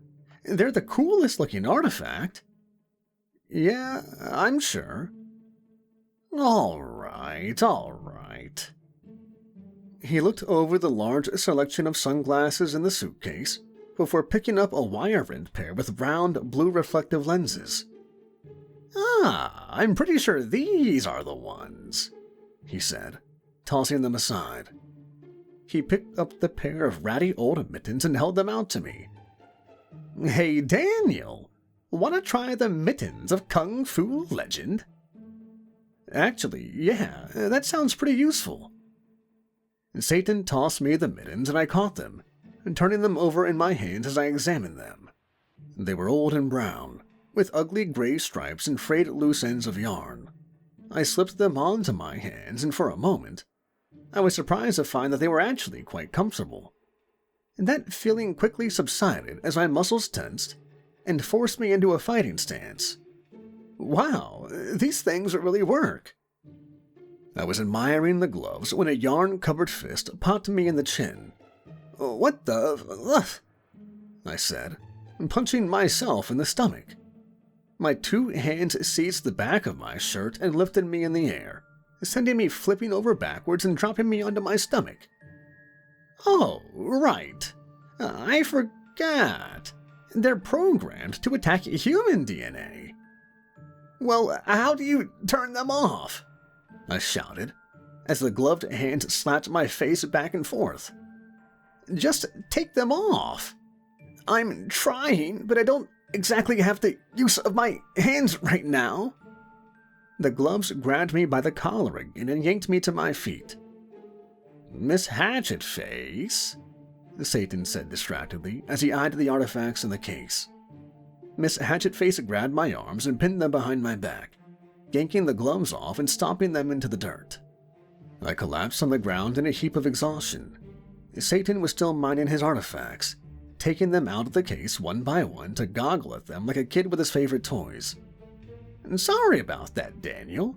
You could have really gotten hurt back there. Luckily, you're too weak to do any real harm, huh? Yeah, I guess. Satan pulled out and uncoiled a black leather belt with a jewel-encrusted golden buckle in the shape of a snake. Ah, check this out. It's the Belt of Master Seduction. Wanna give it a try? Not even a little, I replied. Really? But, oh, wait a second. This is actually the Belt of Castration. Close call there, huh, Derek? I hate you, Satan. I love you too, buddy. I pulled myself into a sitting position and rested my head in my hands. So, now that we've got your artifacts, what are we supposed to do now? I know a guy who can find your ex-wife. After that, I say we knock her over the head and cart her off to the Netherworld to trade for your daughter. You really think it's a good idea to assault the daughter of the Elder God? Miss Hatchetface said in disapproving tones. Well, what else are we supposed to do? I don't know. Maybe talk to her instead? Well, what am I going to do with all these weapons then? And don't worry, replied Miss Hatchetface. I'm sure you can find some use for them. Whatever. Anyway, to find your ex-wife, we need to go see my friend the Hermit. You call your friend the Hermit? Of course, that's his name. His name is the Hermit. Yeah, it's a pseudonym, like Madonna or Cher. Or Satan? Exactly. My real name is actually Arnold. Really? No! Chapter 21. Hermits and Snorks. We traveled far and long to get to the Hermit's abode, a small cliffside cottage on the coast of Maryland that looked like it was made out of mud and smelled like it was made out of something else. We all sat hunched over on tiny stools as we waited for the Hermit to return from the kitchen. He had insisted on making us tea, even though we had all stressed that we were in a hurry. "Don't worry," he had said. "It'll only take a couple of hours." We sat for 3 hours while he made the tea, which smelled like a cross between a fragrant bouquet of roses and a whiff of garlic fart. He set the chipped teacups in front of us on deformed, home-knit cozies made out of vomit green yarn. "So," he said, sitting down on a tree stump in the middle of the room and taking a sip of the foul tea. "what can I do for you?" "We need to locate another world being," I said. "What?" he said, spitting a little bit of the tea back into the cup. "Why would you want to do that?" It's a complicated situation, Satan said. The details aren't really important. What's important is that we must locate the ex-wife of Lord Rogers, so that we may return her to the Netherworld. We hope to obtain his daughter in trade. Perhaps we will bring about the apocalypse. But I am optimistic that Urznak the World Eater will be open to negotiation," roared Frankenteddy. This time the Hermit dropped his teacup, spilling the foul liquid all over the table stump in front of him. "Did you just say you're going to bring about the apocalypse?" No. It's just a "Yes," bellowed Frankenteddy. "Urznak the World Eater will not destroy the Earth as long as a refugee is present, but we intend to return her. I must admit that I do not fully understand the plan." "Urznak the World Eater? I thought he was supposed to be in eternal slumber. What happened?" Well, Satan began. You know Jerry the intern? The Hermit sighed. "Oh, you really should consider firing that guy," he said. "He's my nephew. I keep him on as a favor to my sister." "Ah." "So, can you help us locate the bean or not?" Miss Hatchetface asked. I might be able to. For a price. Miss Hatchet-Face folded her arms across her chest and scowled. The price is that I don't put my foot through your face, she said. The hermit started and stared at Miss Hatchet-Face in wide-eyed silence for a moment. Well, it's hard to argue with violence, I guess. So, who is this netherworld being? It's my ex-wife, I said. Are you serious? That sounds like a bad joke. It appears that many of the jokes in this story are bad, roared Frankenteddy. Thank you, Frankenteddy, I said, and then turning to the hermit. Yeah, I'm serious.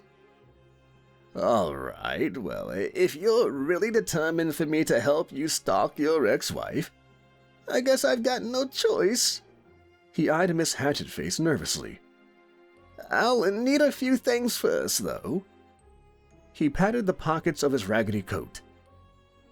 Does anybody have a goblet of undying embers?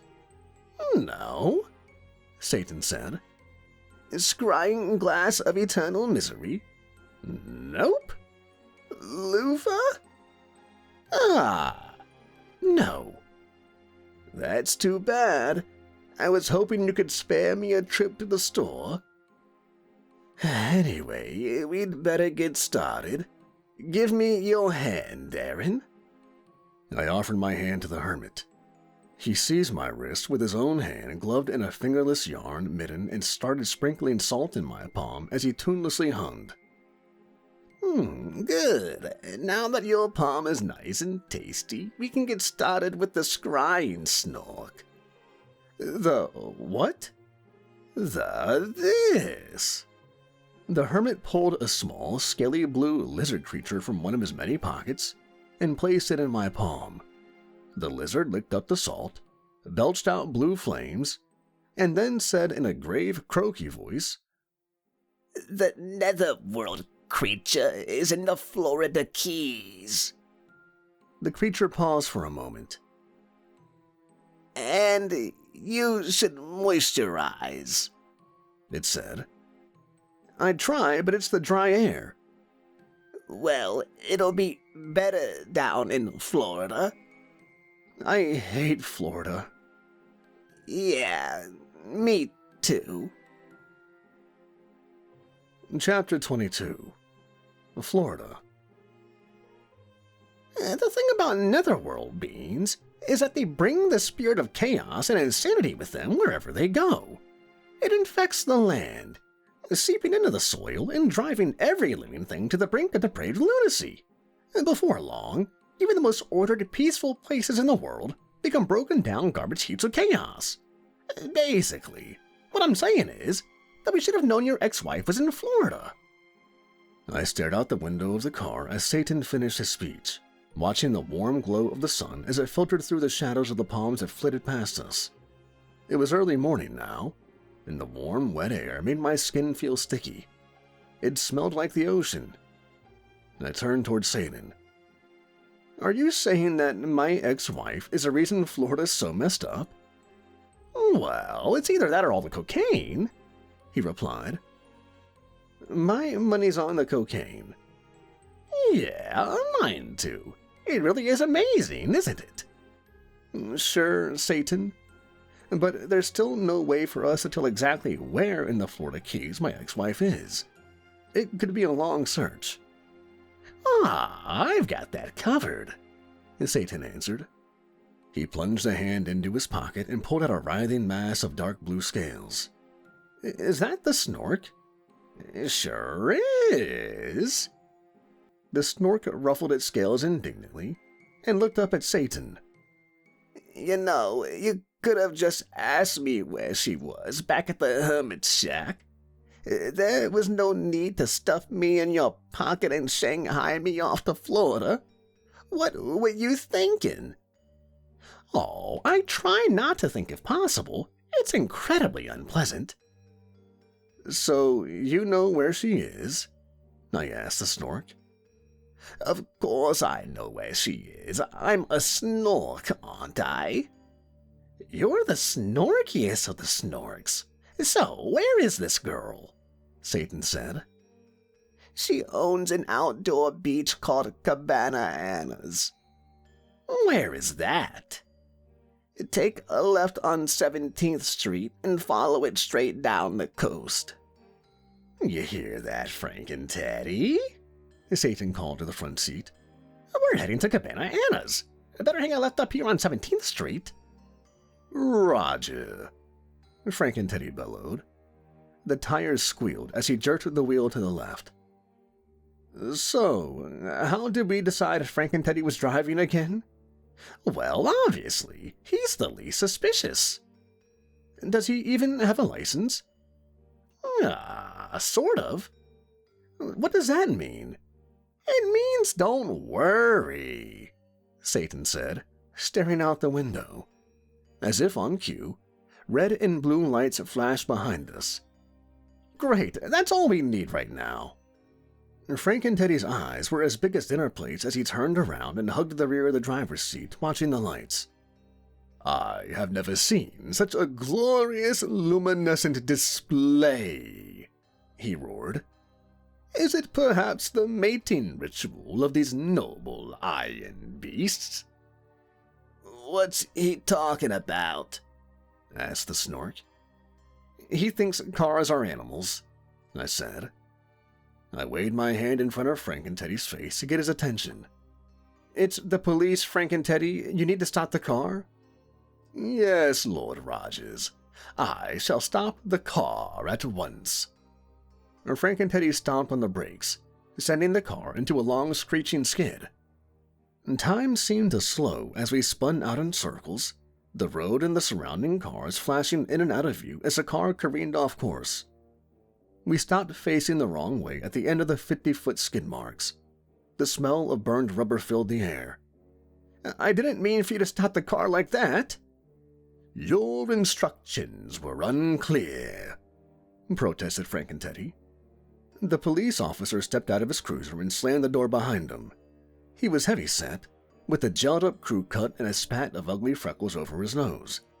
His gut swung back and forth as he power-walked to our car. He placed his hands on the inside of the open window and leaned over.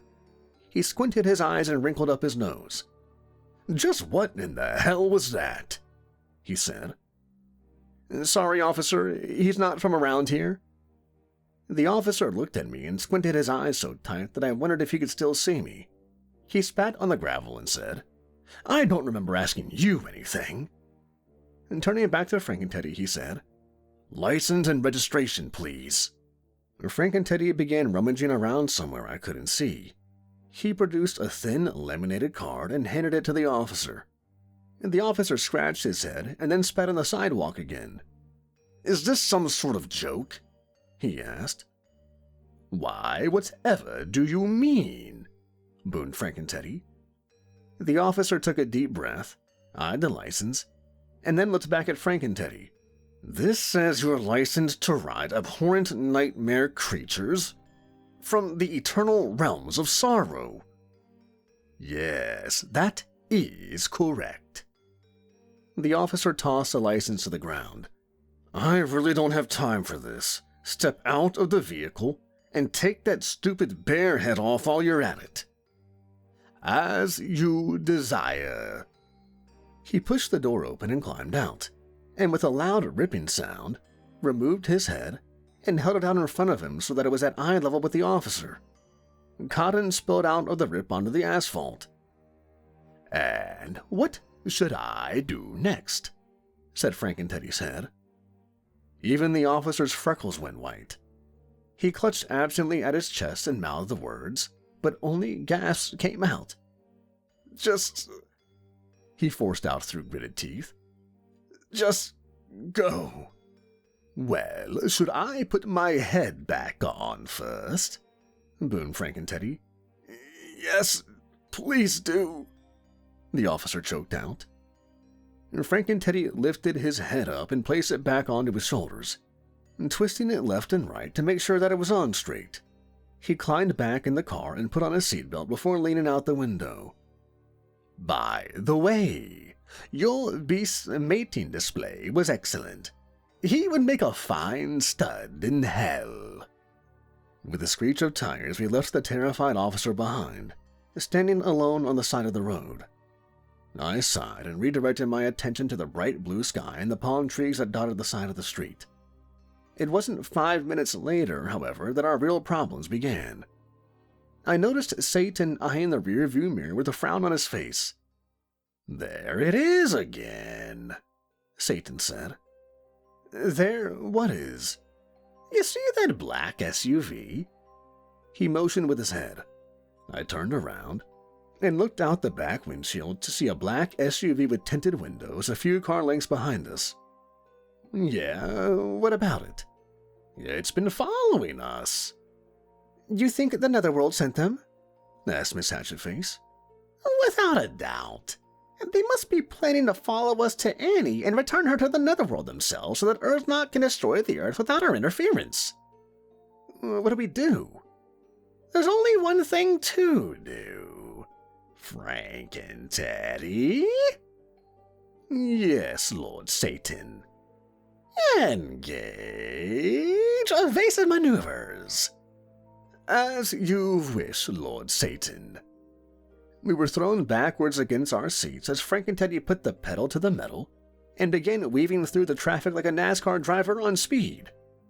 The SUV behind us did the same, and the air filled with the sounds of revving engines and squealing tires as we raced through the busy city streets. We bounced around the inside of the car as Frank and Teddy jerked the wheel to the left and right, but the black SUV refused to abandon its dogged pursuit. "Frank and Teddy?" Satan yelled over the sound of the squealing tires. "Yes, Lord Satan." "Engage Sparrow mode." "Are you sure, Lord Satan?" Yes. Do it already." Frank and Teddy seized the gear shift and flipped the top up to reveal a secret compartment I'd never seen before. He mashed the big red button at the center, and the car lurched forward. I looked behind us to see a plume of flames blasting out from the exhaust, and the front of the car began to lift off the road. I dug my fingernails into the seat leather as the rear wheels left contact with the asphalt, and the car lifted off into flight. The steering wheel split in half at the top and the bottom and extended outwards along a movable extension that resembled airplane controls. "Pull up, Frank and Teddy," shouted Satan. Frank and Teddy jerked down on the new steering apparatus and the car rocketed up into the sky. He turned the yoke to the left, and the car took a careening left turn away from the road below. "Get us above the clouds." "Affirmative." He yanked the wheel down again, and we were slammed backwards as the car began a steep vertical ascent. We shot through the bottom layer of clouds, and Frank and Teddy leveled the car out, flying us smoothly along a feathery canopy of white, with clear blue sky above. "Excellent driving, Frank and Teddy. Let's see those Netherworld goons try to follow that." No sooner had the words left his mouth than 2 black SUVs bobbed up in the clouds behind us. "Ah, no, they followed us. Frank and Teddy re-engage evasive maneuvers." Frank and Teddy jerked the wheel to the right just as a beam of red light shot by my window, taking off the side view mirror. "We're under fire!" shouted Satan. "I'm on it," Frank and Teddy roared back. Frank and Teddy pulled the car up into a loop, and my head slammed into the ceiling as we went upside down. I collapsed back into my seat as we came back right side up behind the 2 SUVs. "Now, Frank and Teddy, press the red button." "Which red button? You made all the buttons red." "Well, duh. A secret yellow or green button would be just lame." "Which button?" "The one under the console." Frank and Teddy flipped up the console and mashed the button with his enormous paw. 2 beams of golden light flashed out of the headlights and collided with one of the SUVs. Only it wasn't an SUV anymore, but a giant rubber ducky. The rubber ducky fell through the clouds to presumably crush whomever or whatever was unfortunate enough to be beneath it. Grinning, Satan clapped Frank and Teddy on the shoulder. Nice shot, Frank and Teddy. There was scarce time for celebration, though, as the other SUV did a 180-degree turn to face us, its rear view mirrors extending and transforming into two gigantic machine guns, its windshield popping out and expanding in front of the car like a shield. The machine guns poking out on either side. Frank and Teddy fired the rubber ducky headlights once more, but they merely bounced off the shield and ricocheted off at an angle, striking an unfortunate seagull that happened to be in their way. A quick report from the machine guns had our engine pouring smoke. It stuttered, coughed, and died, and our car plunged through the clouds and began racing towards the ocean below. "Nobody panic," Satan shouted. He grabbed the black leather briefcase from the floorboard and popped the latches open, pulling out a handful of pink-wrapped bubblegum. "Everybody take a piece," he said, thrusting the gum into our hands. He popped a piece in his own mouth and began to chew vigorously. "What the hell are you doing, Satan?" I demanded. "Just shut up and follow my lead," he replied through a mouthful of bubblegum. We all popped the pieces of bubblegum into our mouths and began to frantically chew. Satan opened his door and jumped out of the car. As he fell beside us, a large pink bubble issued from between his lips, slowing his descent as it grew bigger and bigger. We all followed suit, bailing out of the car and watching it fall below us as our bubbles grew above. A few minutes later, we had landed gently in the water and popped our bubbles. Frank and Teddy had managed to pop his all over his face and was fighting against the sticky pink mass that had glued itself between his fur until Satan burned the gum off with a fire-breathing fireball.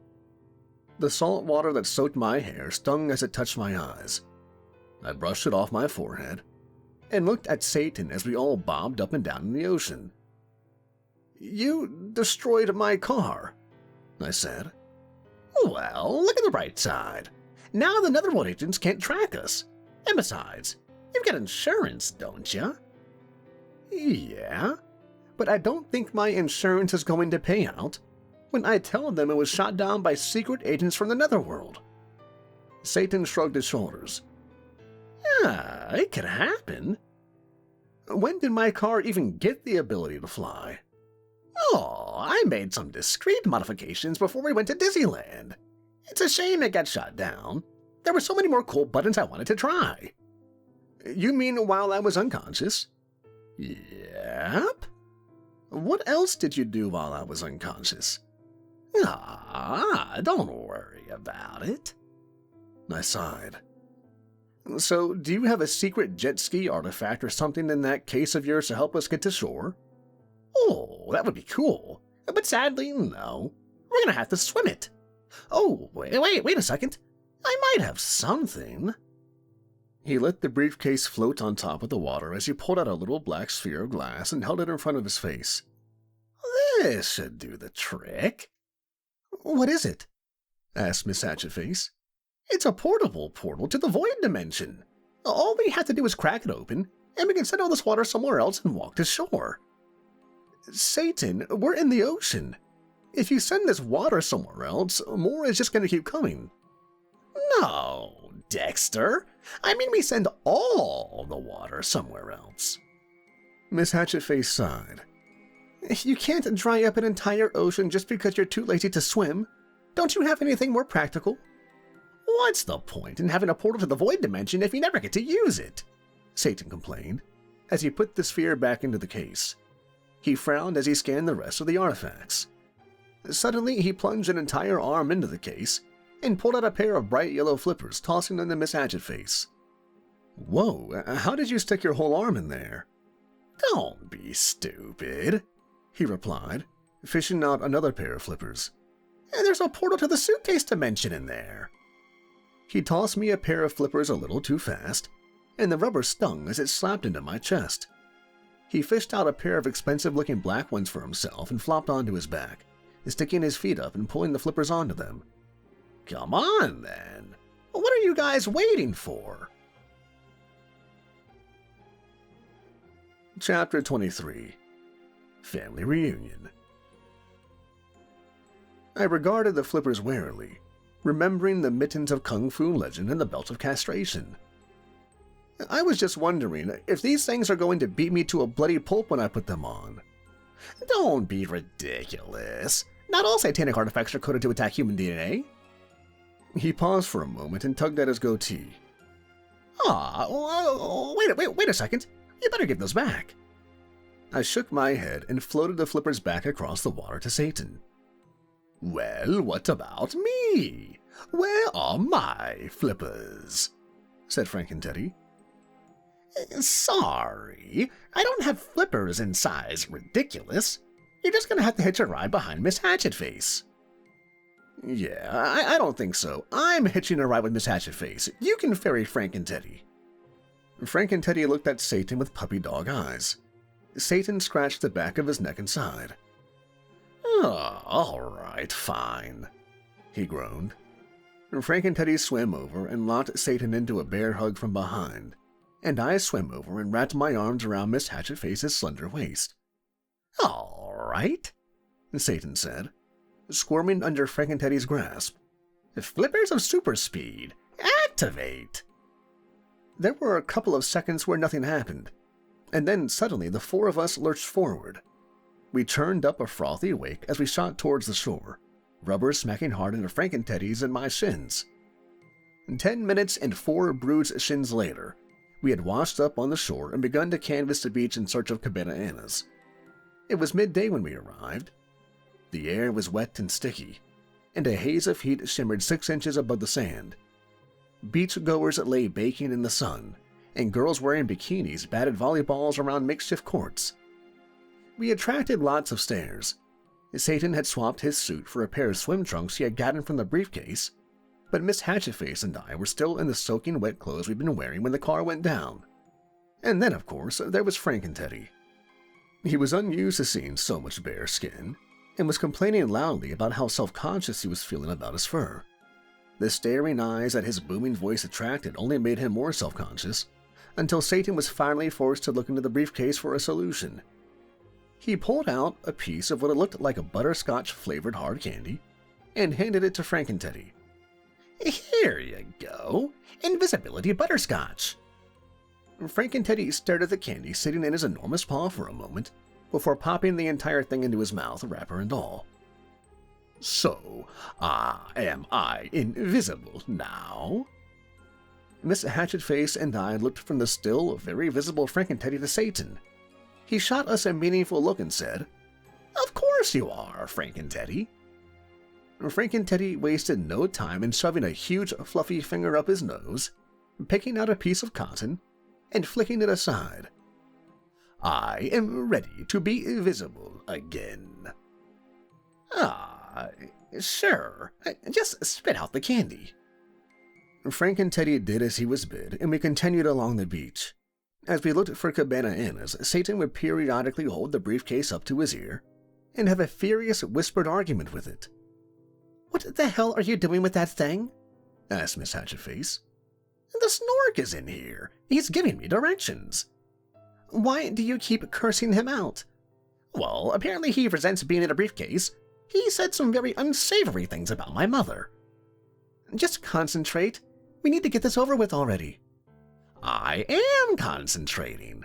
Cabana Anna's is right over there. He pointed at a little tiki hut-style bar with a hay roof and mostly vacant wooden bar stools. We started over toward the bar, but before we got there, we were waylaid by a group of 3 bikini-clad girls in their early 20s. Hi, my name's Emma. She had bronze skin, light blonde hair, and a swimmer's body. If I had been 10 years younger and significantly more attractive, I might have talked to her, but given the circumstances, I decided that the mission was more important. Sorry, I said, trying to push past her. I'm just heading to the bar over there. That's fine, go ahead. We just wanted to talk to your friend. Satan grinned.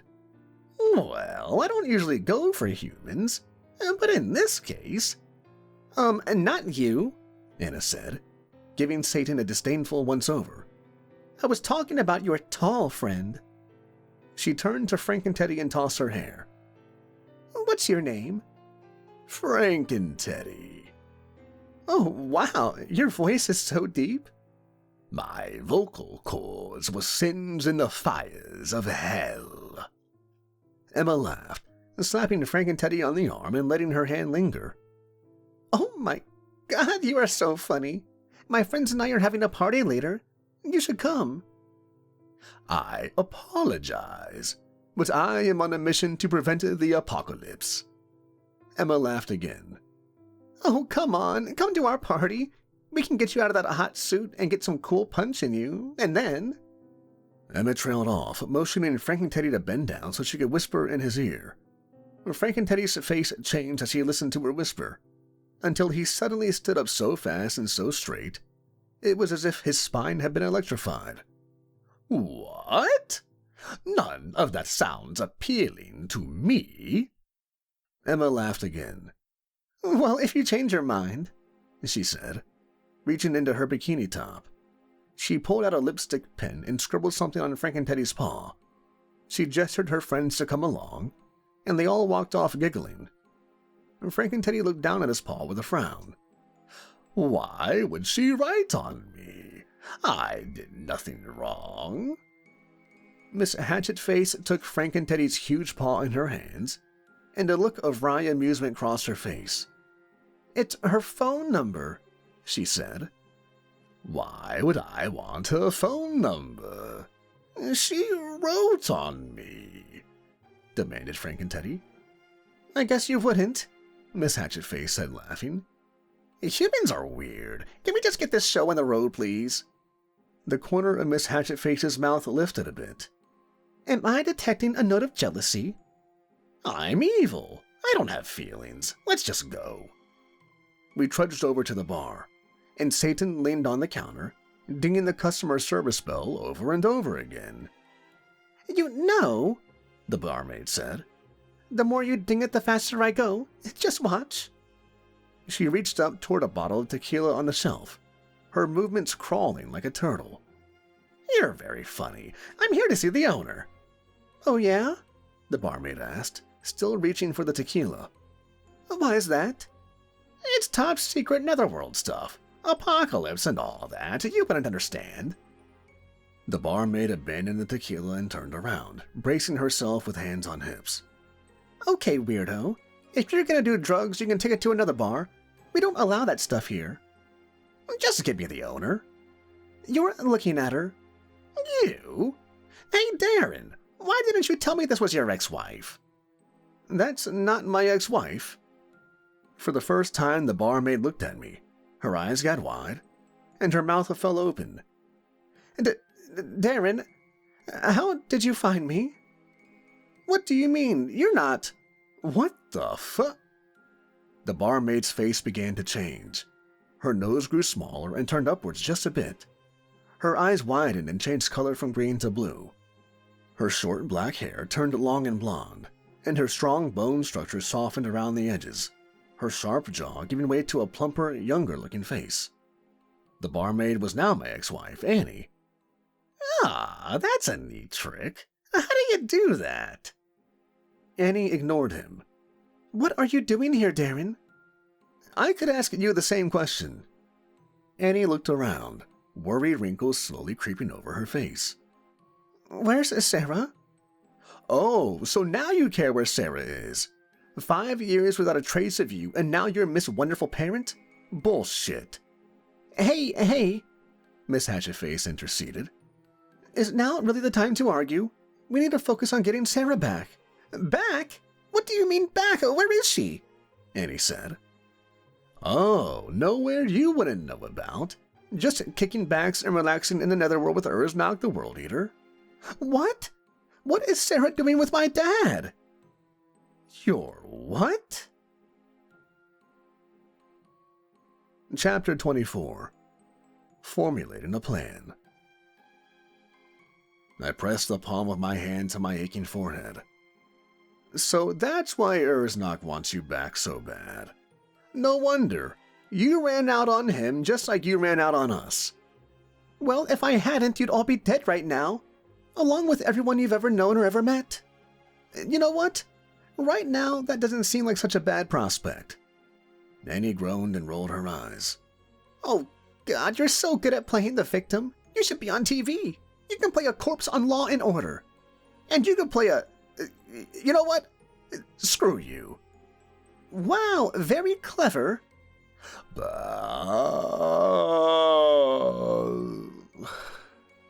Frank and Teddy suddenly emitted a startlingly loud noise. Annie, Miss Hatchetface, and I all turned to look at him. My apologies. Sometimes when I get uncomfortable, I make strange noises. Annie turned back to me and pointed her finger at me.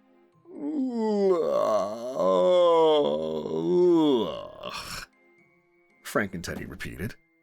Miss Hatchetface was grinning up at Frank and Teddy, and Annie looked put out.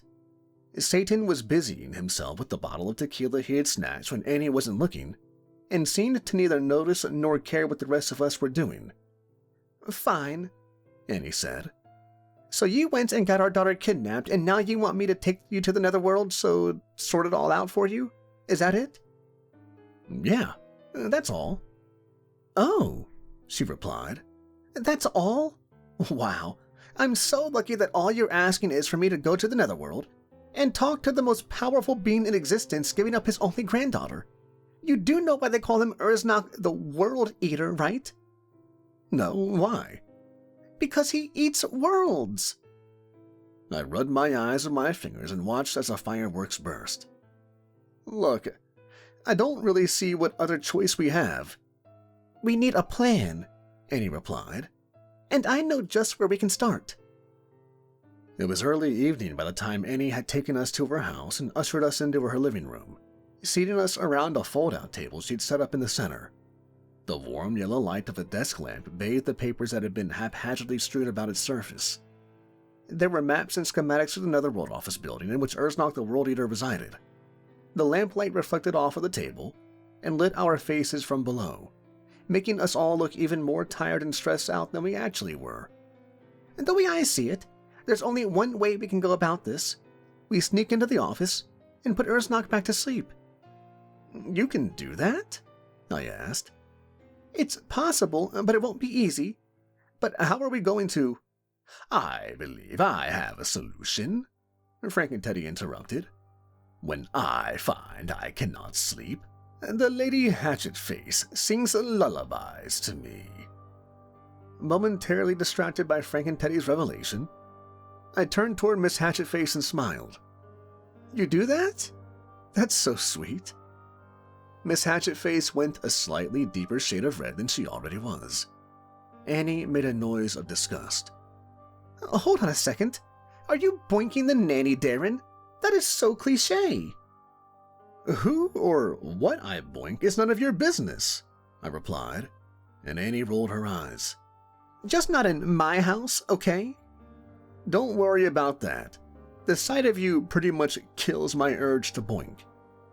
Frank and Teddy looked at me, then Annie, then back to me. What is boink? It sounds like fun. You don't want to know, said Satan.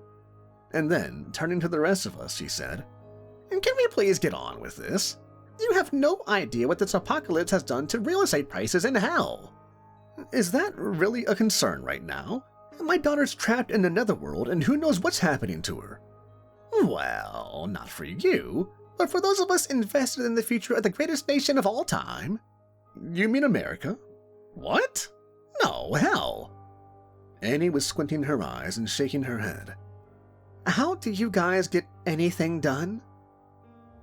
We don't really, I said. CEO is more of a managerial role, Satan added in, twirling a pen in his fingers and dropping it clumsily on the table. Not a job where you actually do things. Annie sighed and picked up a pen, stabbing at one of the blueprints that lay on the table.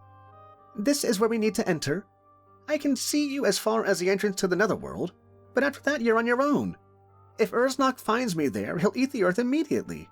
I'll have to stay here and hide. How are we going to find our way through the building without you? That's what all the maps are for. Oh. Look, it's simple, Annie said, sliding the blueprint towards herself and marking it up with the pen. This is the route you need to take. She slid the blueprint back to the center of the table and we all leaned over it. This route here? I asked. Yes. The one that starts at the door marked Do Not Enter and ends with the room labeled Certain Death? That's the one. Okay, just checking. But getting in is the easy part. It is? Yes, after you're inside, you'll need to keep yourselves and the goat hidden to keep from setting off security. Wait, there's a goat? Annie cocked her head and squinted at me as if I had just asked her whether the sky was, really, in fact, blue. Of course there's a goat. What else would you sacrifice? I'm not really comfortable with the idea of sacrificing anything. Don't worry, the goat's used to it. It's his job. That doesn't really make me feel any better. Look, do you want Sarah back or not? I sighed. Just get me the damn goat already. Chapter 25. Larry Crowder, Sacrificial Specialist. Annie had made a phone call and the goat had shown up at her door in a suit and tie and black bowler hat. He made sure to hand out business cards to every person present that simply read, Larry Crowder, Sacrificial Specialist.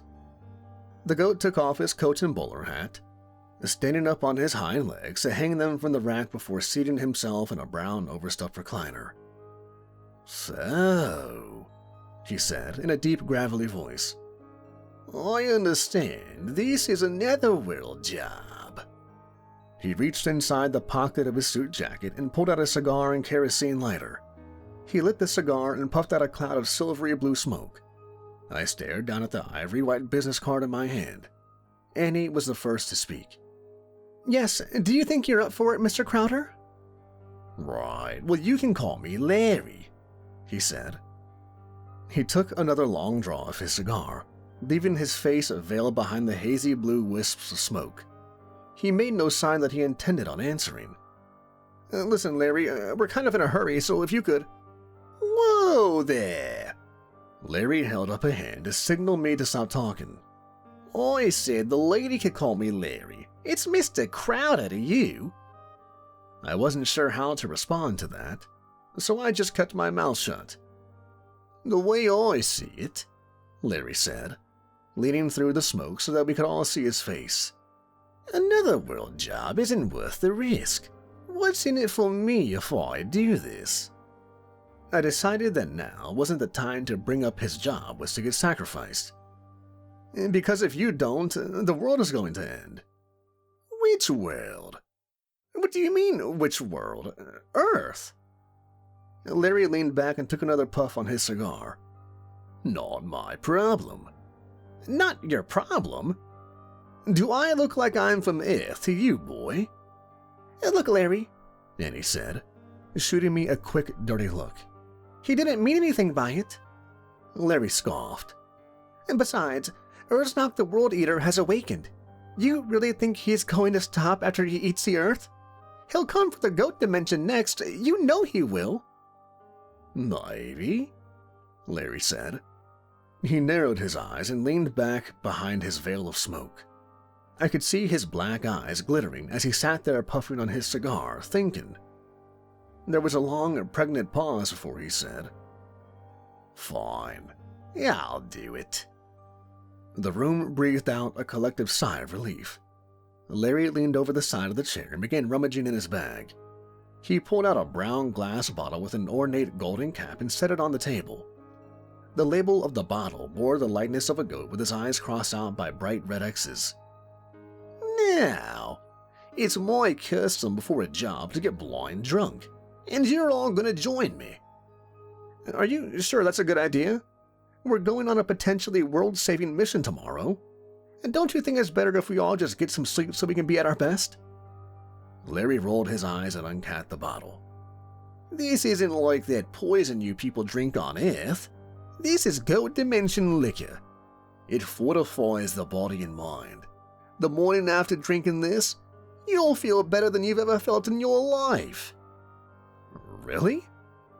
Larry shrugged his shoulders. How should I know? It works on goats at least. Before I could respond to that, Annie was already on her feet with the bottle in her hands. I haven't had this stuff in ages, she said, taking a deep whiff of the liquor. I'll go get some glasses.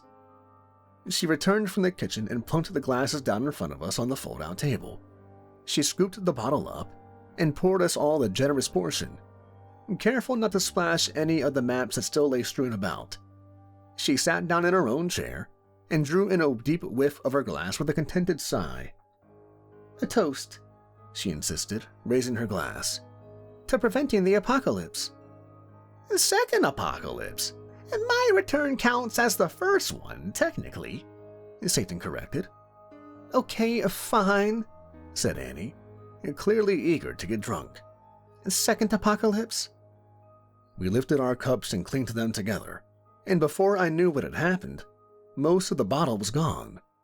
What had started as one drink to steady my nerves quickly became 2 and then 3, and soon the room was spinning at a dangerous velocity as the 5 of us downed glass after glass.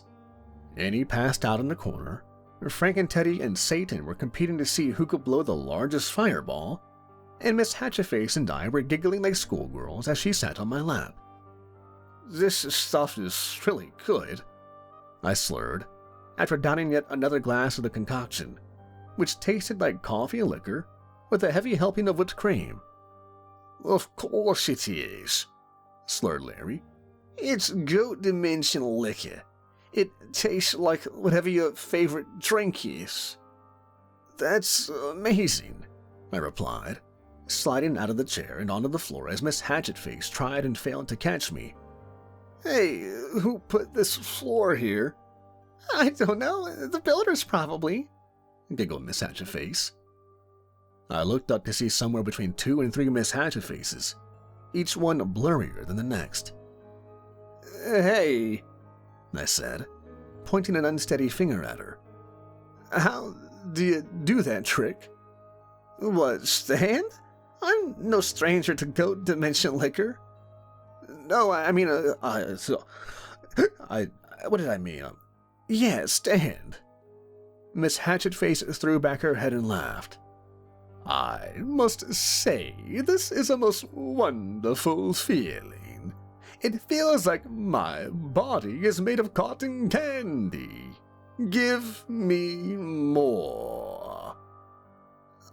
Maybe you should slow down," said Miss Hatchetface. "You never even had alcohol before, much less goat dimension liquor." "Nonsense, woman! I am commander in Satan's demonic legion, and I want..." Frank and Teddy's protestations were interrupted by a fierce torrent of orange-stained cotton. Did you just vomit cotton?" "What is cotton?" shouted Frank and Teddy. "What you just vomited up," laughed Miss Hatchetface. "Well, it tastes horrible," shouted Frank and Teddy. "Quickly, give me more liquor to wash the taste out of my mouth." Miss Hatchetface cocked an eyebrow and tried to suppress a grin. "Frank and Teddy, I don't think that's a good idea." "Don't listen to her. Have another glass," said Larry. Larry rummaged in his suitcase and pulled out another bottle, tossing it to Frank and Teddy, who pulled out the cork and tossed it aside, upending the entire bottle into his mouth. "Oh my!" said Miss Hatchetface, covering her mouth and laughing. "I am invincible!" shouted Frank and Teddy. "I am invincible!" With that, he tilted over and slammed into the ground, the empty bottle rolling across the floor away from his outstretched paw. Is he dead?" I asked. "Well, you can't die from goat dimension liquor," said Larry, rummaging in his bag for yet another bottle. He came up empty and kicked the bag aside. "Blast it! That overgrown Care Bear drank the last of my liquor." "That's terrible. Can we make some more?" "Not unless you know how to harvest dreams. Goat dimension liquor is made from dreams." "Oh." Frank and Teddy gave a particularly loud snort, and I looked his way. He looked so peaceful as he lay there, his chest gently rising and falling in slow monotony. "He looks so warm and cuddly." I said to no one in particular. I think I'm gonna curl up next to him. I began to crawl across the floor towards Frankenteddy, but my progress was arrested by two slender light pink legs. I looked up to see Miss Hatchetface standing above me and trying to stifle a giggle. You may want to cuddle with him now, but tomorrow morning I think you'd rather wake up with me. Oh, you're right about that. I managed to push myself a few inches off the floor before my arms gave out, and I collapsed face first into the carpet. I'd like to get up, but it seems like someone has turned all my bones to jello. Can you scoop me up and put me in the bed? Miss Hatchetface laughed as she hitched her hands up beneath my armpits and pulled me up, slinging me over her shoulder like a sack of potatoes so that my head was dangling at eye level with her butt. Hey, it's a great view up here. I'm glad you think so, because there's only one part of you that goat dimension liquor doesn't turn to jello. Chapter 26. To the Buffet. 5 a.m. saw me awaken to the sharp report of goat knuckles on my bedroom door. Annie had insisted I had the guest bedroom to myself and had relegated Miss Hatchetface to the living room couch. Miss Hatchetface had ignored this rule and now stood in front of the full-length mirror in her underwear, going through her morning primping routine. I rubbed the sleep out of my eyes and sat up. I'm awake! I shouted at the insistent knocking. Awake isn't ready, is it, boy?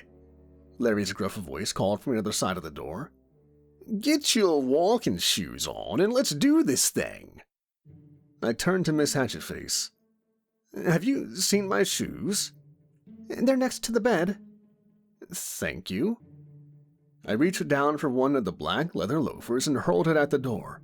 The knocking stopped. Miss Hatchetface tried to give me a disapproving look, but failed, giving me a smile instead. When I finally did get my clothes on, I opened my door to the wafting smell of sizzling bacon and fresh-cooked eggs. The dining room table had been cleared of maps and there was a huge array of plates piled high with bacon, scrambled eggs, and French toast, along with a giant jug of iced orange juice. Annie came out of the kitchen in a flour-stained apron with a big grin on her face. When she looked at me, Miss Hatchetface grabbed my arm and smiled back. Annie's grin grew wider, but it left her eyes. I hope you two enjoyed the guest bedroom, she said through clenched teeth. I'm sorry if the couch wasn't to your liking, Miss Hatchetface. Oh, it was fine, Miss Hatchetface replied. Just not a lot of space to move around. She slid her arm around the back of my waist, looked up at me and winked. Annie's grin grew larger and colder yet. Well, she said, breakfast is ready. Are you much of a cook, Miss Hatchetface? I dabble, Miss Hatchetface replied, looking at me expectantly. Oh, I said. Yeah, Miss Hatchetface is the best cook. She competed in Hell's Iron Chef contest. I tried not to gag as I remembered Miss Hatchetface's many failed attempts at reproducing human food. Attempts which often as not involved tentacles and green slime. Oh, really? Annie said casually. I think I saw you on that show. Isn't that the year half the judges died of explosive diarrhea? Miss Hatchetface blushed and didn't reply, and we all sat down to a tense breakfast, in which Annie asked me how the food was about half a dozen times, and I replied as diplomatically as I could to avoid igniting a war over bacon and eggs. After breakfast, Larry insisted on hitting the road immediately. Right, guys, we need to drive out to one of the existing Netherworld portals in Florida, he explained. If Annie creates another one, they'll sense it and be on us in minutes. Where's the closest portal? Miss Hatchetface asked.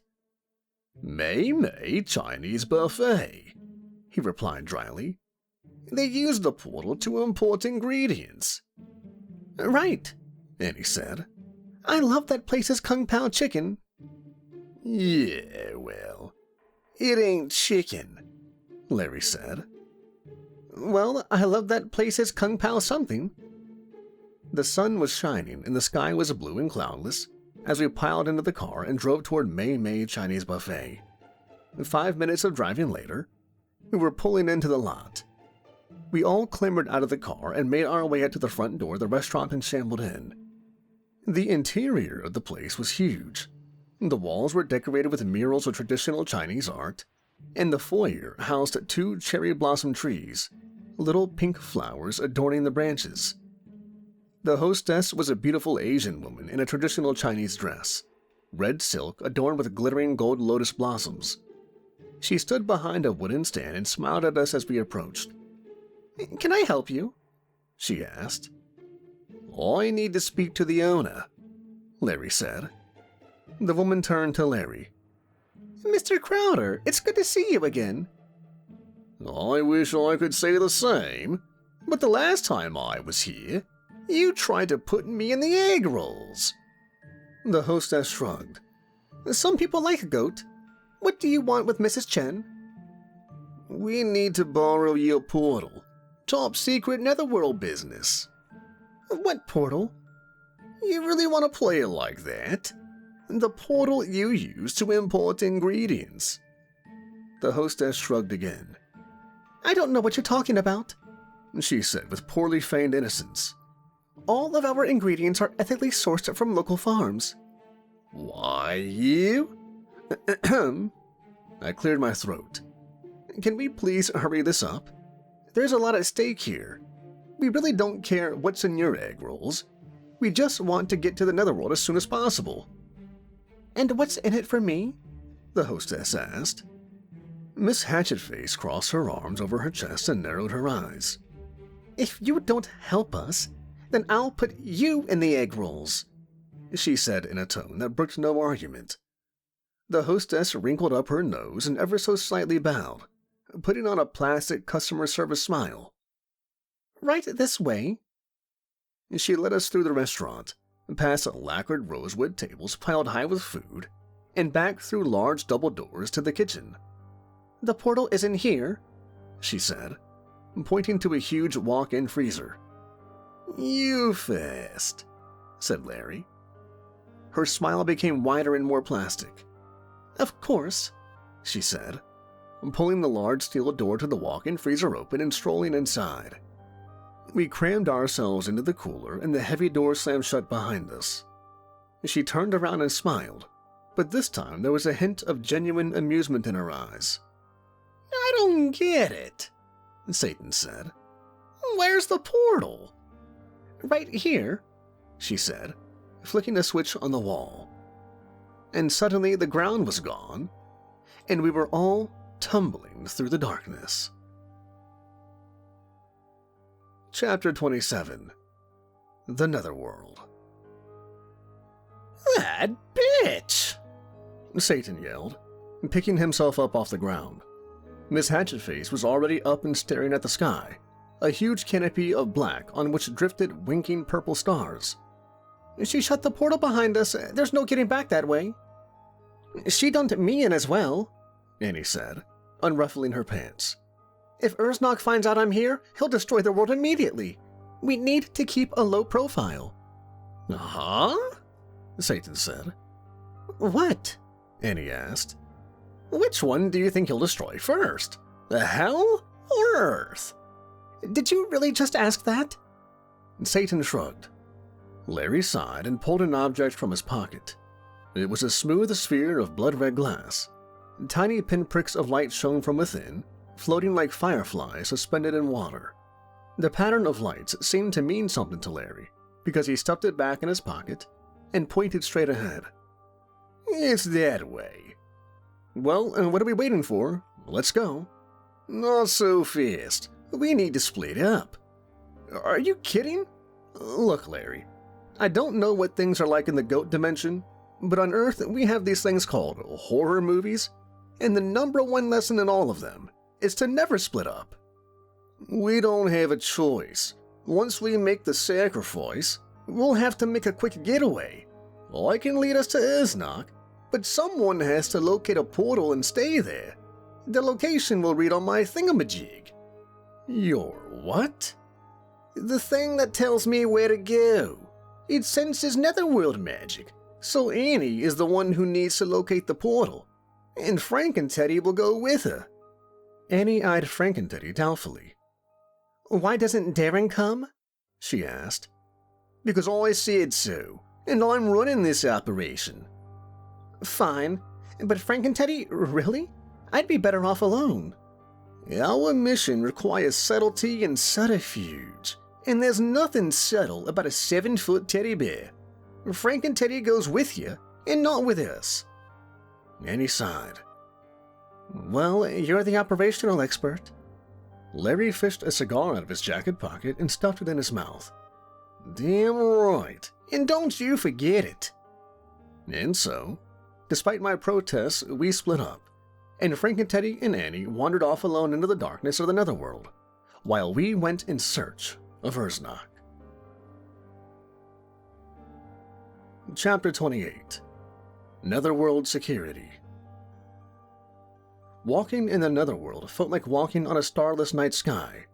The only source of light besides the purple stars above was a ghostly blue luminescence that shone from beneath our feet, and didn't penetrate far into the heavy veil of darkness that surrounded us.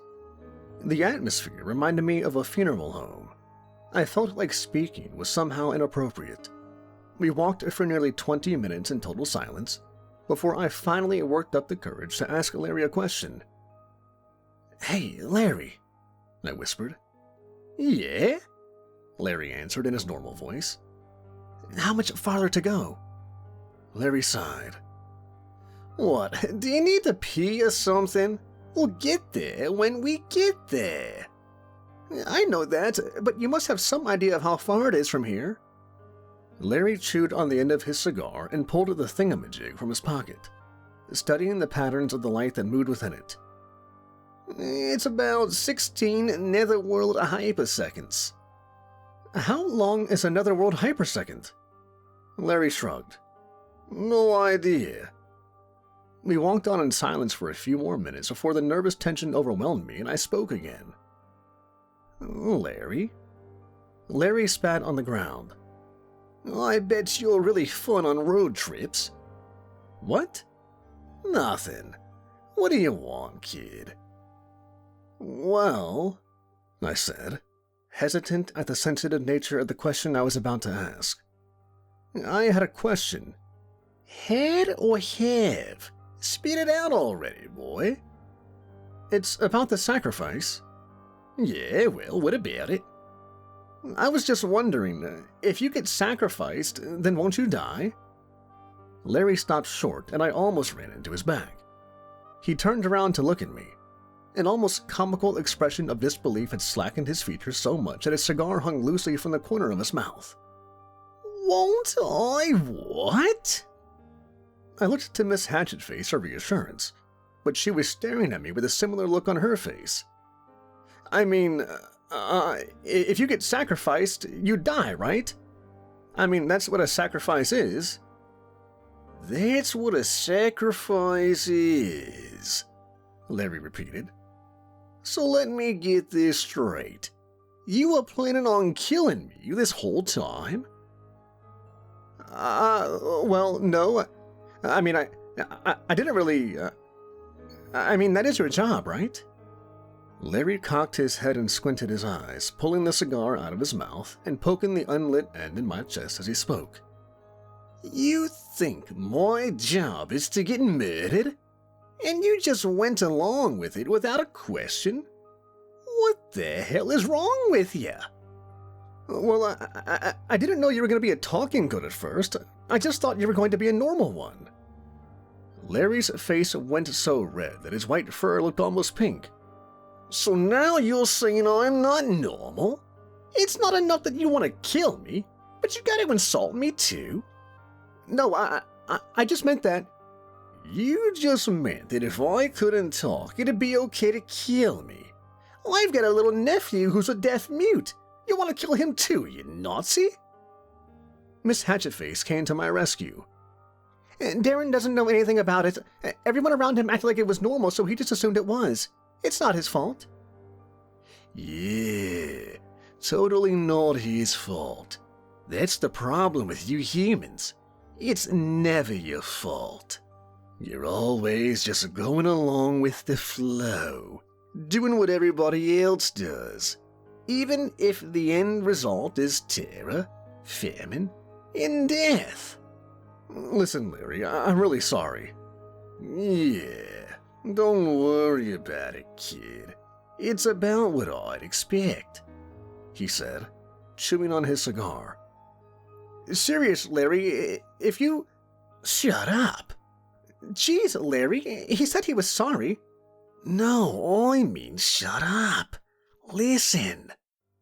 The four of us stood in silence. Larry's ears twitched slightly as he craned his head slightly to one side. At first, I couldn't hear anything, but as I listened more closely, I could hear a low rumbling beginning to grow in the distance. The temperature of the air began to drop, and the still air of the netherworld shifted and stirred. Soon, it had whipped up to a mighty wind that screamed by our ears in roaring gales. "What's going on?" I shouted over the wind. "Oh, I don't know. This shouldn't be happening." A blue light appeared high above us. At first, it was little more than a pinprick, but it grew larger and larger as it rushed towards us, until it bathed the entire surrounding area. Something colossal crashed into the ground in front of us, sending out a shockwave that knocked us on our backs. The blue light faded as the dust settled around the crashed, unidentified object. The only thing that I could work out from the dim light was that it was a huge ball made of metal. Suddenly, it began to emit a whirring ratchet of clinks and clanks. A piercing blue light cracked its way that spread until the ball burst like an egg, leaving broken metal pieces strewn across the ground. Standing where the ball had been was a colossal robot, compacted and folded up. The robot began to unfold itself, and once it was finished, it towered over us all by 20 feet at the very least. It would have been a fearsome sight, except that the robot had unfolded itself wrong, and its head was now situated firmly between its legs. "Netherworld security," the robot announced in a gritty mechanical voice. "You are trespassing on private property. Turn back immediately or face termination." Larry's cigar was dangling loosely from the corner of his mouth as he stared wide-eyed at the robot. "Hold on a second. You know where your head is, right?" The robot turned its head left and right. "What the... Oh, this is embarrassing. Can you just give me a moment to, get myself right before I terminate you?" "Go right on ahead." The robot folded and twisted its body in a series of mechanical contortions and hydraulic whirs. The end result was that its head stayed in exactly the same place, but its left leg and arm switched places. It now stood on a tilt. "Oh, for God's sake, if they hadn't made the instructions so complicated. Hold on." The robot began to reassemble himself yet again, but this time both of his legs fell off and he couldn't reattach them. He finally slumped and gave up. "I told them not to buy the replacement parts at IKEA." "Are you all right?" Miss Hatchetface asked. "Yeah, I'll be fine. Look, I'll make you a deal. Help me get reassembled, and I won't terminate you. Just don't tell anybody." Larry took a long drag of his cigar. "You got a deal, mate?" "I'll take care of this one," Satan said, striding quickly up to the robot with his briefcase in hand. "What's in the briefcase?" "Tools," grunted Satan, as he climbed up the robot's back. "I'm a robotic repair specialist." "Wow, what a lucky coincidence." Satan set the briefcase down on the robot's shoulders and popped the latches. "Yeah, funny how life works sometimes." He reached his arm down into the suitcase and fished out a pair of fuzzy pink earmuffs, which he clamped around the robot's head. "Whoa, I feel funny." "That's because you're a flower," Satan replied in a cooing voice. "A beautiful yellow flower in a green grassy meadow." "Yes, I'm a pretty little flower. Satan pulled the earmuffs off and tossed them back into the suitcase before slamming it shut and hopping off of the robot. That should do it, he said, as he alighted on the ground. What the hell did you do to him? Said Miss Hatchetface. Satan grinned.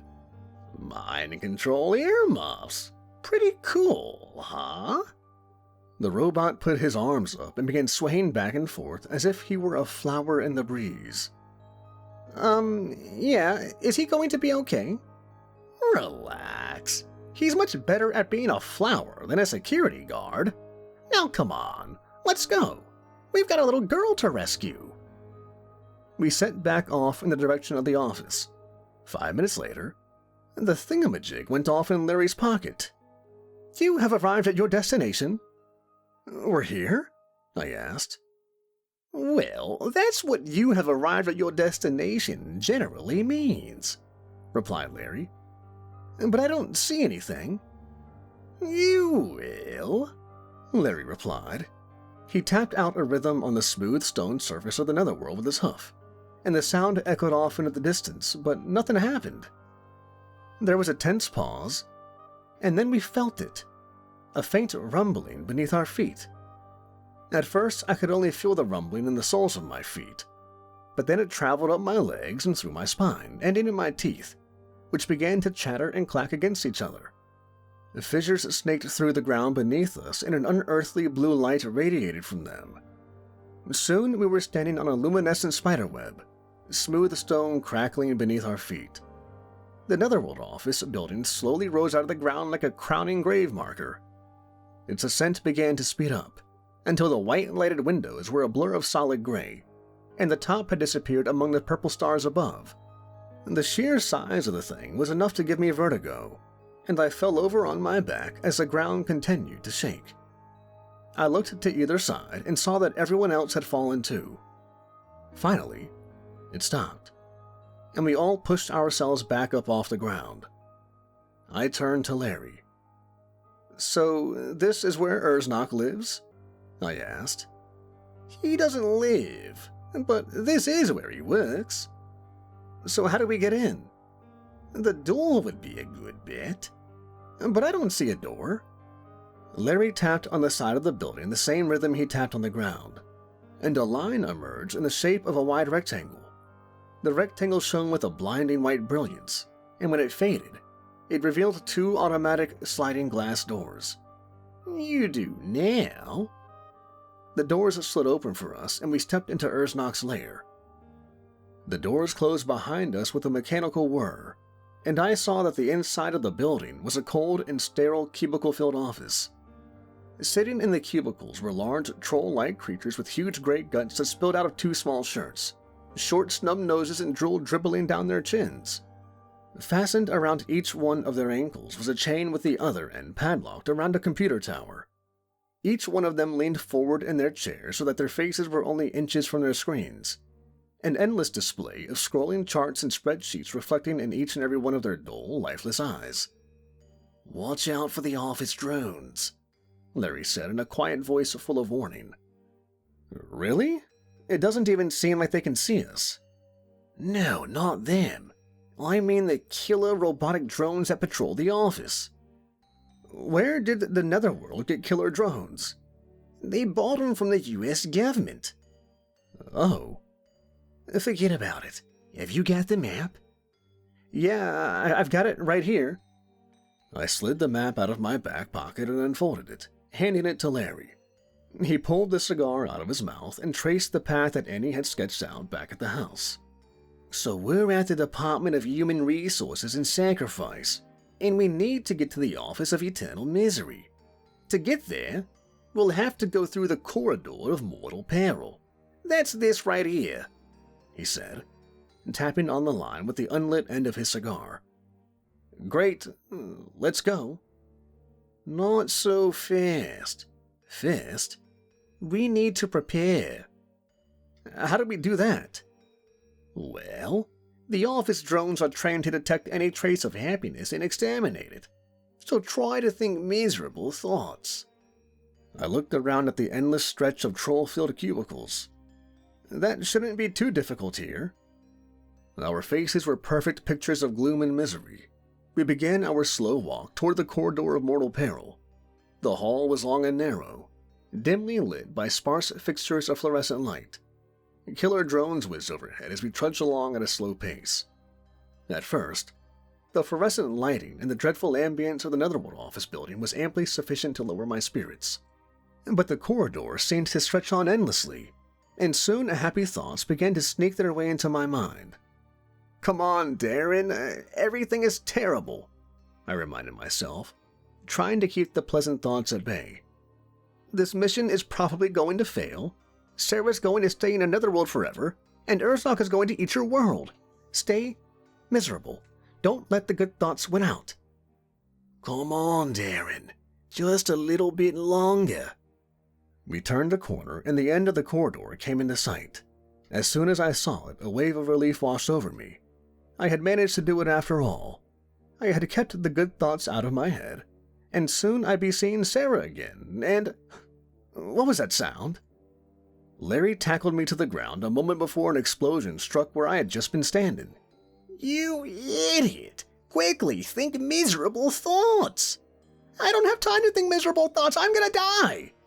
"Perfect! Keep focusing on that!" He grabbed my hand and yanked me to my feet, and the four of us began sprinting toward the end of the corridor. "I'm gonna die, I'm gonna die, I'm gonna die, I'm gonna die," I thought as we raced toward salvation. We burst through the door into the office of eternal misery, and collapsed into a pile as we fell over the threshold.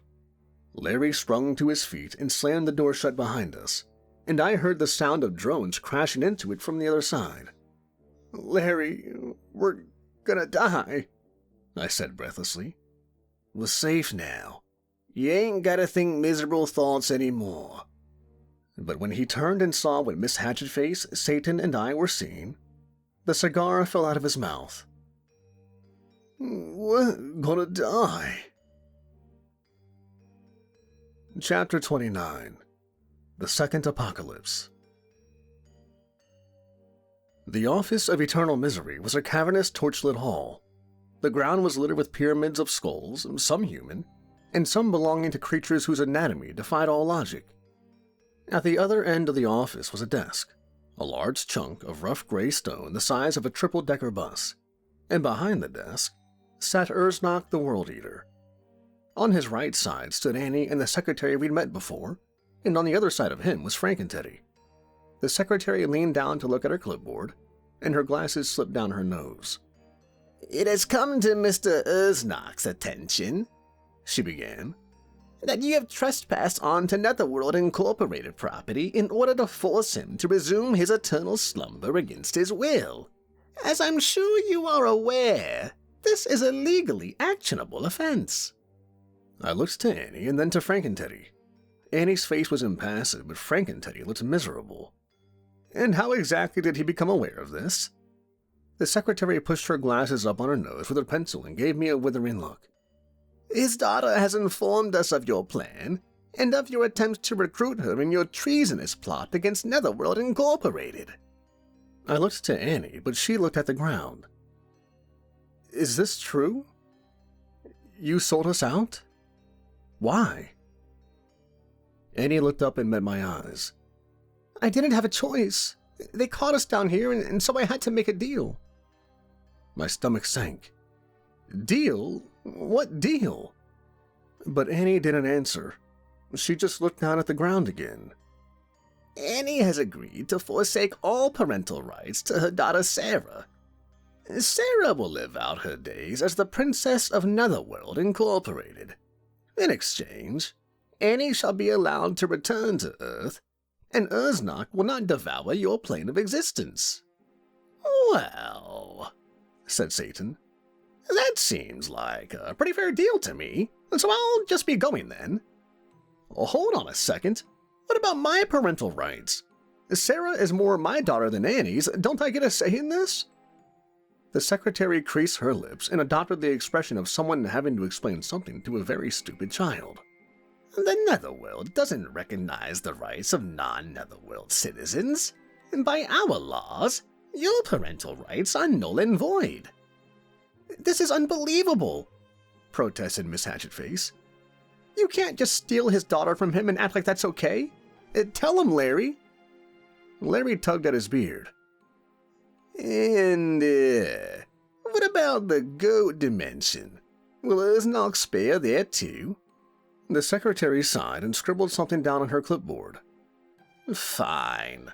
Whatever it takes to get the princess of the Netherworld back. Wait, what do you mean back? The secretary rolled her eyes. I mean, she said, pausing to take a deep, steadying breath. Back from wherever it is you've taken her. But we came down here to rescue her. If you don't have her, then where is she? A silence fell over the room as confused faces searched each other for answers.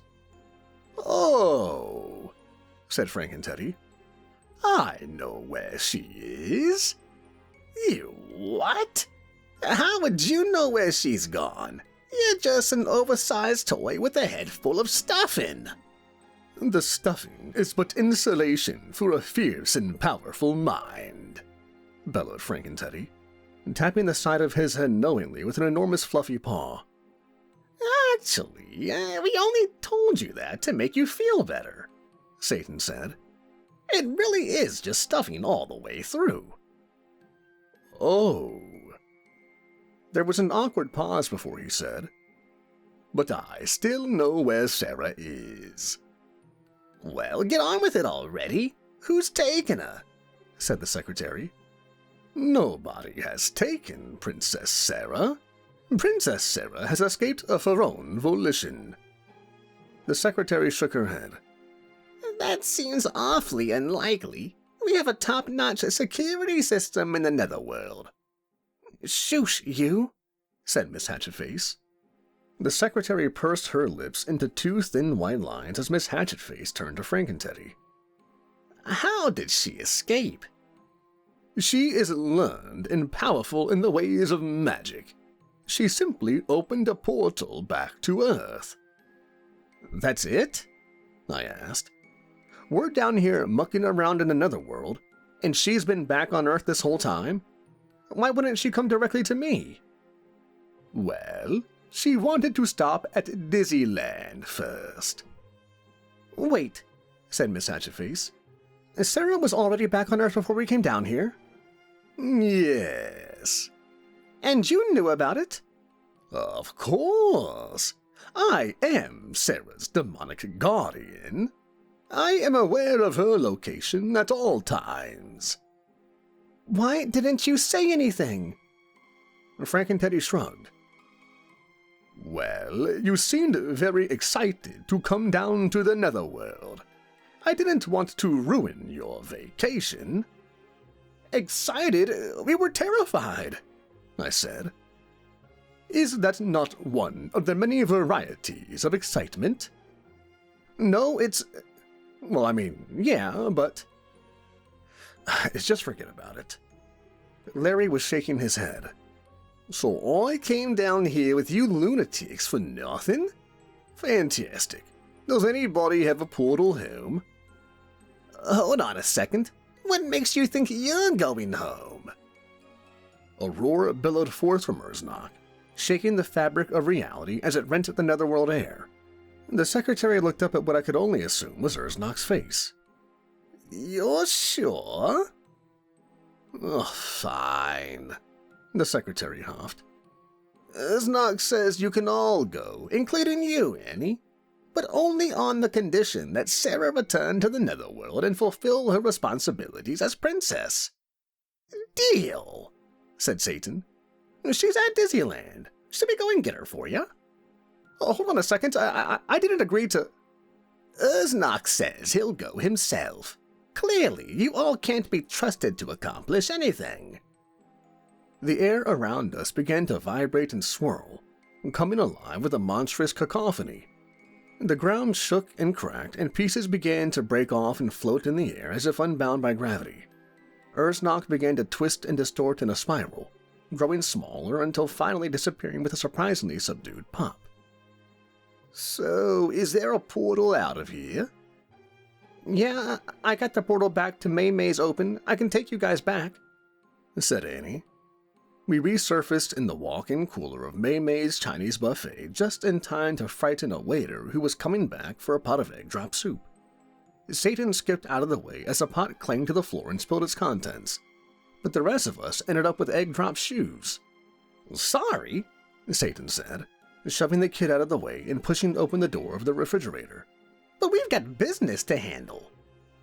We all followed suit, pushing our way out into the kitchen of the restaurant. We found the back door and managed to frighten yet another 2 waiters having a smoke break on our way out. We paused outside the restaurant, next to a dumpster full of questionable-looking spoiled meat, and stared at each other in silence. So, said Annie, I guess this is where I leave you guys. Sorry about your daughter, Darren, but it really is the best thing for everyone involved. The best thing? The best thing would be if you stuck your head up your... Whoa there, Jerry, Satan interrupted. Better not say anything you're going to regret. Best to just let bygones be bygones. Let bygones be bygones, see? Quiet, said Satan, turning to me and giving me a wink with his right eye so that Annie couldn't see. Just let it go. I turned back to Annie. Just get out of my sight. I never want to see you again. I'm sorry you feel that way right now. Maybe later you'll change your mind. Yeah, right. When pigs fly. Pigs do fly in the netherworld. Just go away. Okay. Annie's image shimmered for a moment like a mirage, and then she disappeared with a small pop just like her father had. I shook my head. Unbelievable. Then, turning back to Satan, I said, Hey, Satan, what was that wink about? Don't you worry about that, Jerry. I've got a secret plan. Oh, God, not again, said Miss Hatchetface. Have you already forgotten how your last plan turned out? There was no last plan. It's the same plan as before. It's still going. So it was part of your plan to waste our time in another world for no apparent reason? It sure was, Satan said, winking at her. Miss Hatchetface scowled at him. Please don't wink at me. Does this plan involve me in any way? Not anymore. Good. I'm going back to the goat dimension. You'll get my bill in the mail. I'll be adding a special idiot tax. You're going to be calling it a genius tax when my plan pans out. Uh-huh. I'm sure, said Larry, walking off. So, what is this secret plan of yours? Don't be stupid, Jerry. If I told you, it wouldn't be a secret anymore. Now, let's all go to Disneyland. If you want to see the end of my genius plan, then we don't have much time. Not to be a buzzkill, but by now Urznock is already at the park. How are we supposed to get there in time to do anything? Satan threw his hands out. I'm the devil, for God's sake. You think I can't get us there in time? But last time we drove. Well, that was a fun family road trip. It was just for the experience. I had a concussion. How was that supposed to be fun? And concussions are plenty of fun once you get used to them. A light bulb went on in my head. Wait a second. Is that why you can never remember my name? I don't know what you're talking about, Jerry. Now, come on. Let's hurry before it's too late. Satan snapped his fingers, and a gate of purple flames bounded by ornately carved obsidian pillars sprang up from out of the ground. Pretty cool, huh? Said Satan, elbowing me in the ribs. You know I invented these, right? No, you didn't, said Miss Hatchetface. Oh, quiet. Jerry doesn't need to know that. Satan patted me on the back. All right, Jerry. There's a secret to these gates, so listen up. You've got to close your eyes and concentrate hard on where you're going, or the hellfire will burn you to a crisp. I looked at Satan and said, You're joking, right? Maybe, he said, and he shoved me into the gate. Chapter 30. The Battle with Urznak. Traveling to hell and back had been like being sucked through a straw, but somehow this was even worse. I rushed along a giant slide of purple fire. My hands blew up like balloons to the point that my fingers looked like swollen sausages. My left foot grew to the size of a college textbook, and my right one shrank to the size of a mousetrap. A beard sprouted out of my face, turned gray, fell off, and then came back as bright pink. I saw a huge vertical wall approaching, gray and immobile. I realized too late that it was actually a sidewalk and that I was falling. I fell face first onto the ground and my nose began to fountain blood. I pushed myself up to see that Frank and Teddy, Satan, and Miss Hatchetface had already arrived. Jeez, what took you so long, Jerry? Did you get lost or something? I wiped the blood off my nose and rubbed my hand clean on my pants. Is it broken? I asked. Looks like it, but I like it better this way. It gives you a rugged sort of look, like a boxer. Or a homeless person. I felt gingerly at my nose and a bolt of pain shot through my forehead. Can you fix it? Of course I can. I was actually talking to Miss Hatchetface. Nonsense, he said, waving me off and seizing my face with both hands. I have a medical degree. For humans? I asked, as Satan poked and prodded my face. Let's not worry about trivialities. He took a step back and snapped his fingers, and I felt a sensation like being smacked in the face by a frying pan. Oh no, that doesn't look good at all. A feeling of dread bubbled out of my stomach and began to creep up my esophagus. What did you do to my nose? See for yourself, said Satan, snapping his fingers and conjuring a mirror out of thin air. I prepared myself for the worst as he held it up to my face. I don't get it. It looks exactly the same as it did before. Exactly. You're a jerk, Satan.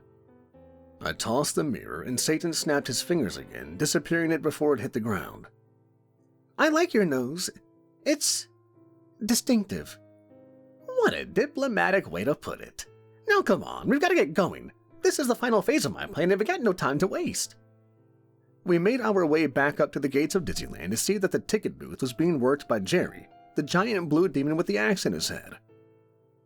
Hey Jerry, it's good to see you again. He huffed out of his bowl like nostrils and pointed towards the park. Urznak is already here. You'd better hurry.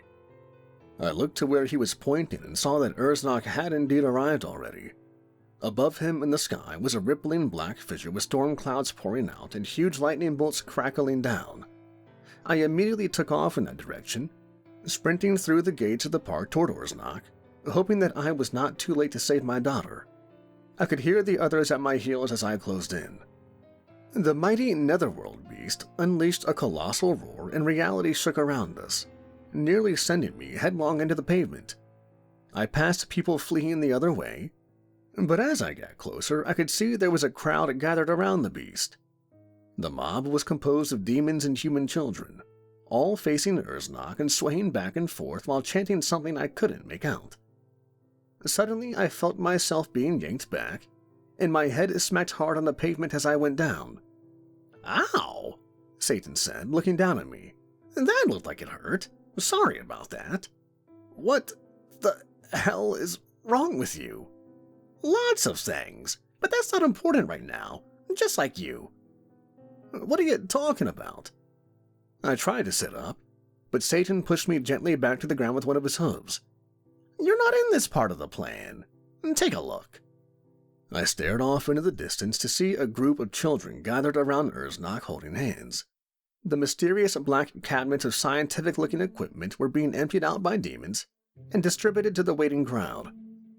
Oh my God, is that what I think it is?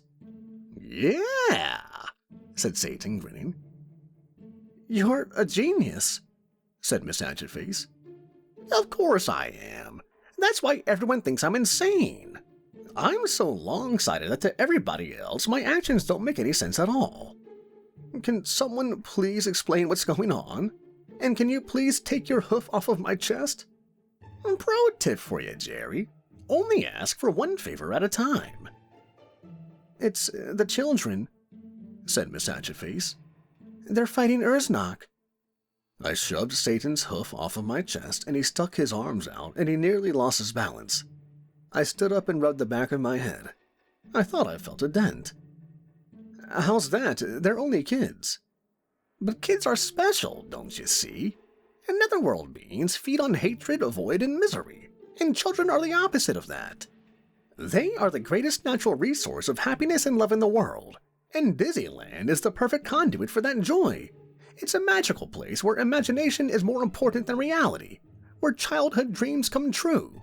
And all of that joy, all of that love, all of that imagination is sapping Urznak's power away. You see that equipment? I had it specially made in hell to amplify positive emotions. Urznak doesn't stand a chance. Satan puffed his chest out in pride as he finished his inspiring, albeit long-winded speech.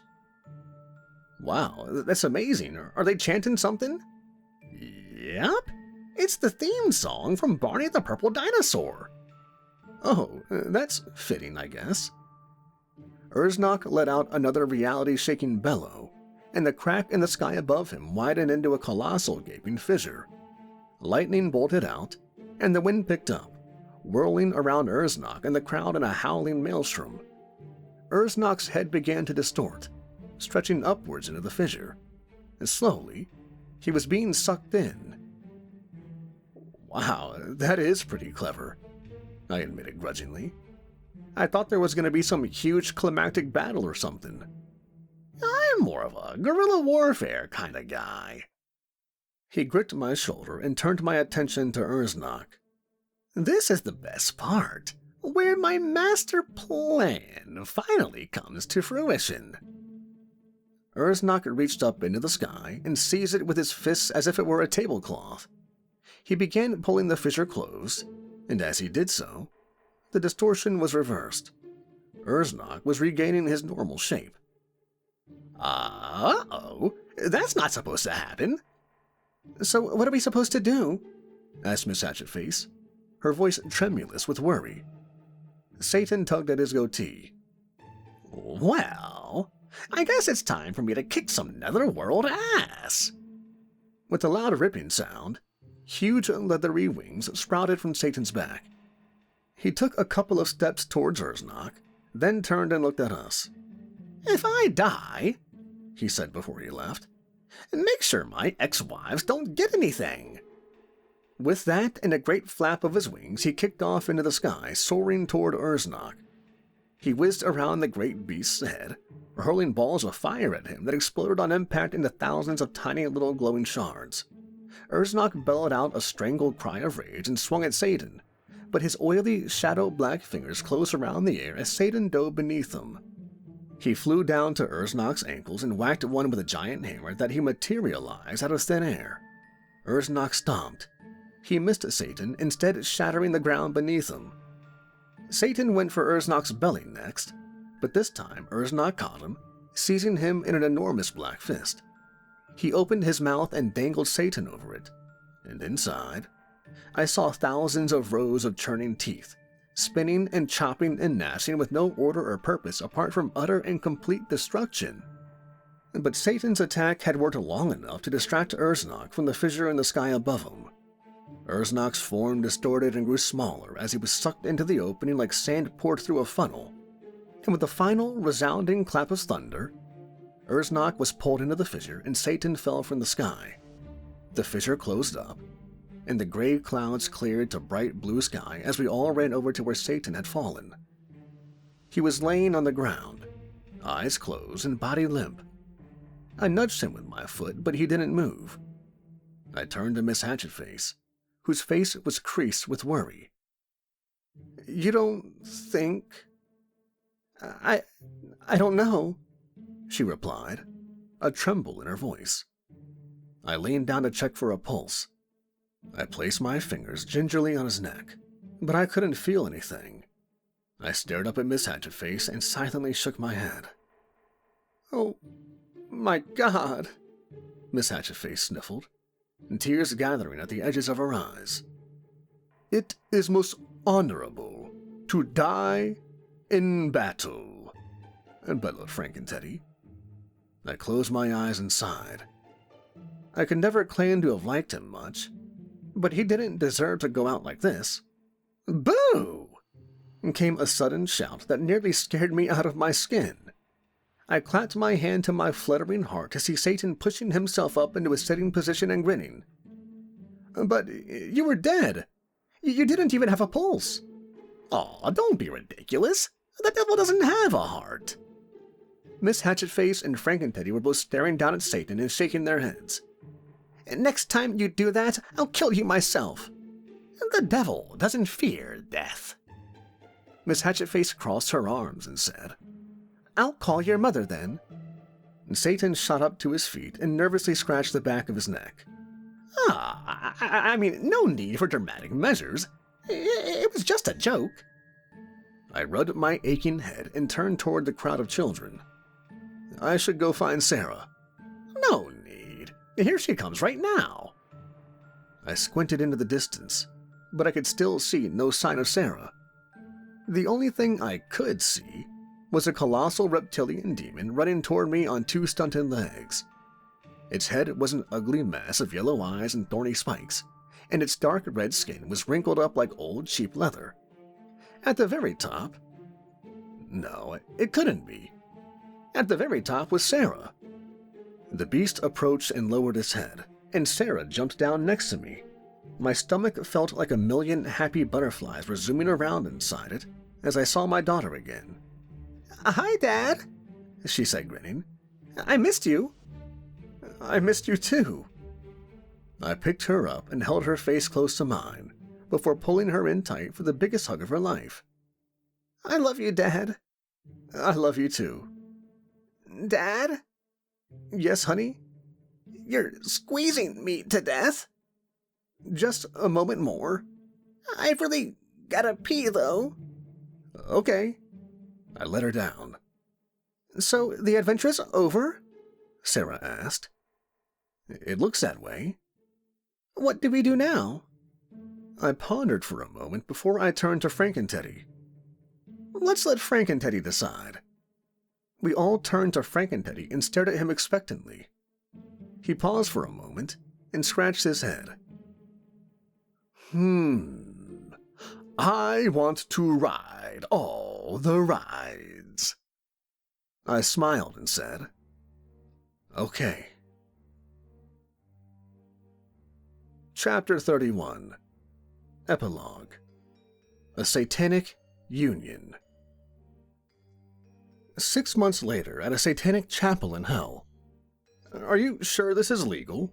I asked, fidgeting nervously with my bow tie in the mirror. "Lord Rogers, of course it's legal. The laws of hell supersede those of the mortal realm." "I know that. I'm just not sure that the rest of the mortal realm does." I turned to face Frankenteddy, who was draped in a massive tent of furry green fabric that somewhat resembled a suit. "Worry not, Lord Rogers. I have informed the neighbors." "Yeah, about that. Could you please stop telling people that you're marrying me?"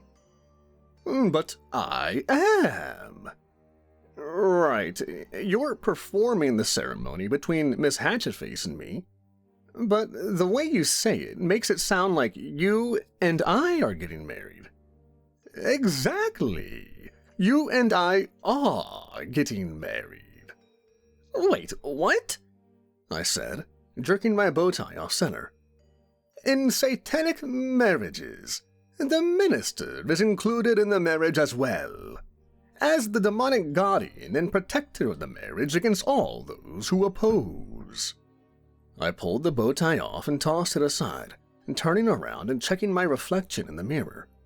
The tuxedo definitely looked better without it. "But I'm not really sure that we need that, Frankenteddy. I mean, Satan himself has given the marriage his blessing. Who's going to oppose?" "I have reason to believe Miss Hatchetface's father doesn't like you." "Miss Hatchetface has a father?" "Of course she does. How did you not know that?" What do you talk about all the time?" "Why, we don't really do much talking," I said. I bent down and picked the bow tie up, dusting it off and setting it on the small black table beside me. "Of course you do. You're always telling me that you and Miss Hatchetface need to have a private conversation, and then you go into your bedroom and lock the door for hours." I hear noises." "Well, that's, They sound like yelling, but happy." Okay. So let's talk about Miss Hatchetface's father. Who told you that he didn't like me?" "Well, he did, at the annual Hatchetface family barbecue." "The what? When was this?" "Last week." "Why wasn't I invited?" "I already told you. Her father does not like you. But worry not, Lord Rogers. He is very old. I am sure you can defeat him." "What?" "When you fight." "Why on earth would I fight the father of my bride?" "It's traditional in satanic weddings." I could feel a headache coming on. "This is all too much. I didn't say anything when Miss Hatchetface wanted to have the wedding performed in hell. I didn't say anything when you wanted to preside. But fighting the father's bride on my wedding day? Why couldn't we have just had the wedding in Virginia?" "What is a Virginia?" Frankenteddy asked, adjusting his suit to look slightly less horrible. "It's where I live." Frankenteddy paused in what I can only assume was deep thought. "Well, I thought you lived in America." "I do. I just... You know what? Let's not have this conversation right now. Apparently, I have to get ready for a fight." "Well, yes, and I must prepare for the consummation ritual." "All right, you go do that." It was only after Frankenteddy left that I had realized what he'd said, but by then it was already too late. The bell of marital torment was ringing. It was time for the ceremony to begin. I stepped out into the satanic chapel and braced myself for confrontation. At any moment, I expected to see a screaming demon the size of a Greyhound bus leaping out of the crowd with a club screaming, "Not my daughter!" But instead of a screaming demon, I was greeted by a 4-foot-tall, shriveled lizard in a tux, puttering around on a cane and muttering something incoherent about the Jews. Another bell rang, and before I had time to wonder why, Frankenteddy's magnified voice was booming out of the speakers placed all around the chapel. "The bell of paternal homicide has sounded," Frankenteddy yelled into the microphone, with all of his trademark subtlety. "Let the battle commence." "The bell of what?" I said, but my voice was drowned out by the roaring circle of flames that exploded out of the ground around Mr. Hatchetface and me, sealing off all hope of escape. Mr. Hatchetface's milky eyes doddered lazily around the arena as if they were following a drunken fly, before finally settling on me. He squinted and wrinkled his nose, giving his face the appearance of a very ugly raisin with bristly white nose hair. Then, slowly, he raised his cane in a shaky gesture of aggression. "Listen, Mr. Hatchetface," I began, putting my hands up in surrender. "I really don't want to hurt." Oof! The wind was knocked out of me as I was bowled over by something small and round that had shot out of the end of Mr. Hatchetface's cane. I scrambled back to my feet and staggered over to the side of the arena to vomit, but was quickly hit in the back by another one of Mr. Hatchetface's projectiles.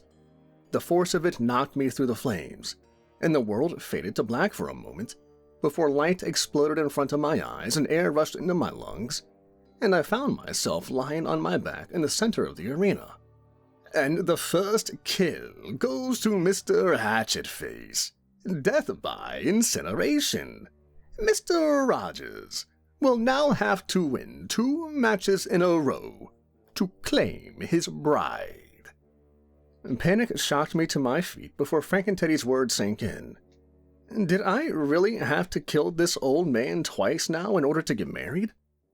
I decided I wasn't about to find out, and ducked behind another black projectile as it went whizzing by my head. I charged towards Mr. Hatchetface full speed, failing to dodge another projectile that glanced off of my left shoulder, leaving behind a stinging bruise. I was just about to reach him when Mr. Hatchetface slammed the butt of his cane into the ground, sending out a shockwave that knocked my feet from under me. I went tumbling headlong across the dirt, and my forward momentum carried me right into my opponent's knees. The old man toppled over backwards, but sprang back up with surprising agility. I noticed a moment before he did that his cane was no longer in his hands, but now lay on the ground between us. I raced toward it as the old man puttered, and just when it was inches from his grasp, I dove into the dirt and snatched it up, knocking him over in the process. This time, his momentum carried him backwards into the flames. The next kill is awarded to Mr. Rogers, Frankenteddy boomed out through the many speakers hanging high above the arena. Another death by incineration. It all comes down to the final battle. What a thrilling match.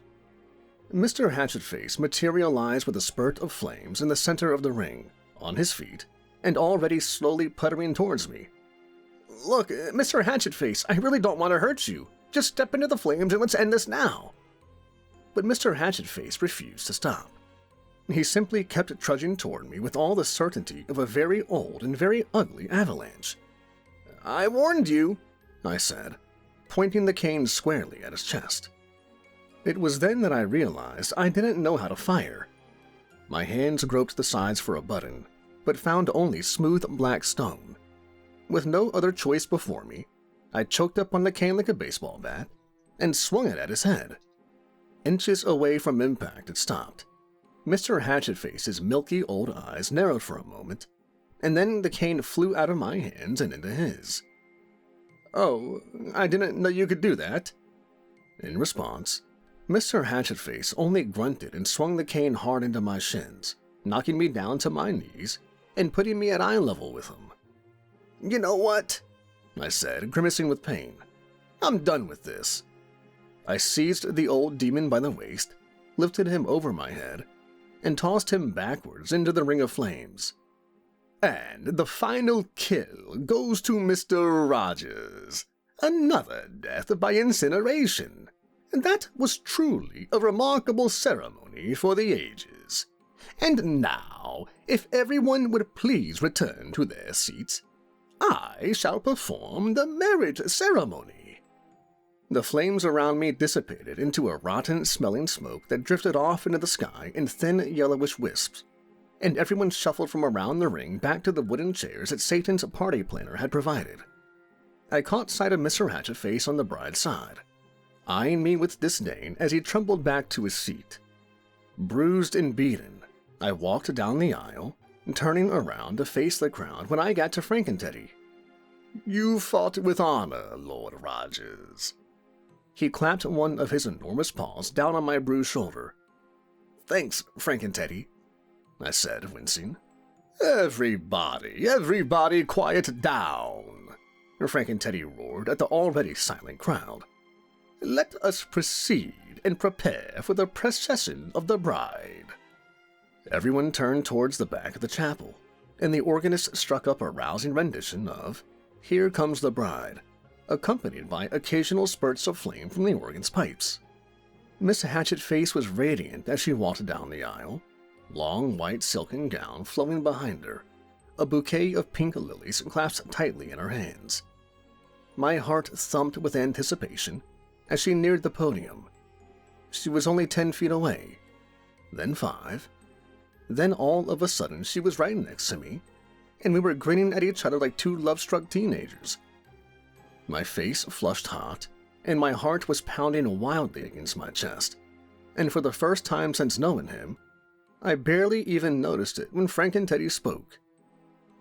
Darren Rogers of Earth, do you take Miss Hatchetface to be your lawfully wedded wife, to cherish and to love her, for all the days of your pathetically short human life? I do, I said.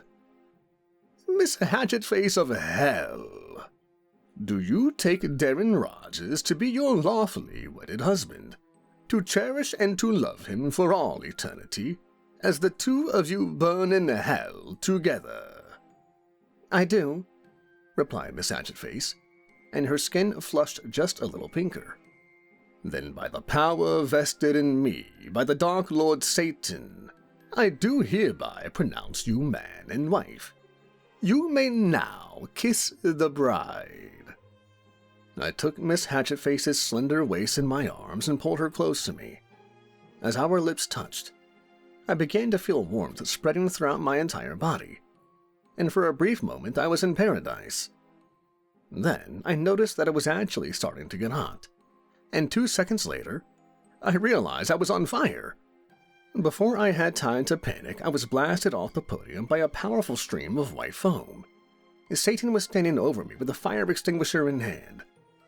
"Ah, sorry about that, Darren.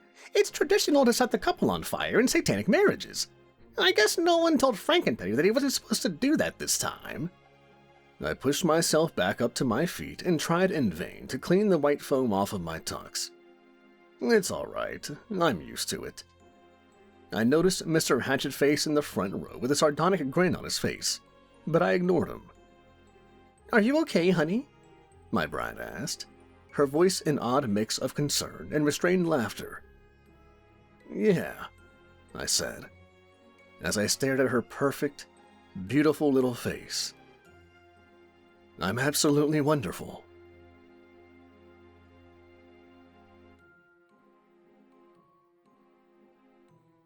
Hey everybody, Kevin here from Nightmares Nightly. I hope you enjoyed that story. I actually did this one a couple of years ago on the channel, but it's one of the favorite stories I've ever read on the channel, and it's a long one, and I wanted to give it a proper redo since I've improved so much since then. If you enjoyed this story, please check out David Maloney and his Reddit page, and I'll link his Inkit page down here as well. And please, share this story with someone that you think might enjoy it. And as always, thanks for listening, everybody.